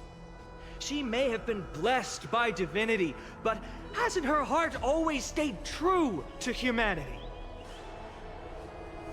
They attempt to mislead you and reduce this assembly to a crude standoff between gods and humans, but citizens of Akima. Once more, I implore you to open your eyes and look at those around you. Examine them closely. Beneath all that finery, do you see the good heart of a human or the poisonous glands of a pest? Make your judgment, then turn your gaze to the demigods whom so many of you regard as cold and merciless. Do you not see the light of humanity in them? And those who wear the mask of humanity yet utter only hurtful, slanderous words. Can you not see that their souls have been corrupted by power?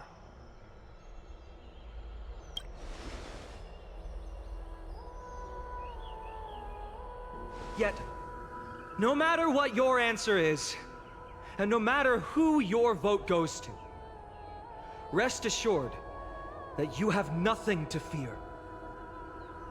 For Aglaya, Tribios, and I will remain your faithful guardians and pledge our lives to upholding your decision. And this vow will stay true until the end of our days, where it will be passed on to future flame chasers. A steadfast and unwavering promise that shall endure through the ages. This place was here. If only our best interests in mind. I still don't understand it. I will never believe our petals are always have to end. So,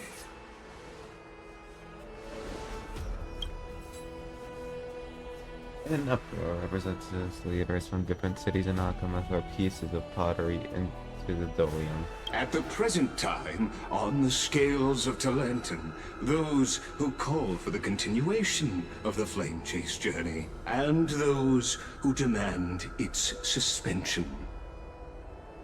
Each faction holds an equal share of votes, resulting in a perfect balance.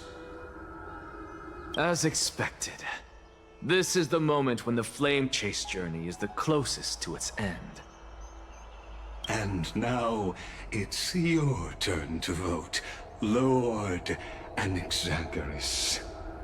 It's all up to him. Is there anyone else who hasn't voted? Me. No, you're the last. Cast your vote with care, for your decision will break this impasse. I have long since made a decision. Very well. May you bring much needed change to this farcical world.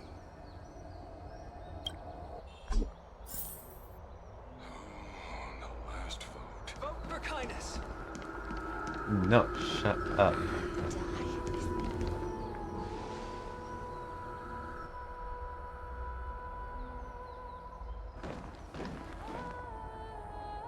You've done well, Finan. Given the circumstances, delivering a rousing speech to stir up emotions was a prudent move.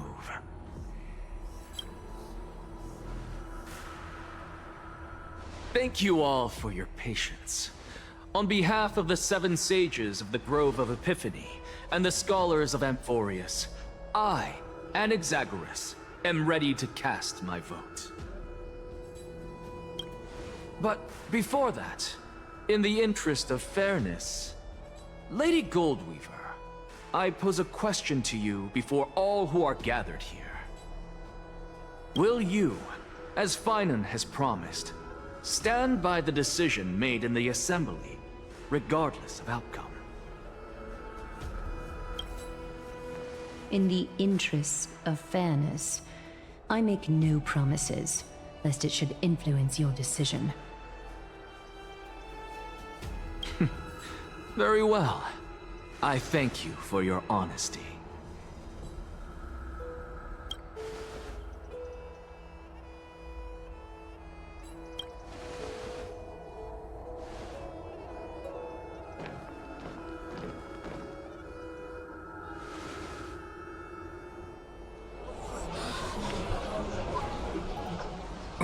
What's he doing?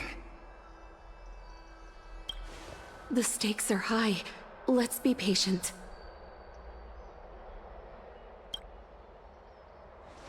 Cut the act! Who do you think you are wasting our time like this? Lord Anaxa, please do not forget that I... Rule number 1, do not call me Anaxa. Rule number 2, never interrupt me. Silence is golden.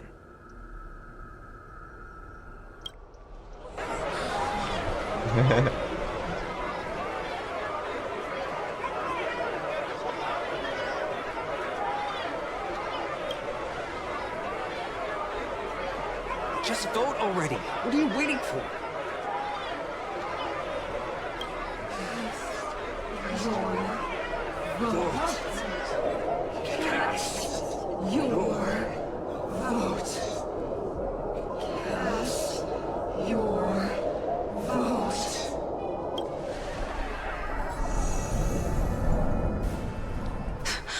I cannot help but wonder, is every hardship in the world something you will exploit and use to your advantage? How else am I supposed to make use of this situation where my body and soul are separated?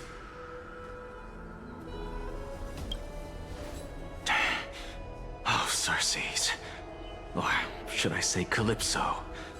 Accompany me on this final journey.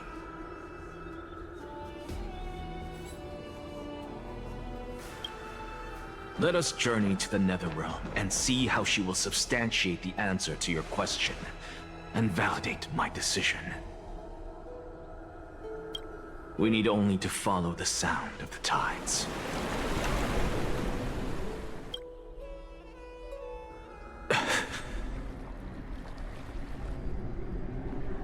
You are... Who? Well done, child. Just as I foresaw, you have achieved great things. Teacher.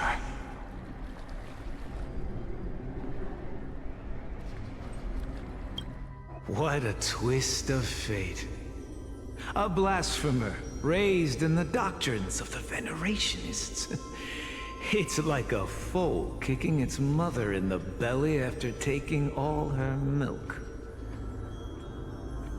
I respect you immensely, sir, but... You cherish the truth even more. So, child, do not be troubled by the criticisms I have borne. Do not let those voices hinder you as you forge ahead. As the sage of the Venerationists, I am duty-bound to oppose you. But, as your friend and mentor, Anaxagoras, I say, go forth, for the truth is already in your hands.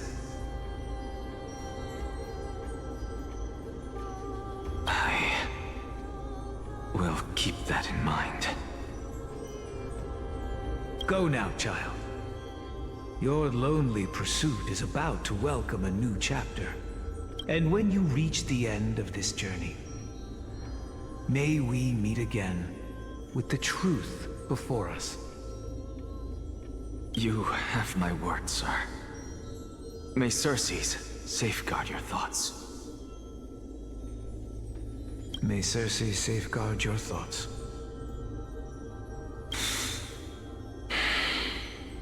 You are right, Empedocles. My lonely pursuit is about to welcome a new chapter. I must be on my way now. May we meet again with the truth before us, Empedocles.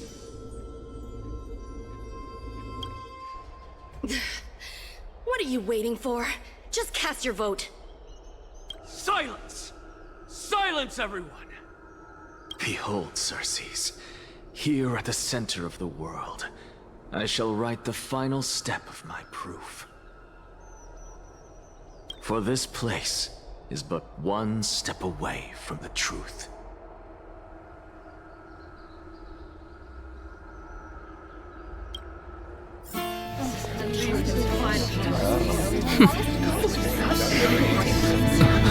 Professor, I completed the proof you wanted.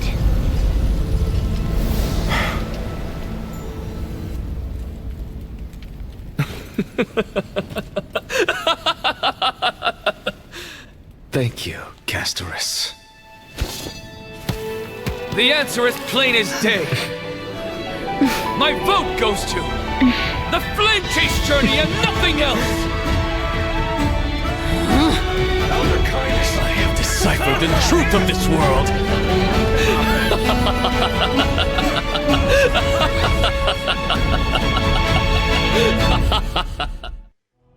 With the balance shattered, the result is clear. By carefully enter Lenten above, as the Theoros I have observed. No! Ligus, you can't! Onyxa, what have you done? Have you lost your mind? I hope you are prepared for the harsh punishment awaiting you. Mark my words, I will make sure that clever head of yours never forgets the price of betrayal! Have you forgotten? I told you that happens to be one of my rare talents. You put on such a grand performance, just to aid their preposterous flame chase journey? Performance? No, you are quite mistaken. I may be paranoid by nature, but I've always been known for my honesty.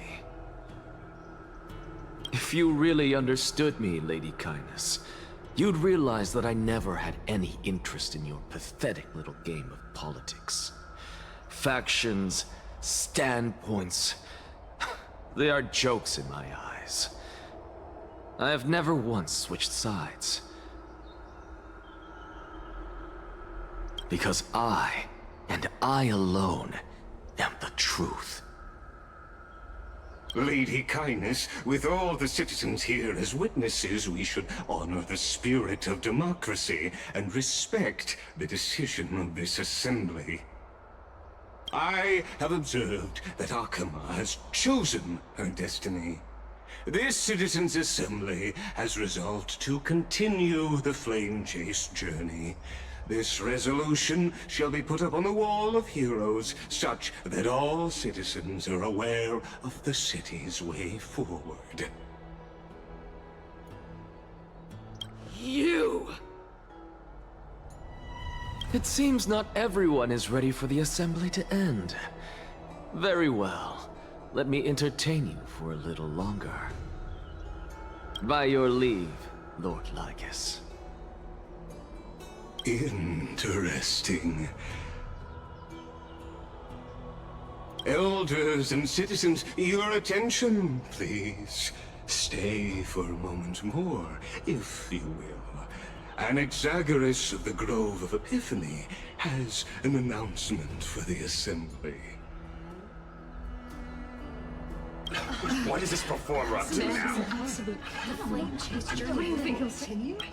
Just moments ago, all of you made a decision on the fate of Amphorius.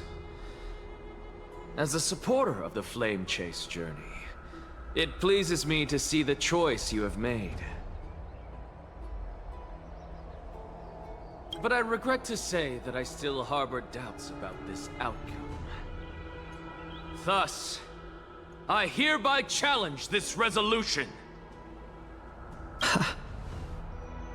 Tell me, who among you dare swear to Kefali's name that Era Nova will truly welcome the fairy tale ending that the Chrysos heirs have promised? A beautiful new world free of calamity and madness? Nonsense! That's impossible! What is he getting at? Of course not! No one? Must I pick somebody to answer? Very well. You, the one acting so wise and profound, in front of all present here, do you dare swear that it will happen for sure?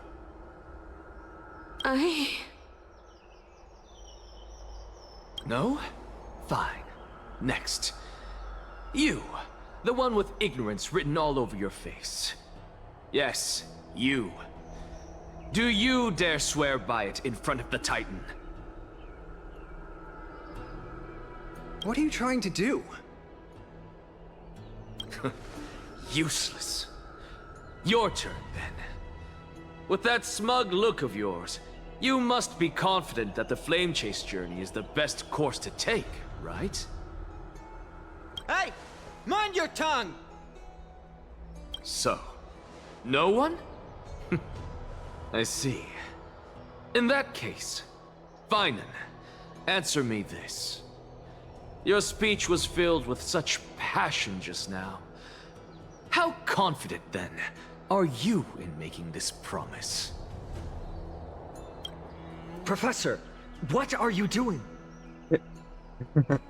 Same answer as everyone else. Let him continue with his performance.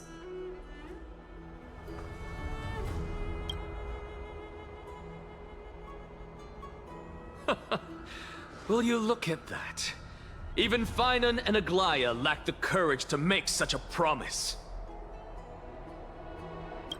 And what's even more absurd is that no one but I can promise you this new world. And yet, the Assembly passed the resolution anyway.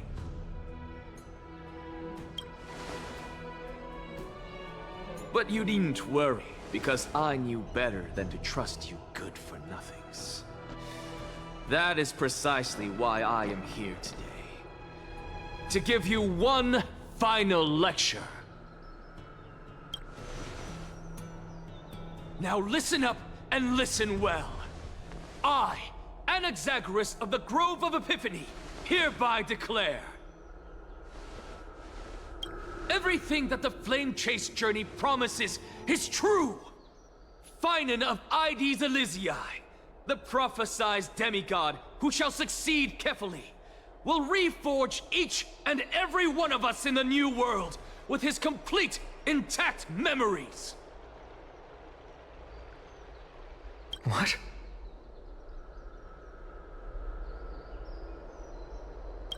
The Coreflame-bearing Titans were the Chrysos heirs of yesterday. And the Chrysos heirs who carry the Coreflames today will become the Titans of tomorrow. All of our souls shall endure for eternity in the miracle of the World-Bearer. And all under Kefali's protection shall step into that new world.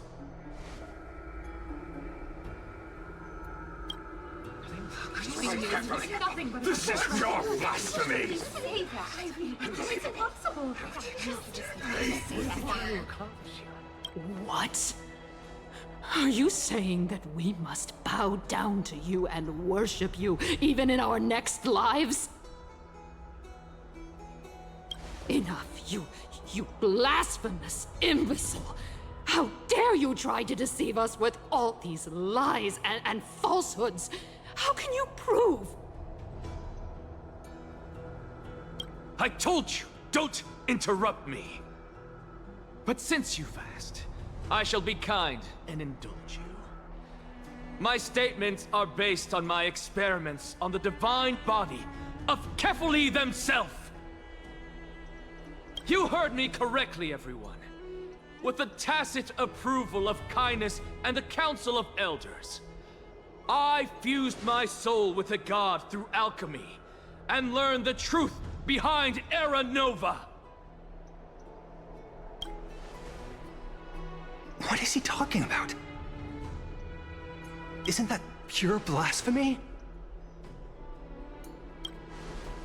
I, the vile, wretched blasphemer, deserve nothing less than death for my sins. And the Council of Elders, which granted me consent and aided in committing this atrocity, should face punishment alongside me. By the gods, even Kindness has betrayed Akuma. The Kindness we're carefully evolved.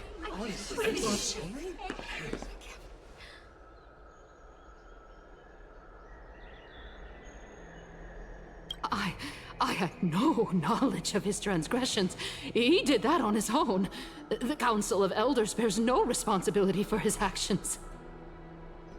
Lord Lygus, as the esteemed Theoros, are you going to simply stand by and allow the Council of Elders to be dragged through the mud?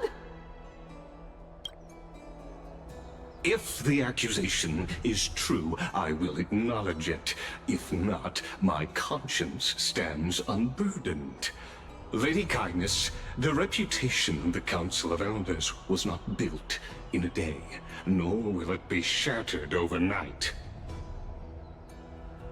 Repercussions await those who fool the people, and punishment must be meted out on those who abandon their vows. We should respect this beautiful city and her people.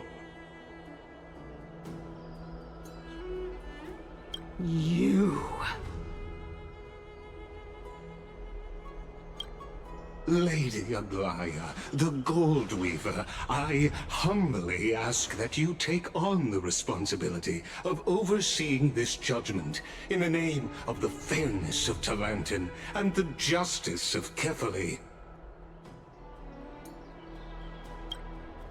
Considering the circumstances, and in accordance with Akuma's codex as the only demigod among us, you shall rightfully wield this authority. The honor is mine to bear. How is this permitted? They can't let this happen. Somebody do something. This is how we're supposed to... Elders and citizens, silence, if you please. Anaxagoras of the Grove of Epiphany has made his statement clear. As per Akuma's codex, I request all present citizens to stand with me in exercising the right of judgment. First, Elder Kindness of Akuma and Lygus the Theoros stand accused of neglecting their duties and abusing the law, leading to the egregious blasphemy against a god. In the names of Talantin and Kefali, Akuma is to form a committee before the 7th action hour to conduct an investigation and disclose the findings to the public for subsequent judgment. Yes! That's what we deserve! Something dramatic, I don't know what to say. Curse you! Now, concerning Anaxagoras of the Grove of Epiphany, he has confessed to grave blasphemy against Kefali. In the names of Talantin and Kepali, the accused must be allowed to hear the people's voice prior to the execution, for a chance at a reduced sentence and possible pardon.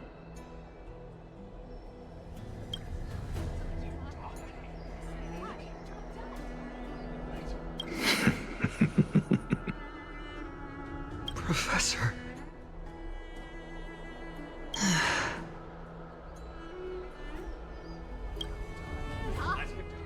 Let him die. Let him die. Let him die. Let him die. Let him die. Let him die. Let him die. Let him die. What decision will you make, Lady Goldweaver? Enough with the hesitation, Aglaya. This is not like you.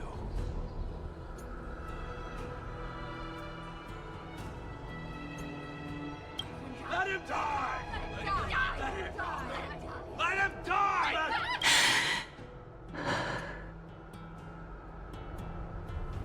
Then, in light of the people's voice, O Talantin on high, may you bring death upon him.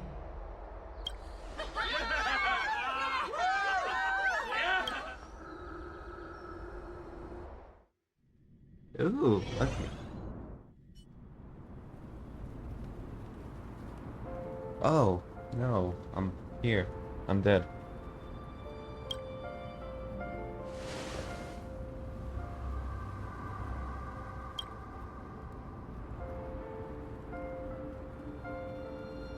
Castris.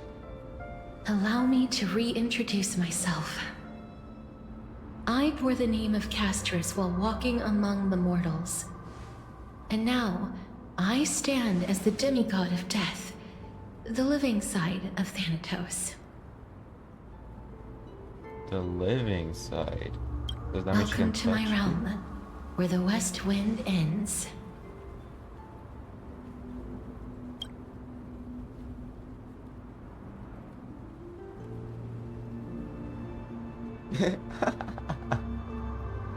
Mom, I made it. My character arc is finally done.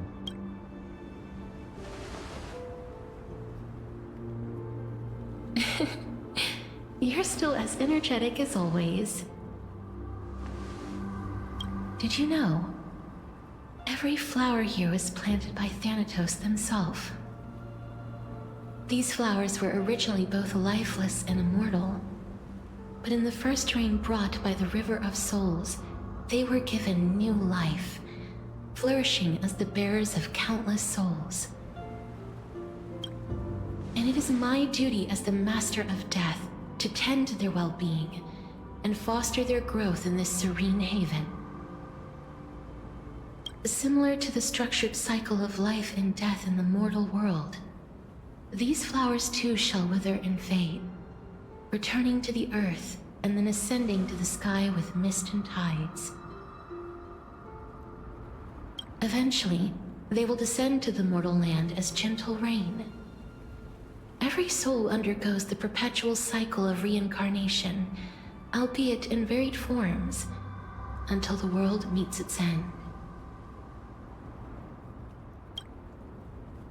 Yet, sadly, there's no time left for Amphorius to wait for when the flowers bloom again. Now, death is the power at my fingertips. It once led the souls of the deceased here, but I shall open the gate of the netherworld and return you to the realm of the living. In exchange, please, take the core flame of death with you and complete the flame chase journey. Do not let our work thus far be in vain. You're not going back.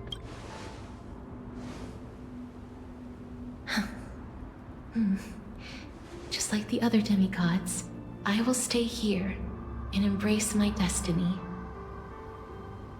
That's sad. That being said, It is not easy to guide a lost soul back to the mortal realm. The whispers of death are sweet and alluring. If your determination wavers, you will succumb and be forever ensnared by the Netherworld's grasp. Please consider this a one-time exception. I will do everything in my power for the Flame Chase journey. And for your life, the only life I can save. I'll do my best. I am glad to hear that.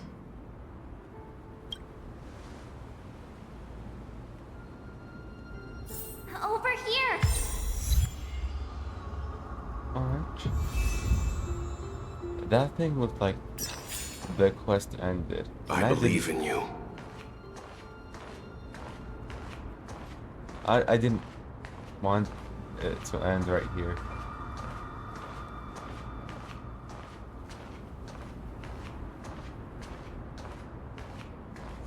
Just forget about all the hardships of the mortal realm. Don't go. Oh. Lift your chin up high and step forward with us toward tomorrow! That's right. Keep your eyes on the dawn. Onward. Show me your courage.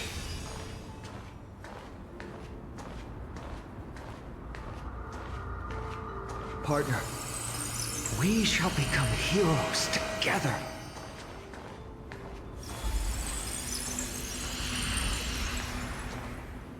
Oh.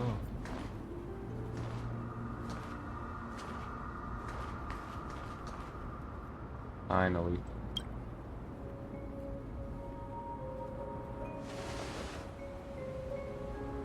Thank you, Castris.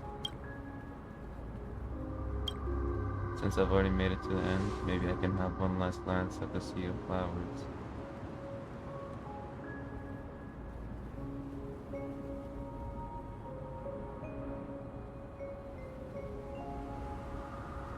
What? Don't turn around, keep looking forward. Acheron! Fear not. As a touch of... She doesn't have a voice actor? Really? Fear not, as a touch of red will be awaiting you at the end of the path. It'll guide you and illuminate the way out. By doing so, you will eventually reunite in the warmth of the sunlight. I am so sad that she doesn't have a voice actor.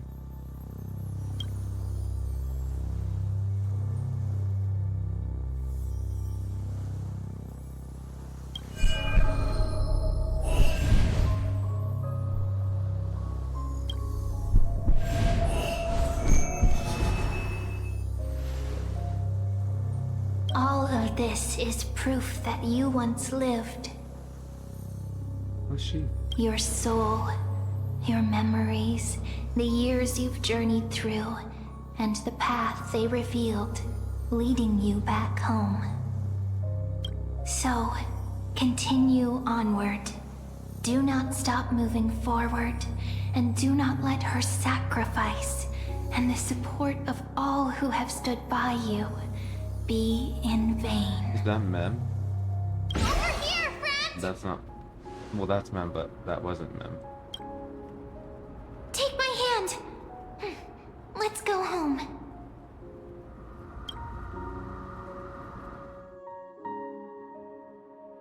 Goodbye, Netherrealm. Hello again, Mortal Realm.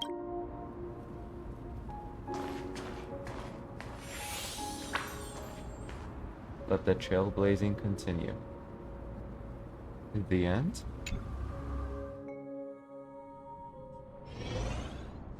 Oh.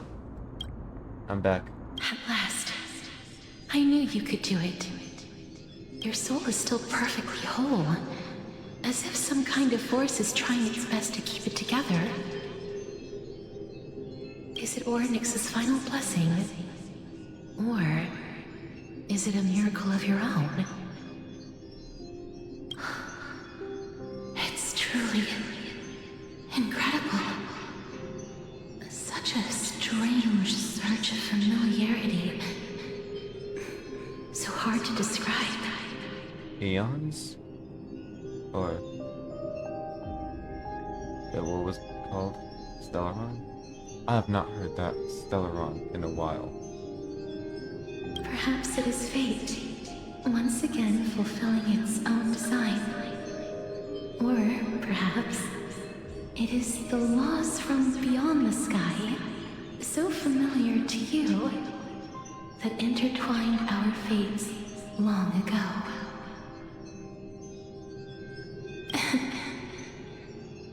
It seems that this is the riddle which cannot be solved anytime soon. The sensation of becoming a demigod is truly wondrous.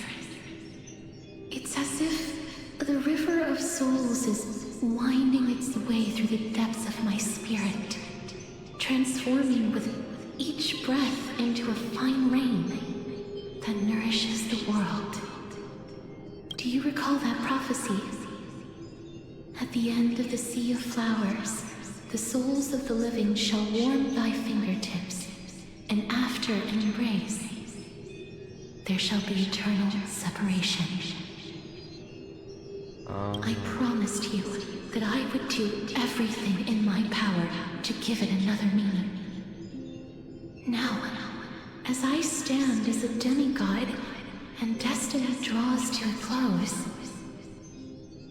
I can finally end it in a way that is as beautiful as it deserves. The wish I once sought, but could never grasp, is now within reach. In this brand new world, every blooming life will lift its arms in celebration and recount the profound meaning of this very instant. Every touch, every embrace we share will never again be an ice-cold loss.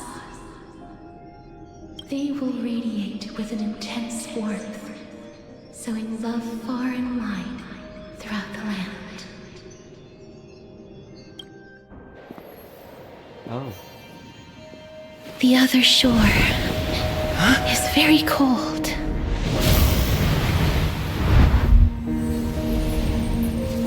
May I borrow your warmth one last time?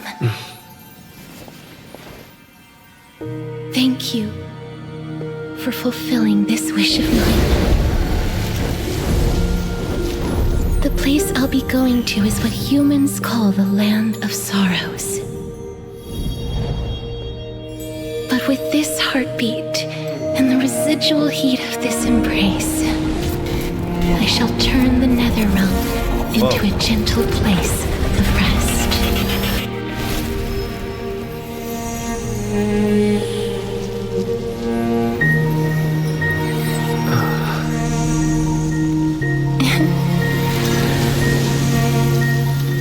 This embrace may be brief, but it's the proof that I once lived. Farewell, then. May we reunite in the new world.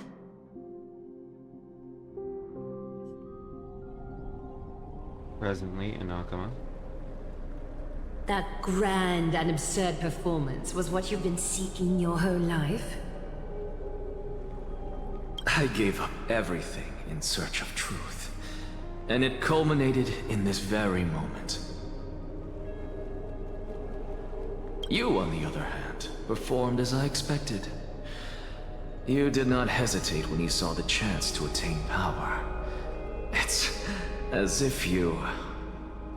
crave power, like a fly craves rot. Those are your words, not mine. But what you said at the end, did you already know what I had planned for Thainan? I may have lost an eye, but my vision is clearer than anyone else. You've nearly exhausted your humanity. You're no different from my current state as a walking corpse. That's true. I've long since burned to ash over the past 1,000 years. Only he is capable of unleashing a raging fire that rivals our final great enemy, Aquila. That's the last core flame. So, correct. This is our last chance. How about we let go of the bad blood between us? May I resonate with your core flame, Aglaya? That sounded real sus. Please do. Maybe I have an imagination. That's impossible. To persist with your soul thinned to such an extent. You're insane. After what he said, you're insane. Just as you fight to lug your corpse onward to complete your unfinished goals, I have my own reasons for doing this. Until Finan grows into his position as the prophesied leader, I must continue to lead everyone on the flame chase journey. I must keep inching forward, even if only as an empty shell.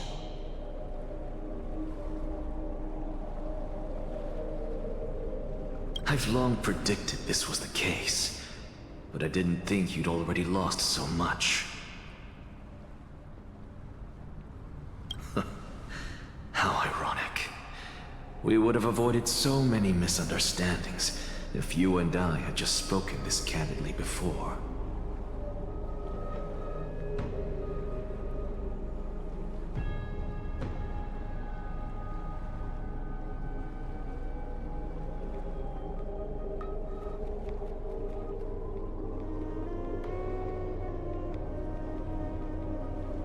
But casting aside our ideological Sorry, I got lost in my differences, thoughts. there is one thing you and I agree on. Finan. Yes. He was born to be a hero. He understands the hearts of the people, and I can confidently say he is a far better leader than you. Only he is capable of fulfilling your mission. Sadly, he is a man cursed by Nestia. But by my estimates, his horribly elaborate sense of style should not impede Aranova. Congratulations are in order. We found common ground at the very end of our destined paths. When you put it that way, it makes me want to take back what I said. Aglaya, we're back. Yay. Dan, I haven't seen you in a while. Come welcome our great hero reborn from the ashes. I hope he didn't hear your earlier assessment. It wouldn't be the first time I criticized him. A man should be aware of his own shortcomings.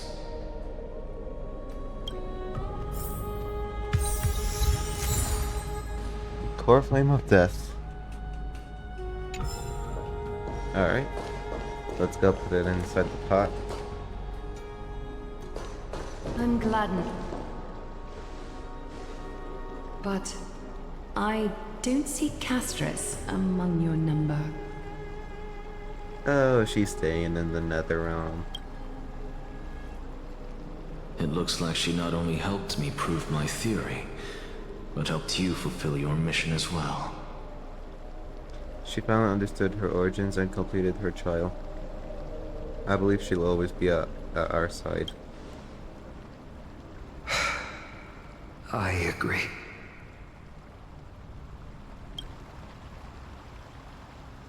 She might not have been able to change her fate, but she still wrote the final verse of her epic herself. Trinan, please recite the prophecy for us.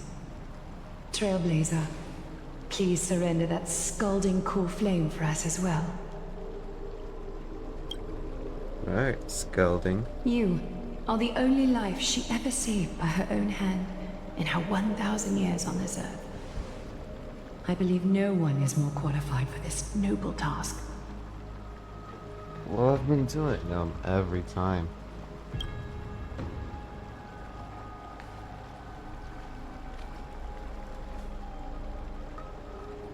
O gods who have returned, and gods who are still watching, today we bring you a soul laid bare. The Hand of Shadow, Thanatos, remembered their name from the past. From daylight they came, and to their fragrant dwelling they return, to walk now among your ranks. And there was one who joined hands with the Titan, a traveler risen from the dead and reborn among mortal kind. He is the everlasting night, and shall now proclaim in his good name, O Majesty of the 12 Titans, pillars of the world. We seek your divinity to mend the rifts of the world. Fill our bodies with blood of gold, till we wither in willing service to the prophecy. Step forward, trailblazer from beyond the sky, and together with us, surrender the core flame and carve their star into the sky.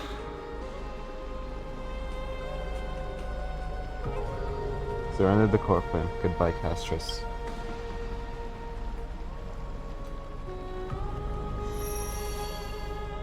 Click all this Alright.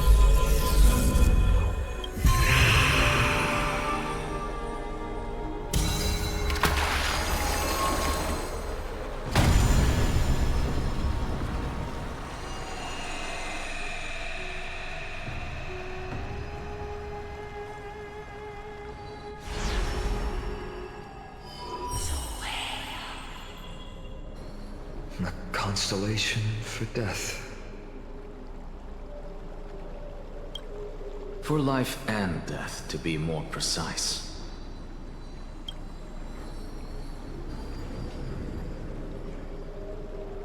Look! It's... Castris.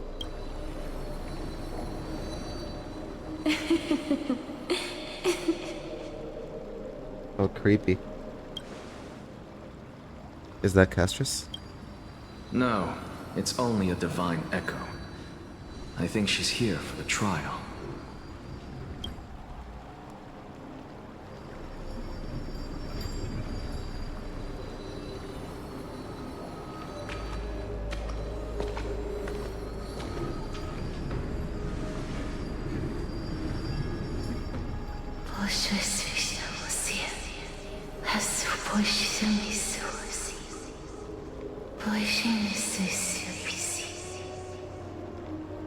What?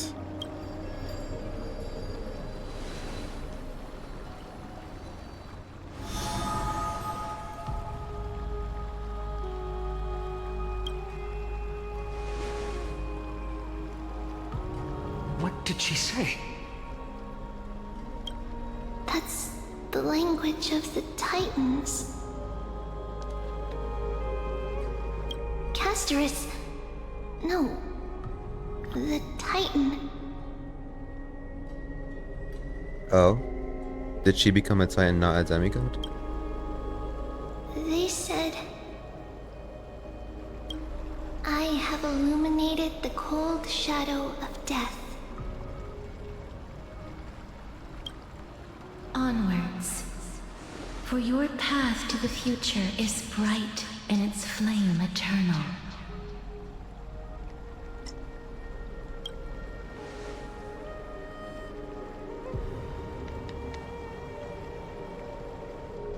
So why is this one yellow? Do not forget.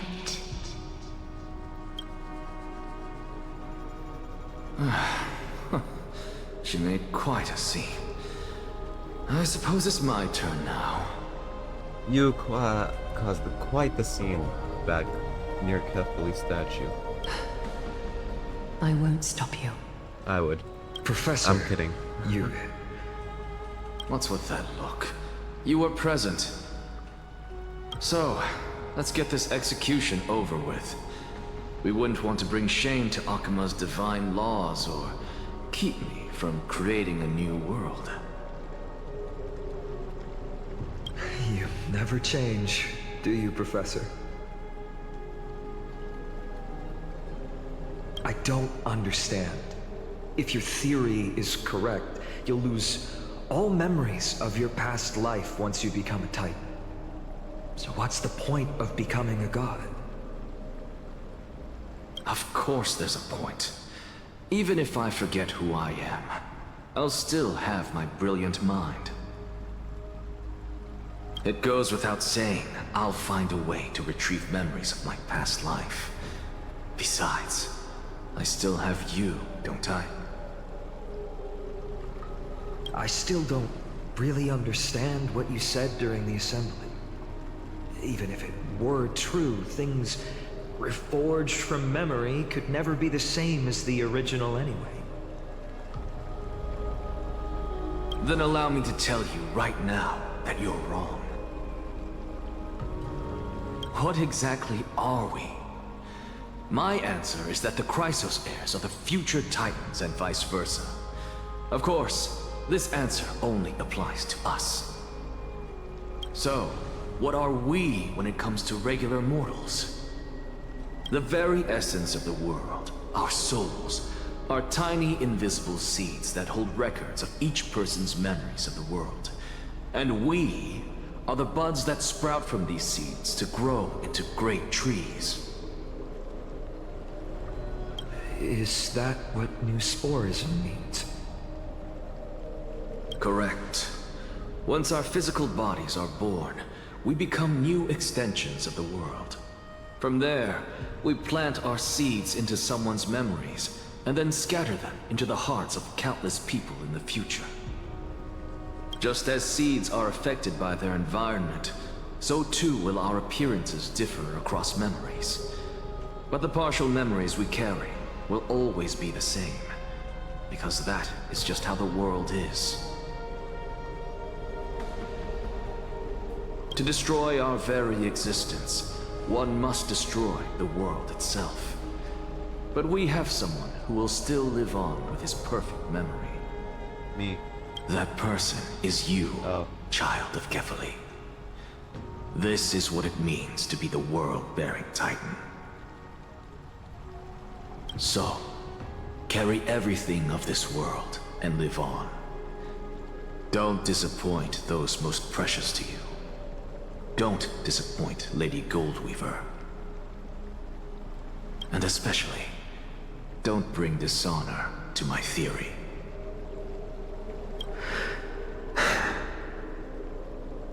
Anaxa, I swear to you, I'll lead everyone to our reunion in the new world. It's Anaxagoras for you. Good. Come on. That is all I have to say. Farewell, everyone. May we meet again in the next life. Farewell, great performer. May Circes safeguard your thoughts. Salute him in the same way. Are you satisfied, Honorable Titan? Very. I hereby swear I have borne witness. Anaxagoras of the New Sporists and the Grove of Epiphany has successfully overcome the trial of reason. Dave, thank you.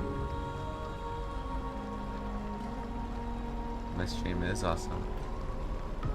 Thus, I shall confer upon you these words. You shall transcend the peaks of purity and return to corruption and hardship.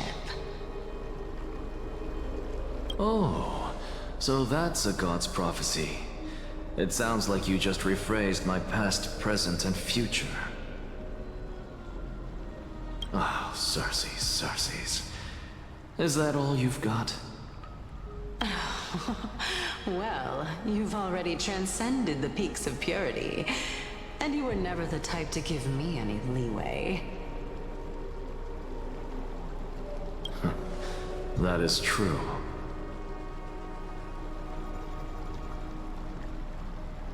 But I do still have one question.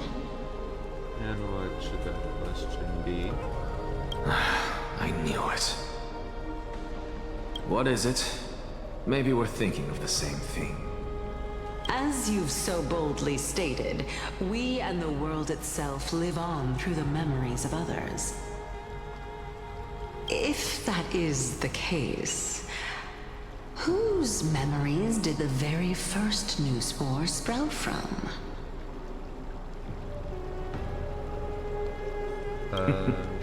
How should I know?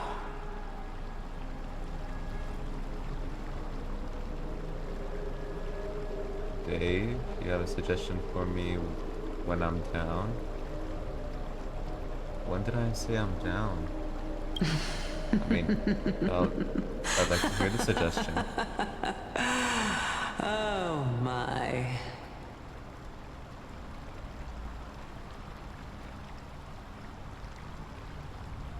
Alright, I'll add you once I end the stream, which I hope it shouldn't take too long. But, since we are both equally curious, we should allow the children of humanity who come after us to investigate in our stead. Oh, cutscene.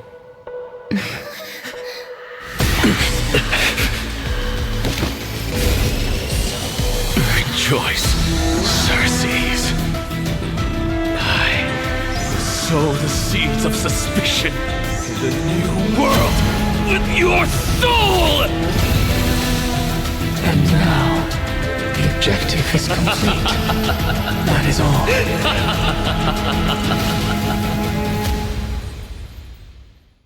Oh, Max, that's crazy. Thankfully, she's still alive. We're back here. Alright. Cool, I've been questioning. What happened to March? Alright. Good shit that she's still alive. Ah, Himiko doesn't have voice actor, I forgot. Was March 7th also in this condition when she was first rescued by the Express? Her condition was very similar. It's just that at that time, the Express did not have a memory keeper who could diagnose her condition. But she still woke up naturally. Looking on the bright side, that might happen this time as well. We've got so much answers for Amphorius, and we also know that Amphorius is now in a time loop. Yeah, it's in a loop, kind of. But on the other hand, what's happening with March and whatever is on the Astral Express, we have no idea what's going on up there. So I hope this sheds some light. When March awakened from the ice, her memories were completely wiped clean. I want to prepare for the worst and prevent something like that from happening again. Oh, that would suck if her memories gotten wiped. Can you share with us your hypothesis? I do not have conclusive evidence, but judging by her current condition, she has a smile on her face. She remembers. Perhaps March 7th's memories have been hijacked. Oh, okay. Well, that's different.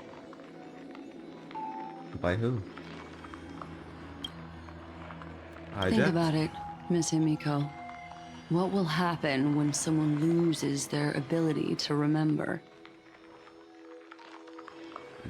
They lose themselves.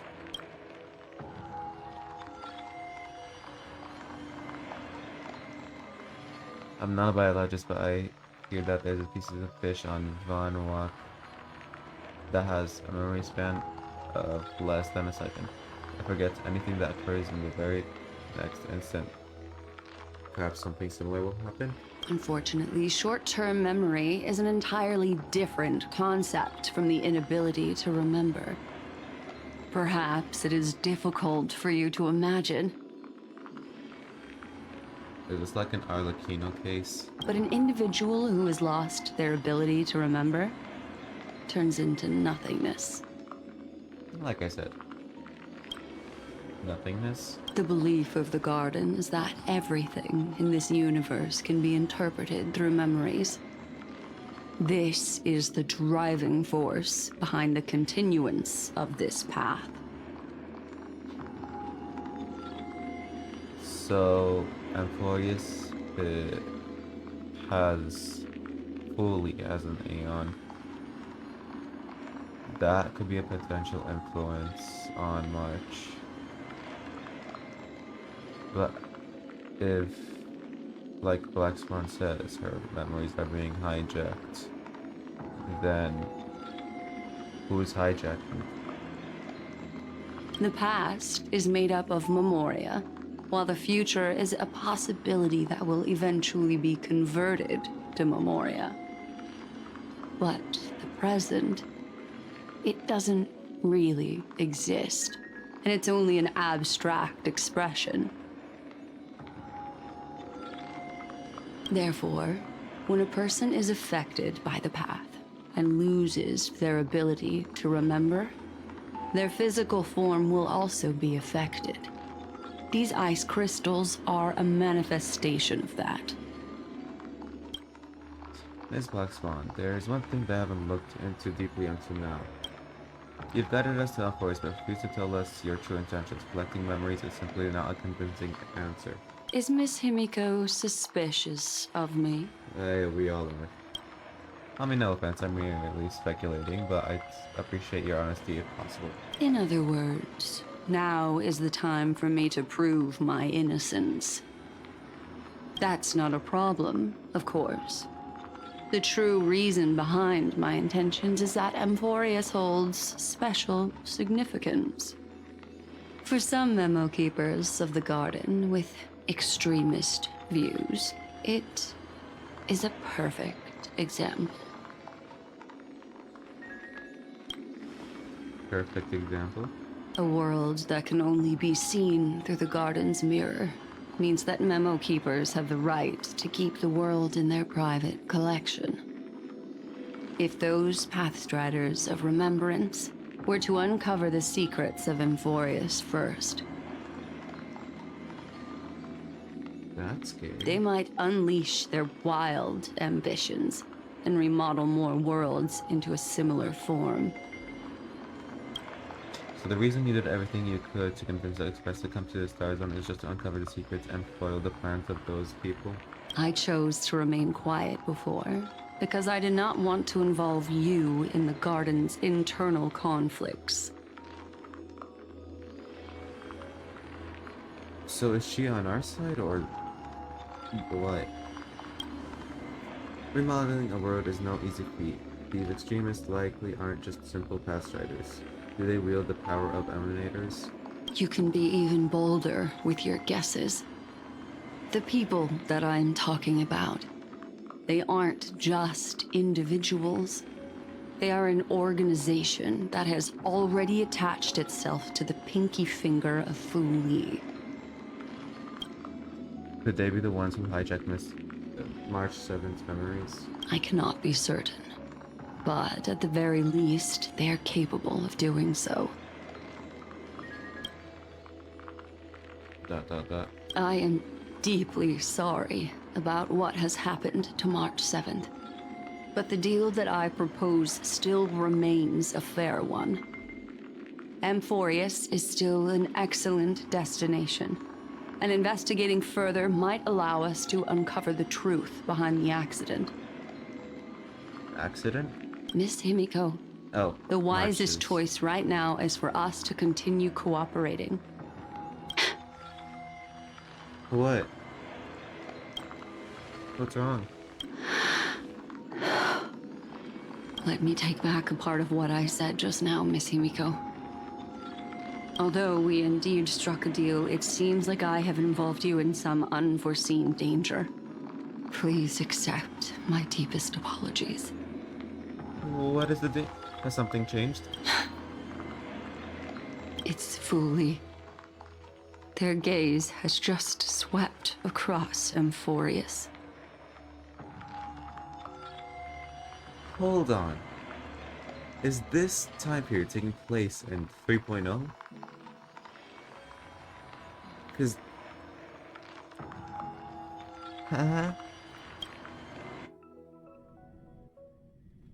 Alright, we're back. Oh, how Herta. interesting.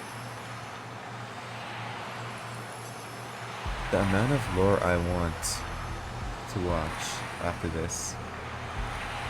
I gotta watch it tomorrow because it's 1 a.m. right now. I never expected a mere memo snatcher to be actually hiding so much inside her head. What's even more interesting is that the word Amphorius has appeared in her subconscious.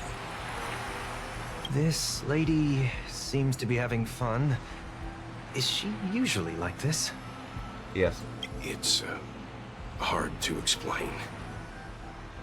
What are you two whispering about? Has it not occurred to you that I can hear everything clearly? Oh, please pardon me, Madam Herta. Would you mind sharing with us what you've discovered? The ones who need help are the Astral Express. You will have to put up with my methods, even if they are rather unconventional. Let's get back to the topic. By using the fourth mirror, I rummaged through the brain of this memo snatcher and learned a good deal. That is one way to become a genius. Just rummage through another genius's brain. Not only does this person know of Amphorius, but there are also many memo keepers who are interested in the place. I think we know that. I searched through her consciousness and found the following terms: the Eternal Land, the Rejected Land, and the private collection of the Garden of Recollection. It seems like Miss Black Swan is indeed hiding some things from us. Since I'm not able to find any useful clues from the outside, why don't I personally visit this mysterious Amphorius? Yes, please do. You're planning to head to Amphorius yourself? Yes, but not in the flesh like you all foolishly did. See these Herta mirrors? With them, I can project my data spirit entity to any corner of the cosmos through spatial warps, without even needing to leave my room. But of course, these corners of the cosmos must be within the coverage zone of inter-astral peace communications. After all, this is collaborative technology. Gave my hopes up. Now, voice is not in the IPC communication zone. I see. You do seem like the more indoor type. Take that back. Although that star zone is not within the network of the IPC, the Express itself can serve as a signal station. Come, give me the astral chart coordinates. Oh, Herta, you're so smart. Then, sit back and enjoy the show. If this is taking place in 3.0, then Mem could be Herta. Perchance. It's not. Alright, now that everything is ready, mirrors, get to work. POV saved. Oh my god, I really want to end stream, but we're so close to the end. It's 1 a.m. for me. And I do not want to be screaming. First mirror, input the coordinates. You'll be in charge of the spatial warp. As you command, Madam Herta.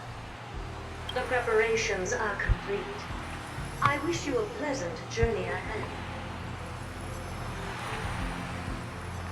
Alright. Second mirror, Prepare for the thought refraction. There's still some distance from the Astral Express to the Amphoria's celestial body. You're in charge of sending me over. This time, raise the power to the maximum. Don't be stingy. Oh, okay. I won't fail the mission, Madam Herta. You better not. Third mirror. Third mirror. You're in charge of generating the data spirit entity. I'm happy to help, Madam Herta.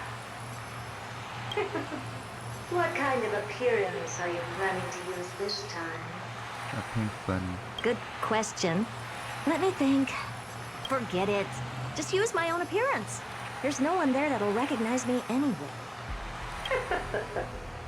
As you wish.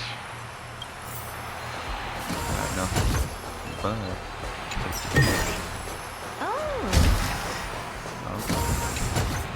Preparation of the data spirit entity complete.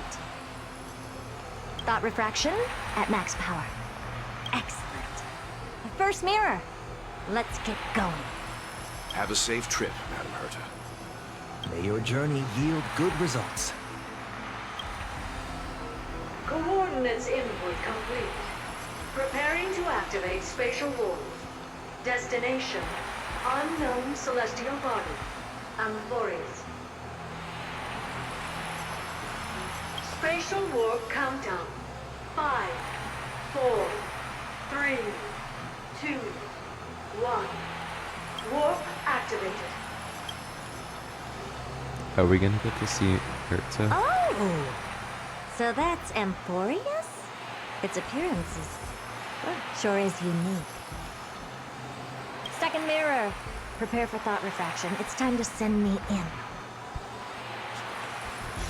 Oh, I'm so excited. Alright, please read the safety protocols carefully. Can't you hurry up? Yes, ma'am.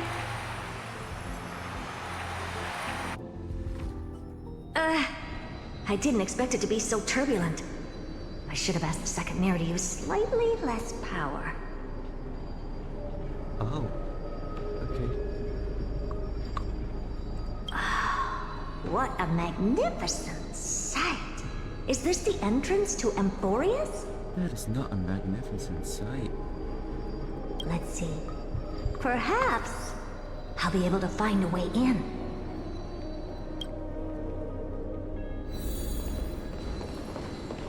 What's this? A statue? It's ugly. I don't like it. Good luck. Oh, I finally found your traces. How esteemed must you be for the great Herta to come out personally? When we return, get ready to become free labor for the simulated universe for the rest of your lives.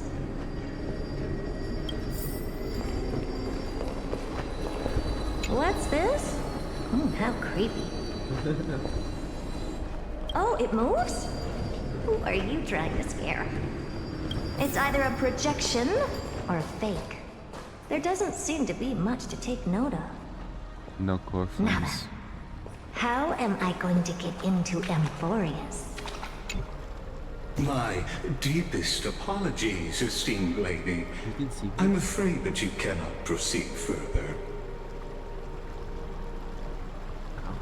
Gotta rearrange a little. Who's there? Your visit, although not part of my calculations, is a pleasant surprise. It's a pity that the preparations are not yet in place to receive you with the hospitality that someone of your status deserves. Are you not going to answer my question? Who are you? I have many identities, and I'm going to have even more in the future. But if you just need a form of address, you can use my common alias, Lycurgus. Lygus. All right, Lygus. But you can't possibly think that I'm just asking for a name. can you?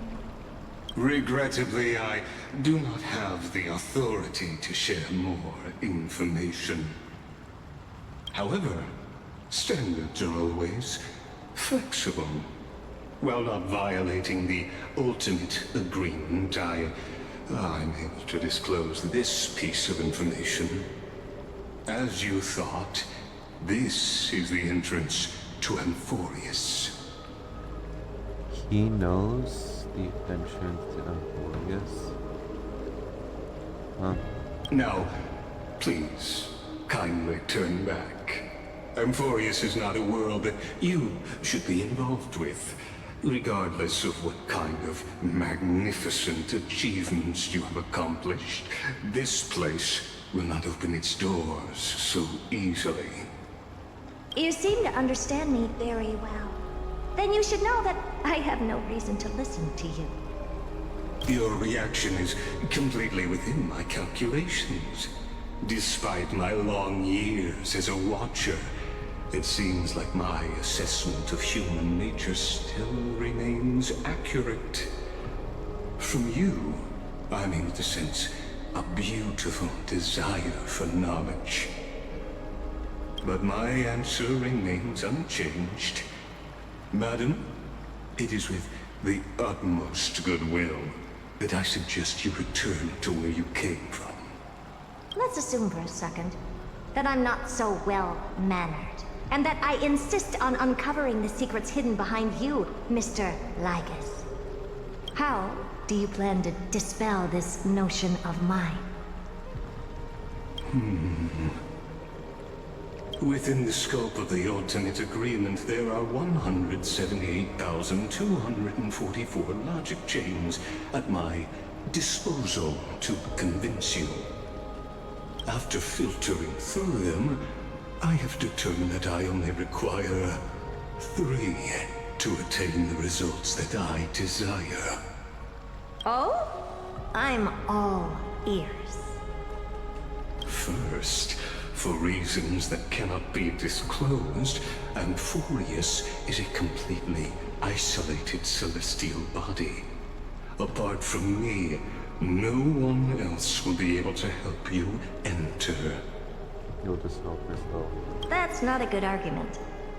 Second, if your plan is, as you've alluded to previously, to force me into cooperating by showing hostility, do know that, just like you, I have basked in the gaze of the erudition. Whoa. I stake my honor and assure you that, in the worst-case scenario, our mutual destruction will be inevitable. He knows of the outside world? That's new. Makes it all sus, then. Oh. No wonder I couldn't find a back door. When I did a scan of our surroundings, the safety protocols on you are comparable to Screwy's. How interesting. Screw him? I assume that you still wish to hear the third logic chain. Of course.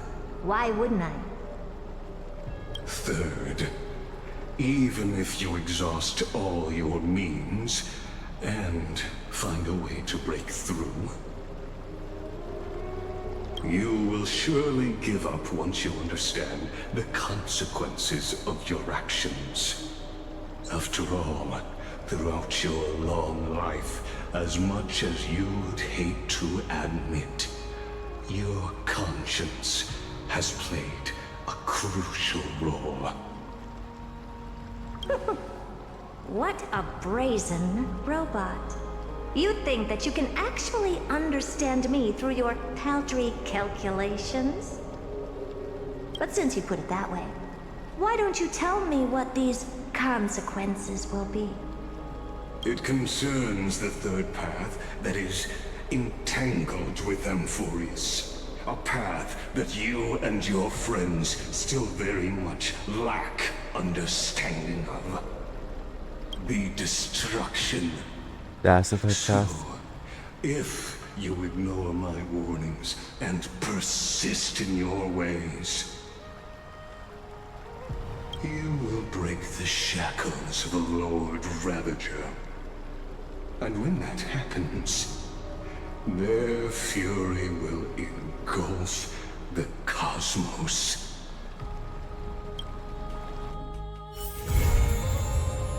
Oh, it's complete.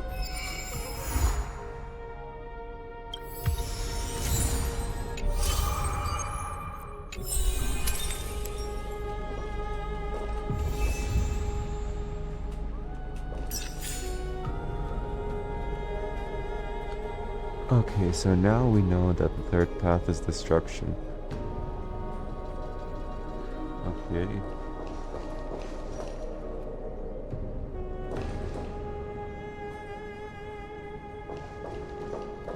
Okay, so now I have two more. This and this.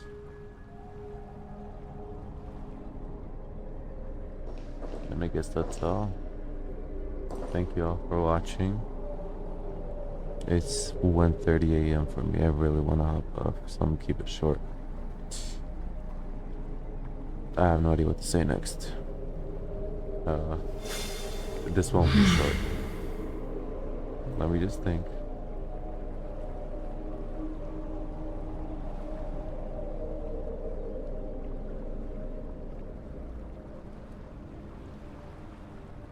Alright, well,